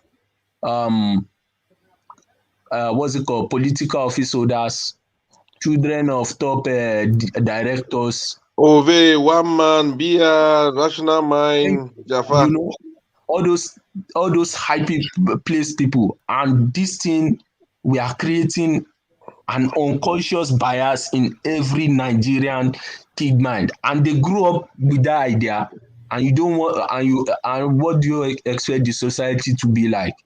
The society will be what we see now, because we've created that inferiority and superiority complex in the child's brain at the growing up stage. So until we have a system that have to abolish all these things, we'll still be moving around the circle. That's the way I see it, though. All right. Thank you, Ife. If I just start one last talking point, where was I intending to take you? I did just line it up just now. I've talked about the Southeast sit at home. I've talked about Issa Pantami. I think this might. Yes, it's just that PhD in the womb sort of thing now that we have in Nigeria. EFCC. Already started school before he was born. Look, let me tell you, one man. Let's be sincere with ourselves. There is no body in that country that does not have that issue. It's either you know a friend that has falsified a document, or even a parent that has falsified documents, an uncle that has falsified documents. You will know somebody that you know that has falsified documents. Even in this UK, I know somebody that has falsified his NYSC. And that person grew up in life. Do you expect me to now talk against that person? So either somebody sneaks a law into the constitution, like sneak it, this way of sneaking a law into constitution, or a presidential veto, something like that. I think that's what I think can stop it, like a presidential veto at the desk of maybe when, like the way they did this PIBB, that everybody was shouting. They just did that presidential veto, put that 3%, something like that. They have to do it, but it's the person that has a clean hand too that can implement that thing. All right. Yeah. Ife, I think you have a very good point there, but I want us to understand one of the reasons people fake their ages in Nigeria is, for instance, if you go to the Nigerian university, for instance, a course that you are supposed to do 3 years, then you end up, because of ASU strike, you end up doing that same course for 5-10 years. Definitely you have a problem. It pushes people to do this type of things. I'm not making excuses for them. No, I agree. The wrong things to do. Yeah. You can spend 5 years on a 3-year course and not fail one single exam. Yeah, and that's another issue of policy. They are as ridiculous as a country. They will now say if you are above 30 or 28 years old or 35 years old, you cannot apply for a NYSC. job. Now, 34 years, you cannot apply to do NYSC. When they frustrated you in the university. Yeah. I think there are some jobs too. If you are above some age, they will not give you. Most jobs, but at least entry level, they'll put an age bar. So they have to stop. They have to stop all those things. They have to stop it. But as it is now, maybe somebody will now come and say, okay, because of all these things, that's why they started using photo card on WAEC certificate. Maybe a president or a political appointee can come in one day and say, due to this issue that's happening, anybody that does not have a WAEC from so date to show your photo card on it, don't even bother to think I'll give you any appointment. You know, something like that, or ministerial appointment. So we need somebody who is firm and strong. And unfortunately, it's Buhari that could have been able to do that thing, but something happened along the line to that man. He's a firm person that does not damn the consequence of any of his action, but he used that ability in a wrong way. That's the way I see it. All right, thank you, Ife. Let's go on from Ife to Bia, who has decided to join us. Bia, do we have you? Hi, woman. Hello, Hi. everyone else. Hello, Bia. Hi, Bia. Hi, engineer. Good to see you. So, Bia, let me take you quickly then to the eastern space. Southeastern governors moved to end IPOB's sit at home. So they've converged together, taking alongside their traditional rulers to speak with one voice to say enough is enough of the rascality from Nnamdi Kanu's posse. So how do you think this is going to play out, Bia? Well, when you have an angry child that you actually owe a responsibility, shouting at that child or even smacking them, you know, we have that sort of mentality in Africa that you need an iron hand actually to bend a child to behave in a certain way, you know, to control them emotionally to get your own results. I believe it's not going to help. It's rather going to escalate things. They owe the the citizens of the Eastern Quarter citizens some accountability. They owe them a lot, you know. They have to, you know, come up to the standard that they're supposed to be. They were voted in for a purpose and they have failed. They are failing, and that is why we have that contributed part of the insecurity apart from what Buhari and the headsmen had done. They governors never were for the people. They were for themselves. There is a big wide gap between I won't call them the elites because they are criminals, between the political criminals and the poor masses. Not poor as in money, but I feel really sorry for them because they made them who they are by putting them in position to loot. And then they turn back. It's like they turn back to the people that voted them, the hand that fed them. They are the power of the Southeast. They are the future, the youngsters that should be treated with, you know, respect and humanity. You treat them the way you wish to be treated. You have your children, the politicians have all their children in the best schools abroad. None of them have been killed unjustly.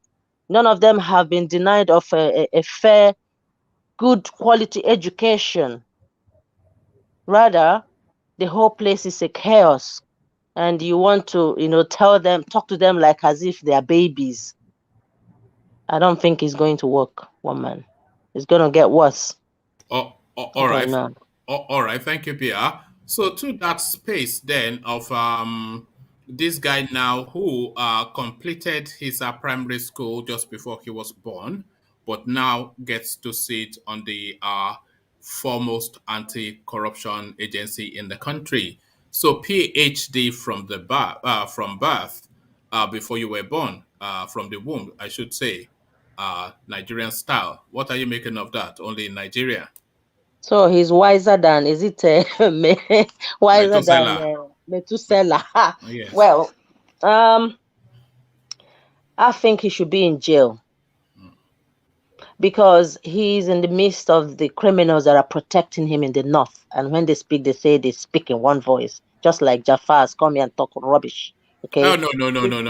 I'm no. One man, just leave me. Let me speak. Don't attack him, land. please. Yeah, I'm not attacking him. Let me land. I knew you were going to cause trouble, but let me land because I believe, you know, it's like someone you're sitting in an air-conditioned room in Nigeria where the sun is so high, up to between 38 and 40 degrees Celsius, and you see some little kids that are orphans hawking water on the street, and someone in the north that are not educated will be sitting in air condition and destroying the lives of people, and you're telling me speak truth to fact. That's all I'm saying.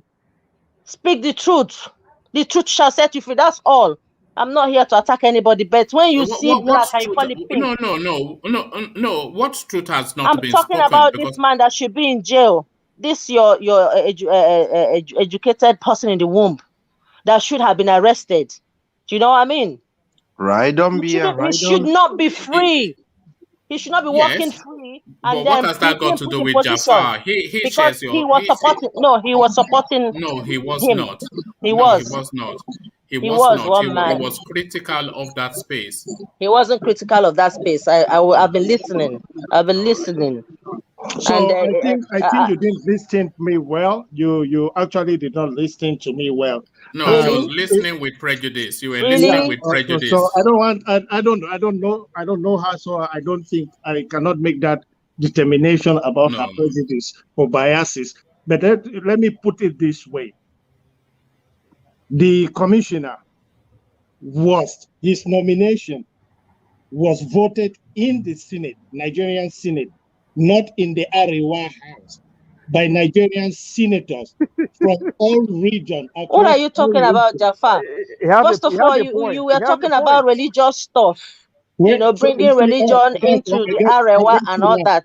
That's all You're I'm talking missing. about. That's what I'm You're against. missing. Bringing religion into politics. I That's get all. it. I'm not attacking you. I You're don't missing it. accept that No, view. I said whether you're attacking me. I have a thick skin. I can defend myself. So Which thick skin? I don't care about your Oh, freaking thick okay. skin. All right. Okay. I Thank have a you, double Bia. thick skin. All Will right. tear Thank you, you to Bia. pieces. Oh no. All right. Thank you, Bia. Okay, we go from Bia to rational mind. Rational mind.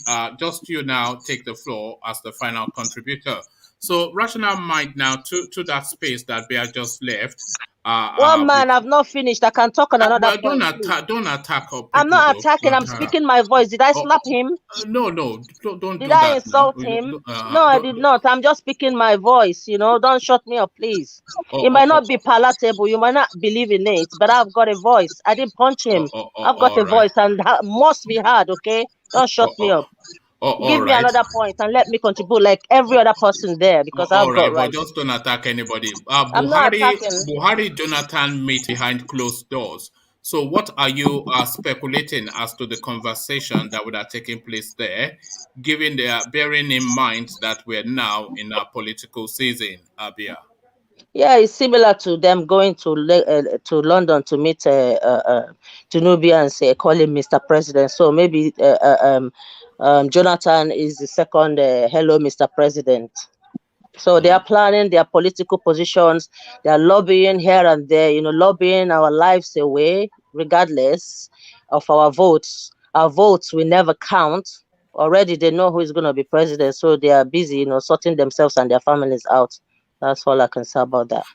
And who would you rather, a President Jonathan or a President Tinubu? To be honest, I would never support Jonathan the second time to go back because he's done when he was there. Like I said, I don't believe that if you were given the opportunity and you didn't do what you're supposed to do, what are you gonna do when you go back? So he should just. I don't think he should go back there. For Tinubu, I don't support Tinubu either. So none of the above. But I would put Tinubu in front before Jonathan because Jonathan had been there and then Tinubu hadn't actually been in that position. So yeah. All right. I'm almost reluctant to ask you this. Sorry, did somebody want to come in? Yeah, it's me. If I did not answer that question during my time, can you just let me which question? About this Jonathan thing. Okay, go on. Yeah. You see, Jonathan would be very, very stupid to go to the APC. He either for desperation or for him giving they promise him another shot, and he will set a record. He will be the first president to leave the party that voted for him to another party to seek re-election. And that will set a very bad precedence for him. And I don't know, by extension, maybe for politicians from his region, because there is this tribal and regional thing that is coming into Nigerian politics, and nobody really wants to paint him side as wrong, or let's say saboteur. You know. Then another thing is this: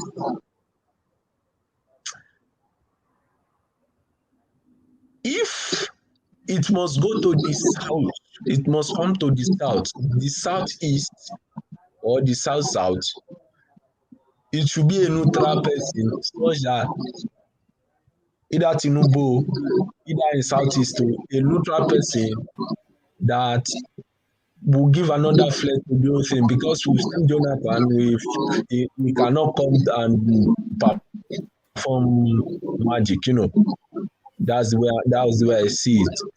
But if you allow his greed to push him, he will just pin himself once and for all, especially if he loses the re-election bid, which I see will happen.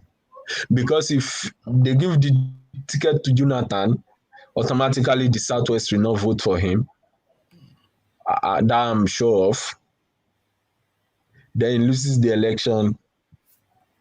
Then then the whole thing backfires on the South, because he will only go for a term. Why goes to the North? Then maybe that's how I see the thing. You just have to, and that's what I'm trying to say. This whole system is for their own gain, not for what everybody wants to gain. It's for their own personal pocket. Even for the fact that your wife has a corruption case, yeah, it should give you that sanity to retire yourself, So we'll have a first lady that has a corruption case and will still come again to be the first lady. Who does that? But everybody has a corruption case anyway in Nigeria. But thank you, Ife. So let me now take Bia to that space where I wanted to take her. Reluctantly opening up this space to you, Bia. Nigeria bans citizens under 18 from using mobile phones. So that name again that recalls is a Pantami. What are you making of that, Bia? That is atrocious act. Taking the rights of I know what's a maturity age for youngsters in Nigeria, in the south, in the north. What's the maturity age? I think 18 or 16 is the standard age. It is either 18 or 16. 16 is developing, while 18 is time to cultivate. Depending on the area where you live, isn't it? In the north, you can't say 16 because at 16 they've already have children, isn't it? So it depends on your area, isn't it? They cultivate it. Yeah. So the fact is that every child develops differently based on their environments and the things they are being taught, maybe in school and stuff like that. I don't believe that banning mobile phones for under 18 is going to help Nigeria. There's a way they could do it, possibly use it in a positive way for education. Maybe try to commit find out how mobile phones can better help children in a gaming. Some in the UK here, there have been youngsters that had gone into gaming and won money to help themselves. It's not just about the money, it's about the technology, what's going on in the world now. You need to, we need to equip our young people and stop taking more powers away from them. I don't believe it is right. But it can be controlled, or I won't say really control, but you give maybe parents power to oversee what the children are doing with their phones and maybe point them towards the right direction, educate them to know, the rights and wrongs of mobile phones, and then give them the opportunity to grow, because they are the future of tomorrow. The 18 thing is is, not a baby. sorry to interject, my dear. The thing is, what I was saying earlier on, right? Before they impose the law, have they ever sat down and survey, or have they ever sat down and think of why they decide to impose such law? Have they sit down with people and have a proper talk and analyze everything before coming out to say, okay, if you're above 18, if you're below 18? You see, those are the kind of things that is affecting that country, that is not moving forward. There are easy way for this man to come out and sort this thing out. From school, the school, most of 18 down below, they go to school. You can say, okay, can they register their phone in school if they go in? Teachers will take record and pass it to the parent. Parents now will re-register their kids. But coming out and giving a drastic and nonsense law saying from 18 downward is just waste of time. It's just completely waste of time. I give example. I said, look, Nigeria that will always have fuel scarcity. If there is no fuel, we have black market. And so is going to happen if there is no SIM today. A lot of local shops, they already have SIM card and they registered with different names. My friend went to Nigeria, he has 4 SIMs. Just imagine. And it's not in his name. So how do they think the country will be? These are the kind of things before coming out to impose a law. Sit down, survey, watch, and analyze things before coming out and saying it. But these crazy people, they're just there talking nonsense. Just to cover Baba. Baba is almost finishing. So they are almost finishing too. They will come out and be confusing people till they finish in A+. That's it. And they will say bye-bye. They are all thieves. Engineer, I think we have to be fair to them. There is no law that bans the use of phone by children under 18 years. That's not the law. The law only stipulates that children under 18, minors, are not allowed to get a SIM card registered in their name. But they can go through their parents. So the parents could register a SIM card on their name for national security issue. There is no way in the law that prohibits children from using the cell phone. So fair enough. I think we should get the message first correct. Yeah, we understood what you're saying, but what I'm saying here is, before you impose a law like this, remember, it's not the first time we'll see 18 below. There are thousands of down from 18 below. They're using phone and SIM currently right now. What will you do about that? You understand? Don't come out and impose a law whereby something that is being existing in that country. If it's something that has not been existing, somebody that already has the SIM card, the law does not apply to him. Is going forward, the mobile network company providers are not allowed to sell SIM card for underage minor. Since when? Can I ask you a question, Jafar? Jafar, can I ask you a question? Sorry, Bia. What I'm just trying to let you know here is, we have kids from 6 to 17 that they're already using phone. So what will you do about their thing? It doesn't one minute, engineer. Jafar, can you explain to me why you think the government had taken this position? I can only tell you what the minister said. He said for national security interest, because bandits are going through, since the BVN and NIN cards have been combined together now, bandits are going through minors to get SIM cards for them without the knowledge of their parents, which put them at risk. But that is not solving the problem, because that is a security issue. I can understand when bandits are going to youngsters to go and get stuff for them. It's just like parents can actually, talk to their children, don't talk to strangers, don't do this and that. Even the children, sometimes we know that what they are doing may be wrong, unless maybe the bandits put gun on their heads and say, if you don't do this, we're going to kill you.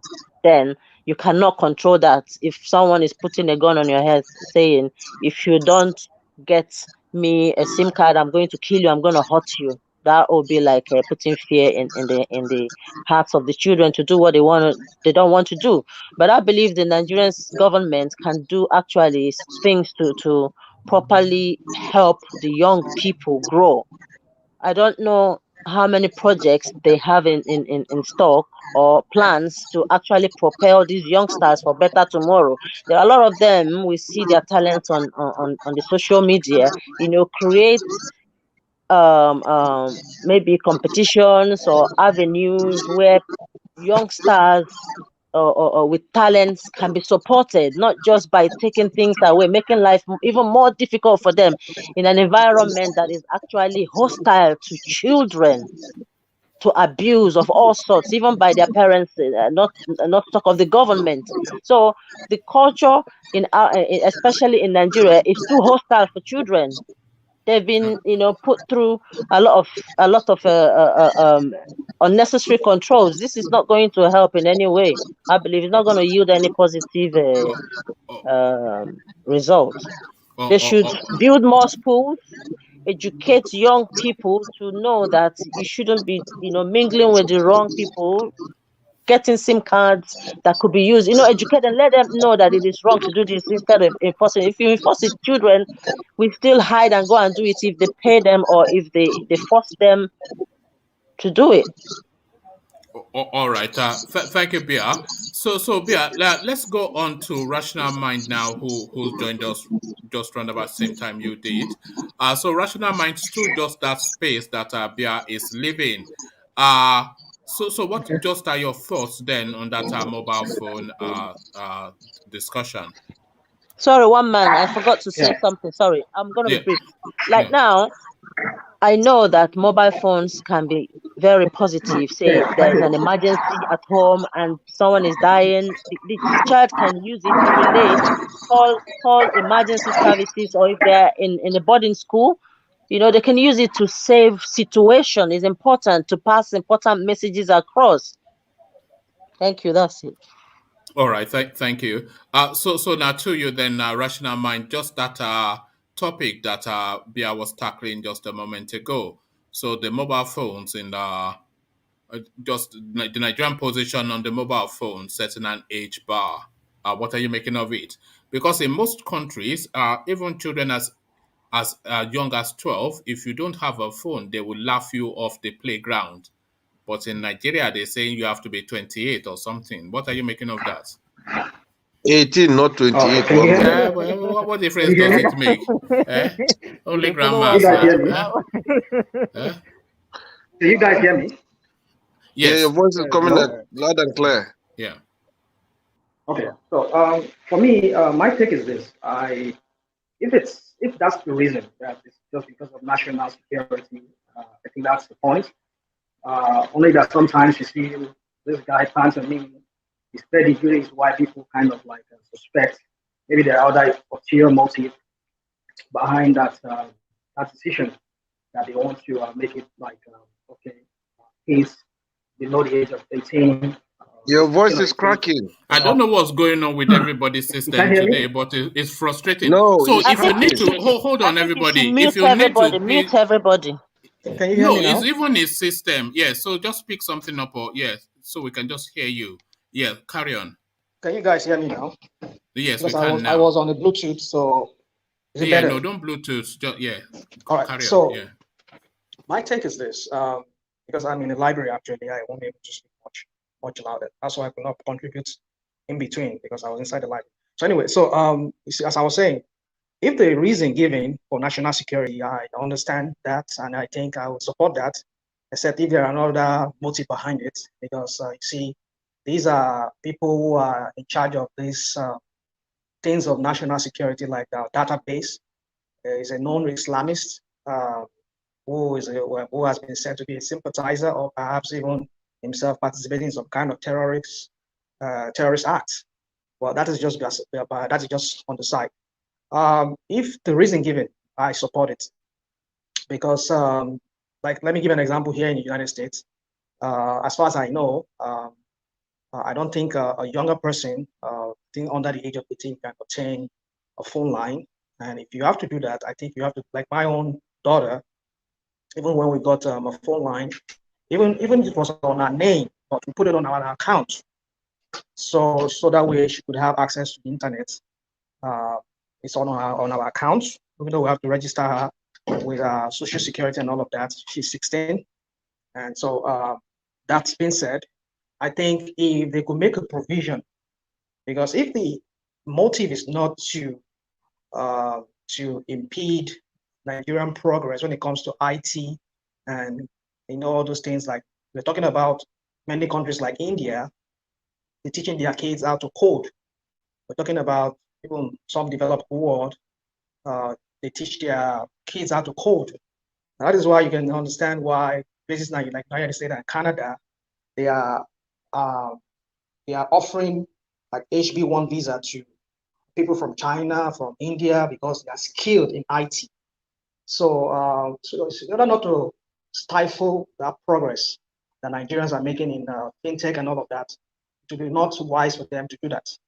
But if they can make provision, what I'm trying to say is they can make a provision whereby people below the age of 16 or 18 can have that SIM through maybe their parents or guardian. I think that would be a better way. But outrightly banning it that they could not have it, to me, I think it's something that is going to stifle that aspect of that IT and all this thing we're talking about, information technology and all of that, and we're talking about knowledge-based economy. So if that's not the motive, then I support it. But they should also make a way by which people who are below that age could obtain, have access to the internet and phone, so that way they can also partake in the developing IT and all of that. So for me, that's how I see it. All right, thank you. Can I just say something, please? Okay, quickly though, because I want to push it on now. Yeah. All right. In terms of this phone of a thing, one man, I must be honest to you. It's something that if you have kids, you can program whatever they're watching. I don't know if you have that app on your mobile phone. Yes, that bars certain things. Yes. Exactly. You see things like that. You know what is going on with your kids, but coming out to say they can't purchase this or they can't purchase that, it's a bit kind of it's a backward thing, because some time ago, if you can remember, one man, Obia, there was a kid. His mom fell, she collapsed. He had to pick the phone and call 911. Yes. In Britain here. You understand? So I think they gave the kid an award. I think he's about 2 or 4 years old. Because he saw the mom, she collapsed on the floor. The first thing he did was to call 911. So all this kind of thing, this is what I always say. That's another thing to consider, yeah. Before this man will impose a law, has he ever sit down and do a research proper? That's where I'm coming from. That's my annoyance with this man. Has he ever sit down and think of this? Go on, my brother. A lot of things has to be considered. That was what I was trying to say. A lot of things has to be considered. We're not talking about just national security here. Because when you talk about national security, you have to also talk about also people's security too. Like you just give an example. I mean, a child who needs to have a phone, for example, like as an example, maybe a child was kidnapped. If his phone has a kind of GPS, if Nigeria is like in a developed country like America here, they could track that phone down. They could track it to wherever that child is being kidnapped and they can look into the whatever system to track it to where the last place it was. So what I'm trying to say is that we're not just talking about national security here alone. We're talking about people's also security too, because these kids need to have phone to be able to call their parents, and also maybe when they're in danger they can also reach out. But the thing is this, like I said, if they provide a provision whereby kids can have that phone, but they could put them under their legal guardian or their parents. That way, even if they miss their phone, the parents could call the phone company. Look, my son lost his phone. He lost his SIM. Can you please, cancel it, or can you please let me get a new SIM for my son? They should. What I'm trying to say is that there should be a way around this. It should not be a straitjacket whereby. That's exactly what the law says. The law does not stop people from owning phone. young people from having fun. The law only states that children below 18 years will not be sold SIM card by network providers. However, their parents guide to get it for them, so that it should be registered in their name. That's what the minister says. Are you saying? So are you saying that provision is made? There's a provision like that they can have SIM through their parents. Yes, they're not just saying they cannot buy SIM card directly. Minors cannot buy SIM card because he gave his reason. He said because now that the whole network has been shut down for banditries in most of the northwest and northeast central, bandits are using children to go about getting SIM card, unregistered SIM card. So they are just, and the law even was addressing to network providers, not to the family or children. Okay. I mean, it makes sense. It makes sense. Yeah, it makes sense. Yeah. All right. Thank you, Jafar and Rational Mind. So finally, we go on to Truth to Power. Truth to Power, are you with us? Yeah. Good evening. Good to have you. So to a different space. Let me take you to the space. Let me take you to the EFCC space, which is the only in Nigeria space where people start education as a fetus. So have you ever heard that before? A miracle of science, if nothing else. So a miracle of science, you start your education from the womb in Nigeria. Oh, not you as well. Is that me? Yes. Is it? It's Rational Mind. Is it Rational Mind? Okay, so carry on. Truth to Power. Yeah, good evening, everyone. Good evening. So I didn't quite catch that story. Who exactly? Is it Patami? No. Let me just give you the headline and then just a brief. Okay. So it's Senate confirms EFCC nominee who started school before birth. So let me give you just this guy now. Let me take it from this paragraph. One of the nominees, Alhaji Yahaya Mohammed, according to the records before us, started his primary school before he was born. There is also an overlap in the sequence of his educational experience because here he was born on the 29th of September 1969 and he started his primary school in 1968.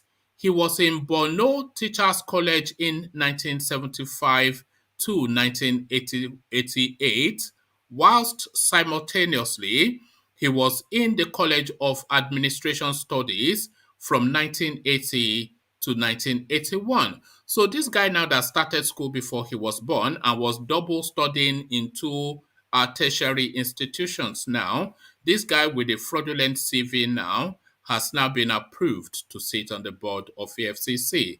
The irony? That's really, really, really strange. I really cannot imagine a country as distraught, as disorganized as our dear country, Nigeria. In fact, I want to believe that the so-called processes that get people into whether into positions of political powers or leadership of any sort, the processes themselves, they are to blame for this kind of happenings, because I cannot imagine how somebody, in all honesty, will be able to vet somebody and pass somebody, knowing fully well that there's so much underhand information that is right before you about the person. So this is, I like you said, it's an only Nigerian situation. It goes to say that we really cannot get anything right if we cannot bring people to book, and people of questioning character, people that say one thing and we find something else about them before they get into positions of leadership. Then it's really sad, because what do we think of this kind of a person? A person who did all of these things and was actually passed through to be on the board. Then the person now has the license to do even much more, knowing that nothing would happen. Nothing would happen. So it's really sad that It's just the irony, truth to power. This guy now with the fraudulent CV now sits on the board of EFCC. Just that irony is just like you said, only in Nigeria. exactly. So The anti-fraud agency, the person on the board is the exactly. person that used a fraudulent CV to get there. Imagine. So what do we say about the integrity of the body itself? If this can pass, we wouldn't say unnoticed, because they knew all of this information, yet they endorsed this person for that position of leadership. It's sad. It's really, really sad that we can't find just one area of society in Nigeria where we would say that things are done well by the government of the day. But you know, that's going to be a question that I'm going to. It's just this session is coming to an end. But what you just said now is something we have to explore. Exactly. That what area within the totality of everything can we say that Nigeria, especially the government of Nigeria, is doing well? Well, so yes, it's a shame. It's a shame. We've never had. Actually, sorry. I'll make that the closing remark. So have your thoughts on that. What Truth to Power just introduced. What area in totality would you say that the Nigerian government was doing well? So sorry to interrupt you. Carry on. Sorry. Okay. So can I go on one more? Yeah, no, carry on. Yes. Yeah. So it's a shame. It's really a shame that we have it this bad now, and we really don't know what the future will bode for the generations that are coming up from now. We really don't know. It's a very hopeless situation. I believe that people are doing their level best to ensure that things work from at least the level of the citizenship. But what do we have on the side of the government? What do we have on the side of governance? People who are really not there to serve the interest of people. And that's why we find that it's only Nigeria that will find somebody of doubtful character, questionable character, and yet we say the things that they did a few years back, the things that they've done before now does not matter. How can it not matter? How can I divorce who I was from who I am now? When I am not saying, of course, if somebody comes out and say, oh, I denounce my faith, or I denounce this past speech, that's fair enough. But if this person doesn't come out to denounce a past position, and yet we as a citizen will just say, oh, it's all well and good, it's a shame. It's really a shame. But we want to believe that 2023 will bring about some level of change if the government of the day would listen. But we can only hope. We can only hope. But it's such a shame that somebody heading and somebody of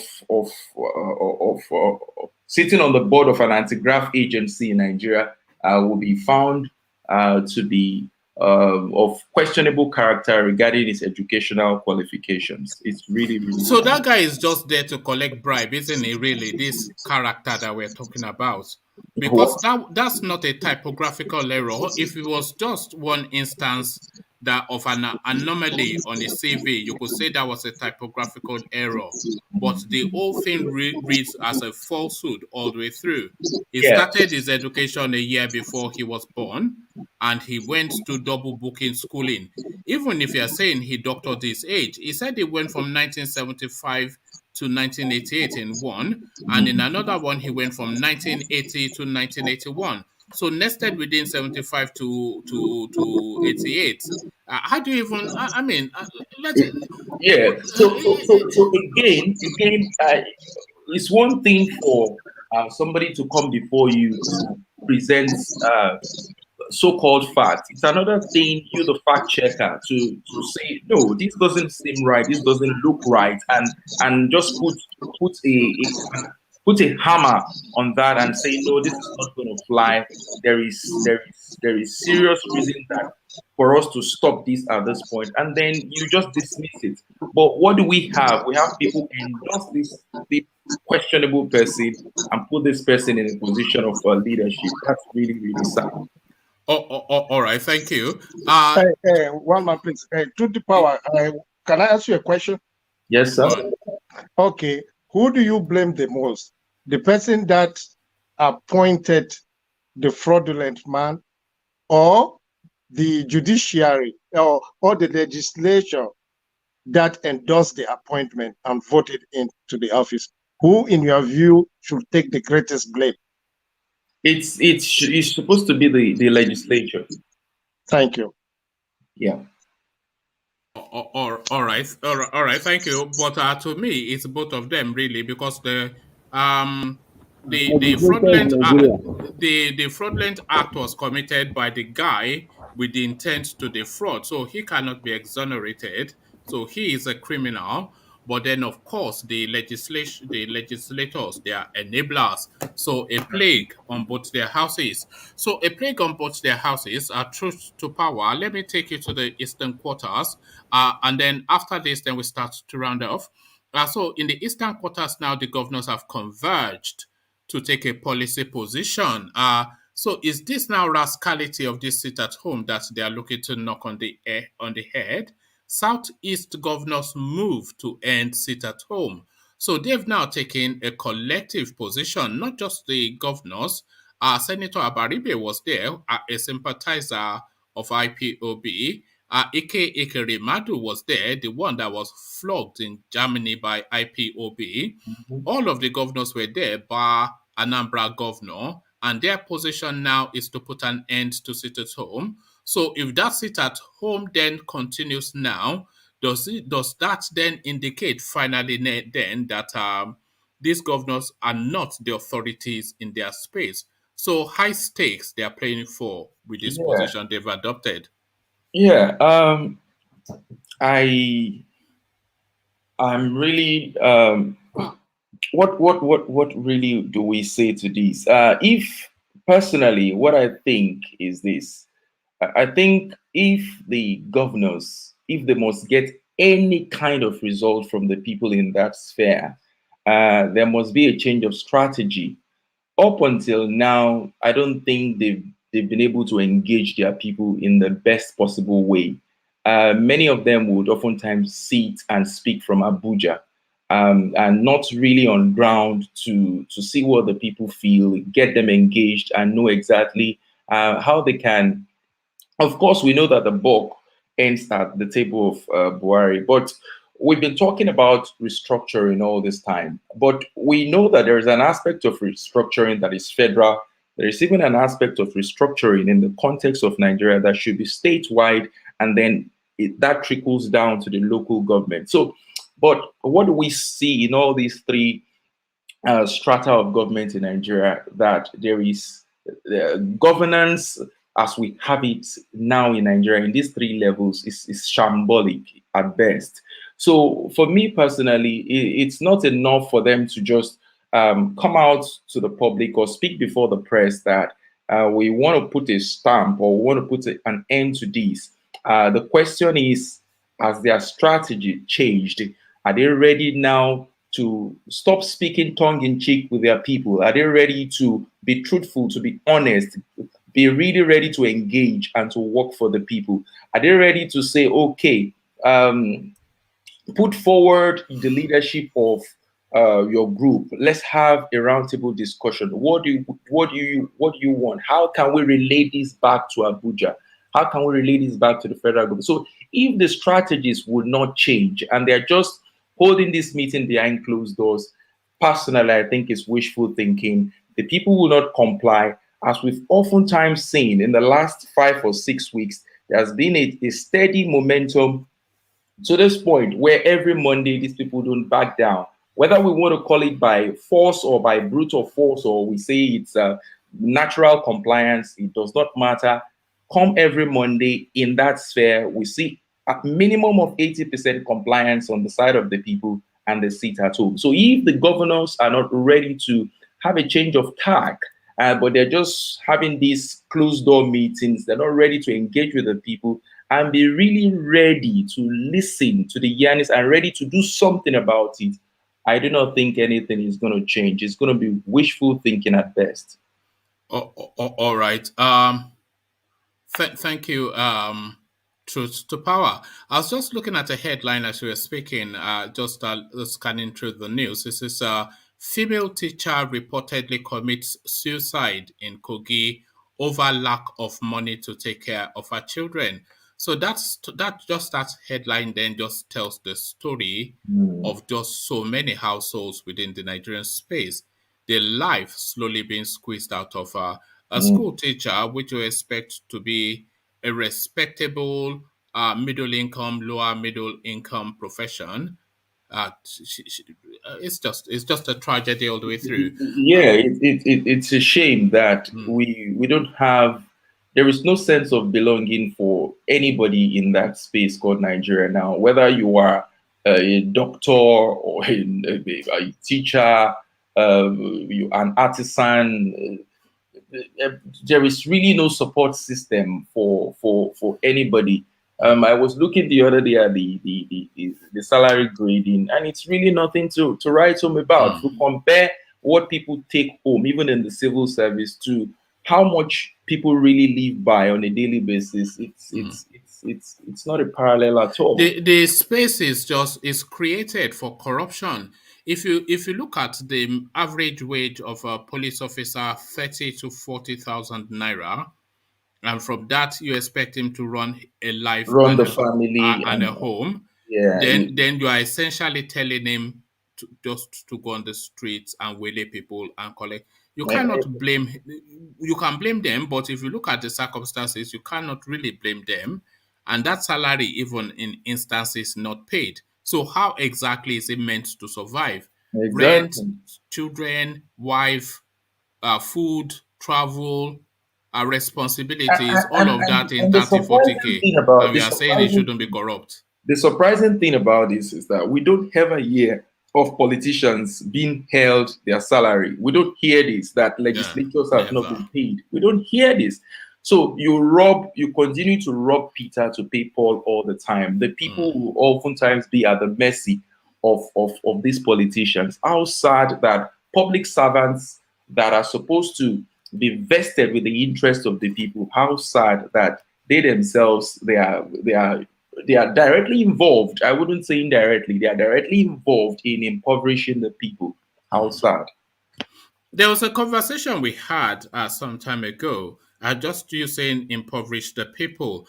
And a lot of people are saying they deliberately impoverish the people. But I was trying to argue that the impoverishment of the people is a consequence of their corruption rather than the actual intent of their purpose. So they are not set to impoverish the people, but it is that they are so greedy to steal so much, and there's not enough to steal and still serve the people.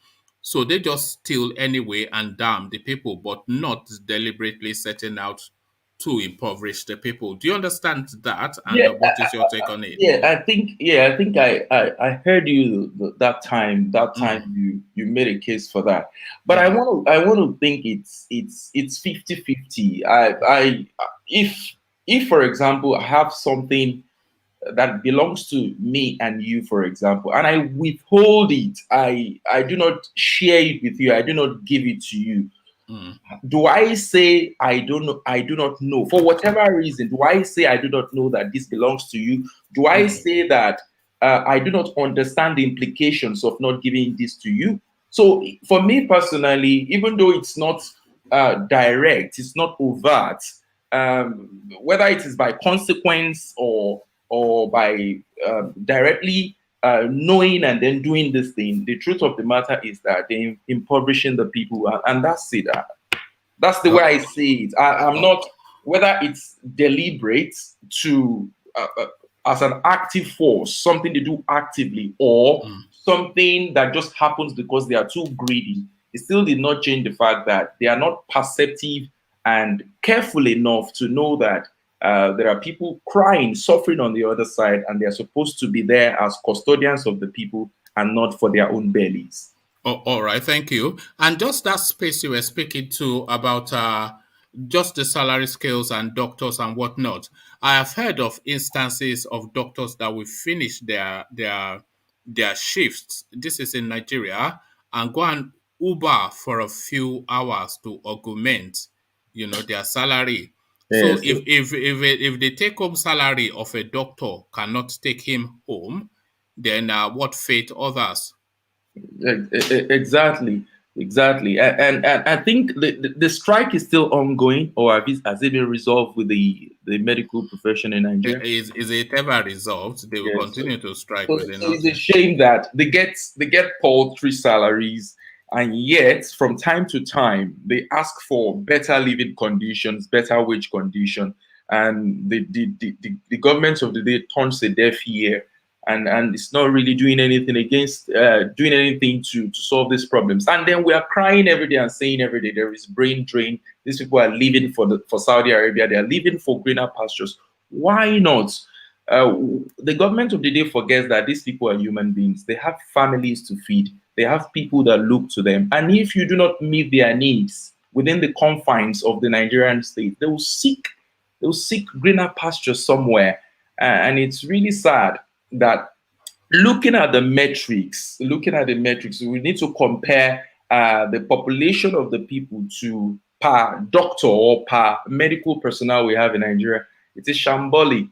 I think we'll have one of the worst in the world, even if it's not one of the worst in Africa, because the number of doctors are supposed to cater to a certain percentage of the population, and even the ones we have at the moment, we're losing them. So it's a shame. That matrix is appalling right across the board, because even in terms of policing, you have to have X amount of policing by X amount of people within the population. So I don't know what the ratio is.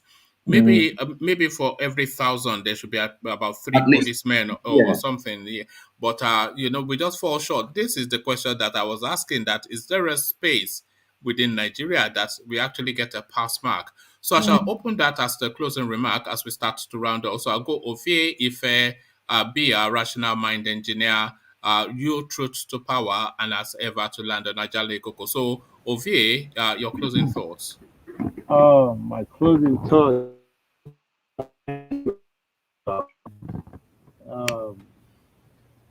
At the president, not you as well. And Atiku Abubakar is going for what, 6, 7 times. They haven't given up. We, after we try to gather our small power and muscle, support one candidate for one time, and the person lost, we just give us politics is rubbish, blah blah blah blah. No, it's a live game. It's continuous. Even after you are breathing, you can't give them space. Just keep going, keep pushing, keep getting involved until we get what we want. But if we just keep giving up, one day we'll give up. Come on, and say, man, Nigeria is this religion, that religion, that. Guess what? We are fueling their own their hunger to keep going. So we should all think about it. What is our role in making our own councillor? What is our role in making sure our ward chairman, whatever party, whatever is that, what is our role in that person? So if we don't get involved in that way, it's going to be hard. Start from the grassroots. The councillor supported me in the Edo election last year. I actually support grassroots mobilizers, not people who are contesting. Those who are mobilizing market women, youth to support their candidates. I support them. I pick posters for them instead of the candidate. I have my own way. That's just me. I'm not saying everybody should do that, but there's some way we can get involved. You don't have to be there physically to do something. It's our country. We ain't got another one. And me in particular, I don't get another one. Yes, I did America, but it's not mine. And it can never be mine. So on that, I say the ball is on stop on our court. Oh, all right. Nice. Thank you, Ovie, the superstar of the platform. All right. Thank you, Ovie. To you, Ife, the same set of rules. We need to change some unconscious bias that we have been trained with from childhood, maybe due to the ignorance of our parents or the system in general. A system where you create a hierarchical way of doing things or having some form of basic amenities, especially education, healthcare, gives rise to a generation that will also still want to have that mindset in wealth and access to things that should be free for the populace. Thus, the greed we are seeing now, and every politician today is an unconscious bias that has been inculcated in them from a young age. So we need to undo that system so that everybody will be able to have a fair and welcoming society. So that's the way I see it. Thank you. All right, thank you, Ife. Always a delight. A popular voice on the platform, Ife. Thank you, Ife. So from Ife, we go on to Bia. So Bia, you're up next. Have we lost Bia? I think we may well have lost Bia. So, engineer, are you with us? Engineer? Oh, all right. I think we've lost engineer as well. Rational Mind, are you with us? Yeah, I'm still here. Can you hear me? Oh yes. Thank Can you you. hear me? So yeah, we can. So your remarks. Yeah. Well, I think I said something about what Anthony was trying to do with regards to the phone. I think if we could go that route, like they said they were going to do, allowing parents and guardians to. No, we can't hear you now. Okay. But Hold on. thank you. Can you hear me now? Can you hear me? Yes.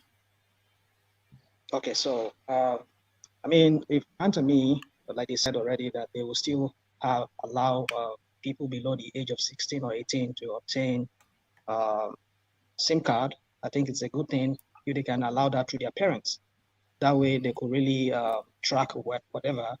If they lose the SIM, the parents or the guardian can always help them to retrieve it so that it doesn't get into the hands of the bandits. That is on that. I think that's a good way of allowing people, because we're talking about the technological age of knowledge, and people should be allowed to progress to improve themselves in this IT knowledge-based world.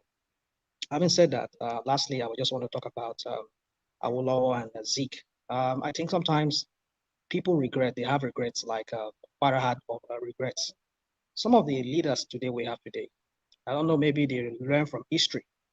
That is why I said one of these days when I have the time to be able to stay longer on this platform, I will try to bring some historical parallel to what we're currently facing in Nigeria. People don't learn from history. There's a way history has a way of repeating itself. And it's good for us to learn from history, because I believe some of us here, someday we might want to become leaders of political leaders, as the case may be. But let's learn from history. The present crop of leaders we have today in Nigeria, they are not learning. And then they fail to realize that what goes around comes around. Either their grandkids or great grandkids at some point will be victims as well. So they should learn, because what goes around comes around, even when they are long gone. Like in the case of Opara, he regretted, and then he wish he could have turned the hands of time, but he could not. So when you are there today, always remember, what goes around someday will come around. That's all I have to say. Oh, all right. Thank you, Rational Mind. So we attempt BI again and engineer to see if they are with us. So either of you, BI or engineer. Okay, it looks as though they may well have left us. So thank you, BI, and thank you, engineer. So to you then, truth to power. So yeah, truth to power to you. Thank you. Thank you so much, one man. You're doing a fantastic job. I'm just going to speak lastly to the issue of the Pantami issue and the mobile phone thing. I don't know. It's not, of course, in principle, it looks like it's a very good development in principle or in theory, but before now we've not seen how the measures is taken in the past has yielded anything positive. We didn't get to where we are today just by fluke. The issues built over time until it reached a head. And all along this, they've been doing different things, the NIN registration, trying to bring in different things at different times. Well, what have been the results, and how are we sure that this is really going to yield the right results? But what I'm going to say is that for me, it looks like there's so much dishonesty, not even telling themselves the truth. You say one thing, but there is not the willpower to really push hardest behind something to get the right results. So it's good in principle if they want people to, the adults to be able to monitor their words. It's not a bad thing, of course, it's good, especially given the situation, the insecurity situation in that space. But is it not going to be counterproductive? Is it going to do more harm than good? These are some of the things that should have been factored into the thinking process before this would have come out, and then they should have measured the pros and the cons to know exactly where it will tilt. But let's see whether results will come out of this, because if results come out, then the Englishman says the proof of the pudding is in the eating. So if we do get results and we see that people are brought to book, rogue elements, bandit elements, then we'll begin to say, oh, there is something to show for. Otherwise, it is just going to be one of those things that on paper looks good, looks great, but the willpower to push it through is not there, and therefore it falls foul of results. So I'm just going to drop it there. Thank you so much, one man. All right. God bless you and have a good night. And you too. Thank you, Truth to Power. So, Truth to Power, a voice now that the platform is delighting in. A voice that we've always delighted in. Ajan Lekoko, round it off for us. Ajan Lekoko, ladies and gentlemen. I haven't listened to the profile of Pantami being a computer expert. It looks to me that he is qualified for the job, that for the position that he occupies as a minister in Nigeria, but his personality haven't been tagged as a sympathizer of Boko Haram, sympathizer of Taliban. It's not good for any purpose. It's not good for that nation.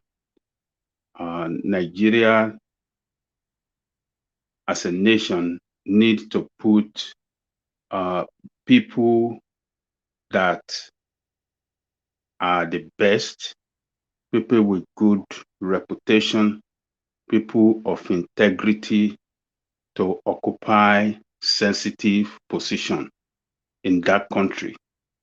Not person like Pantami that been identified as sympathizer of terrorist group.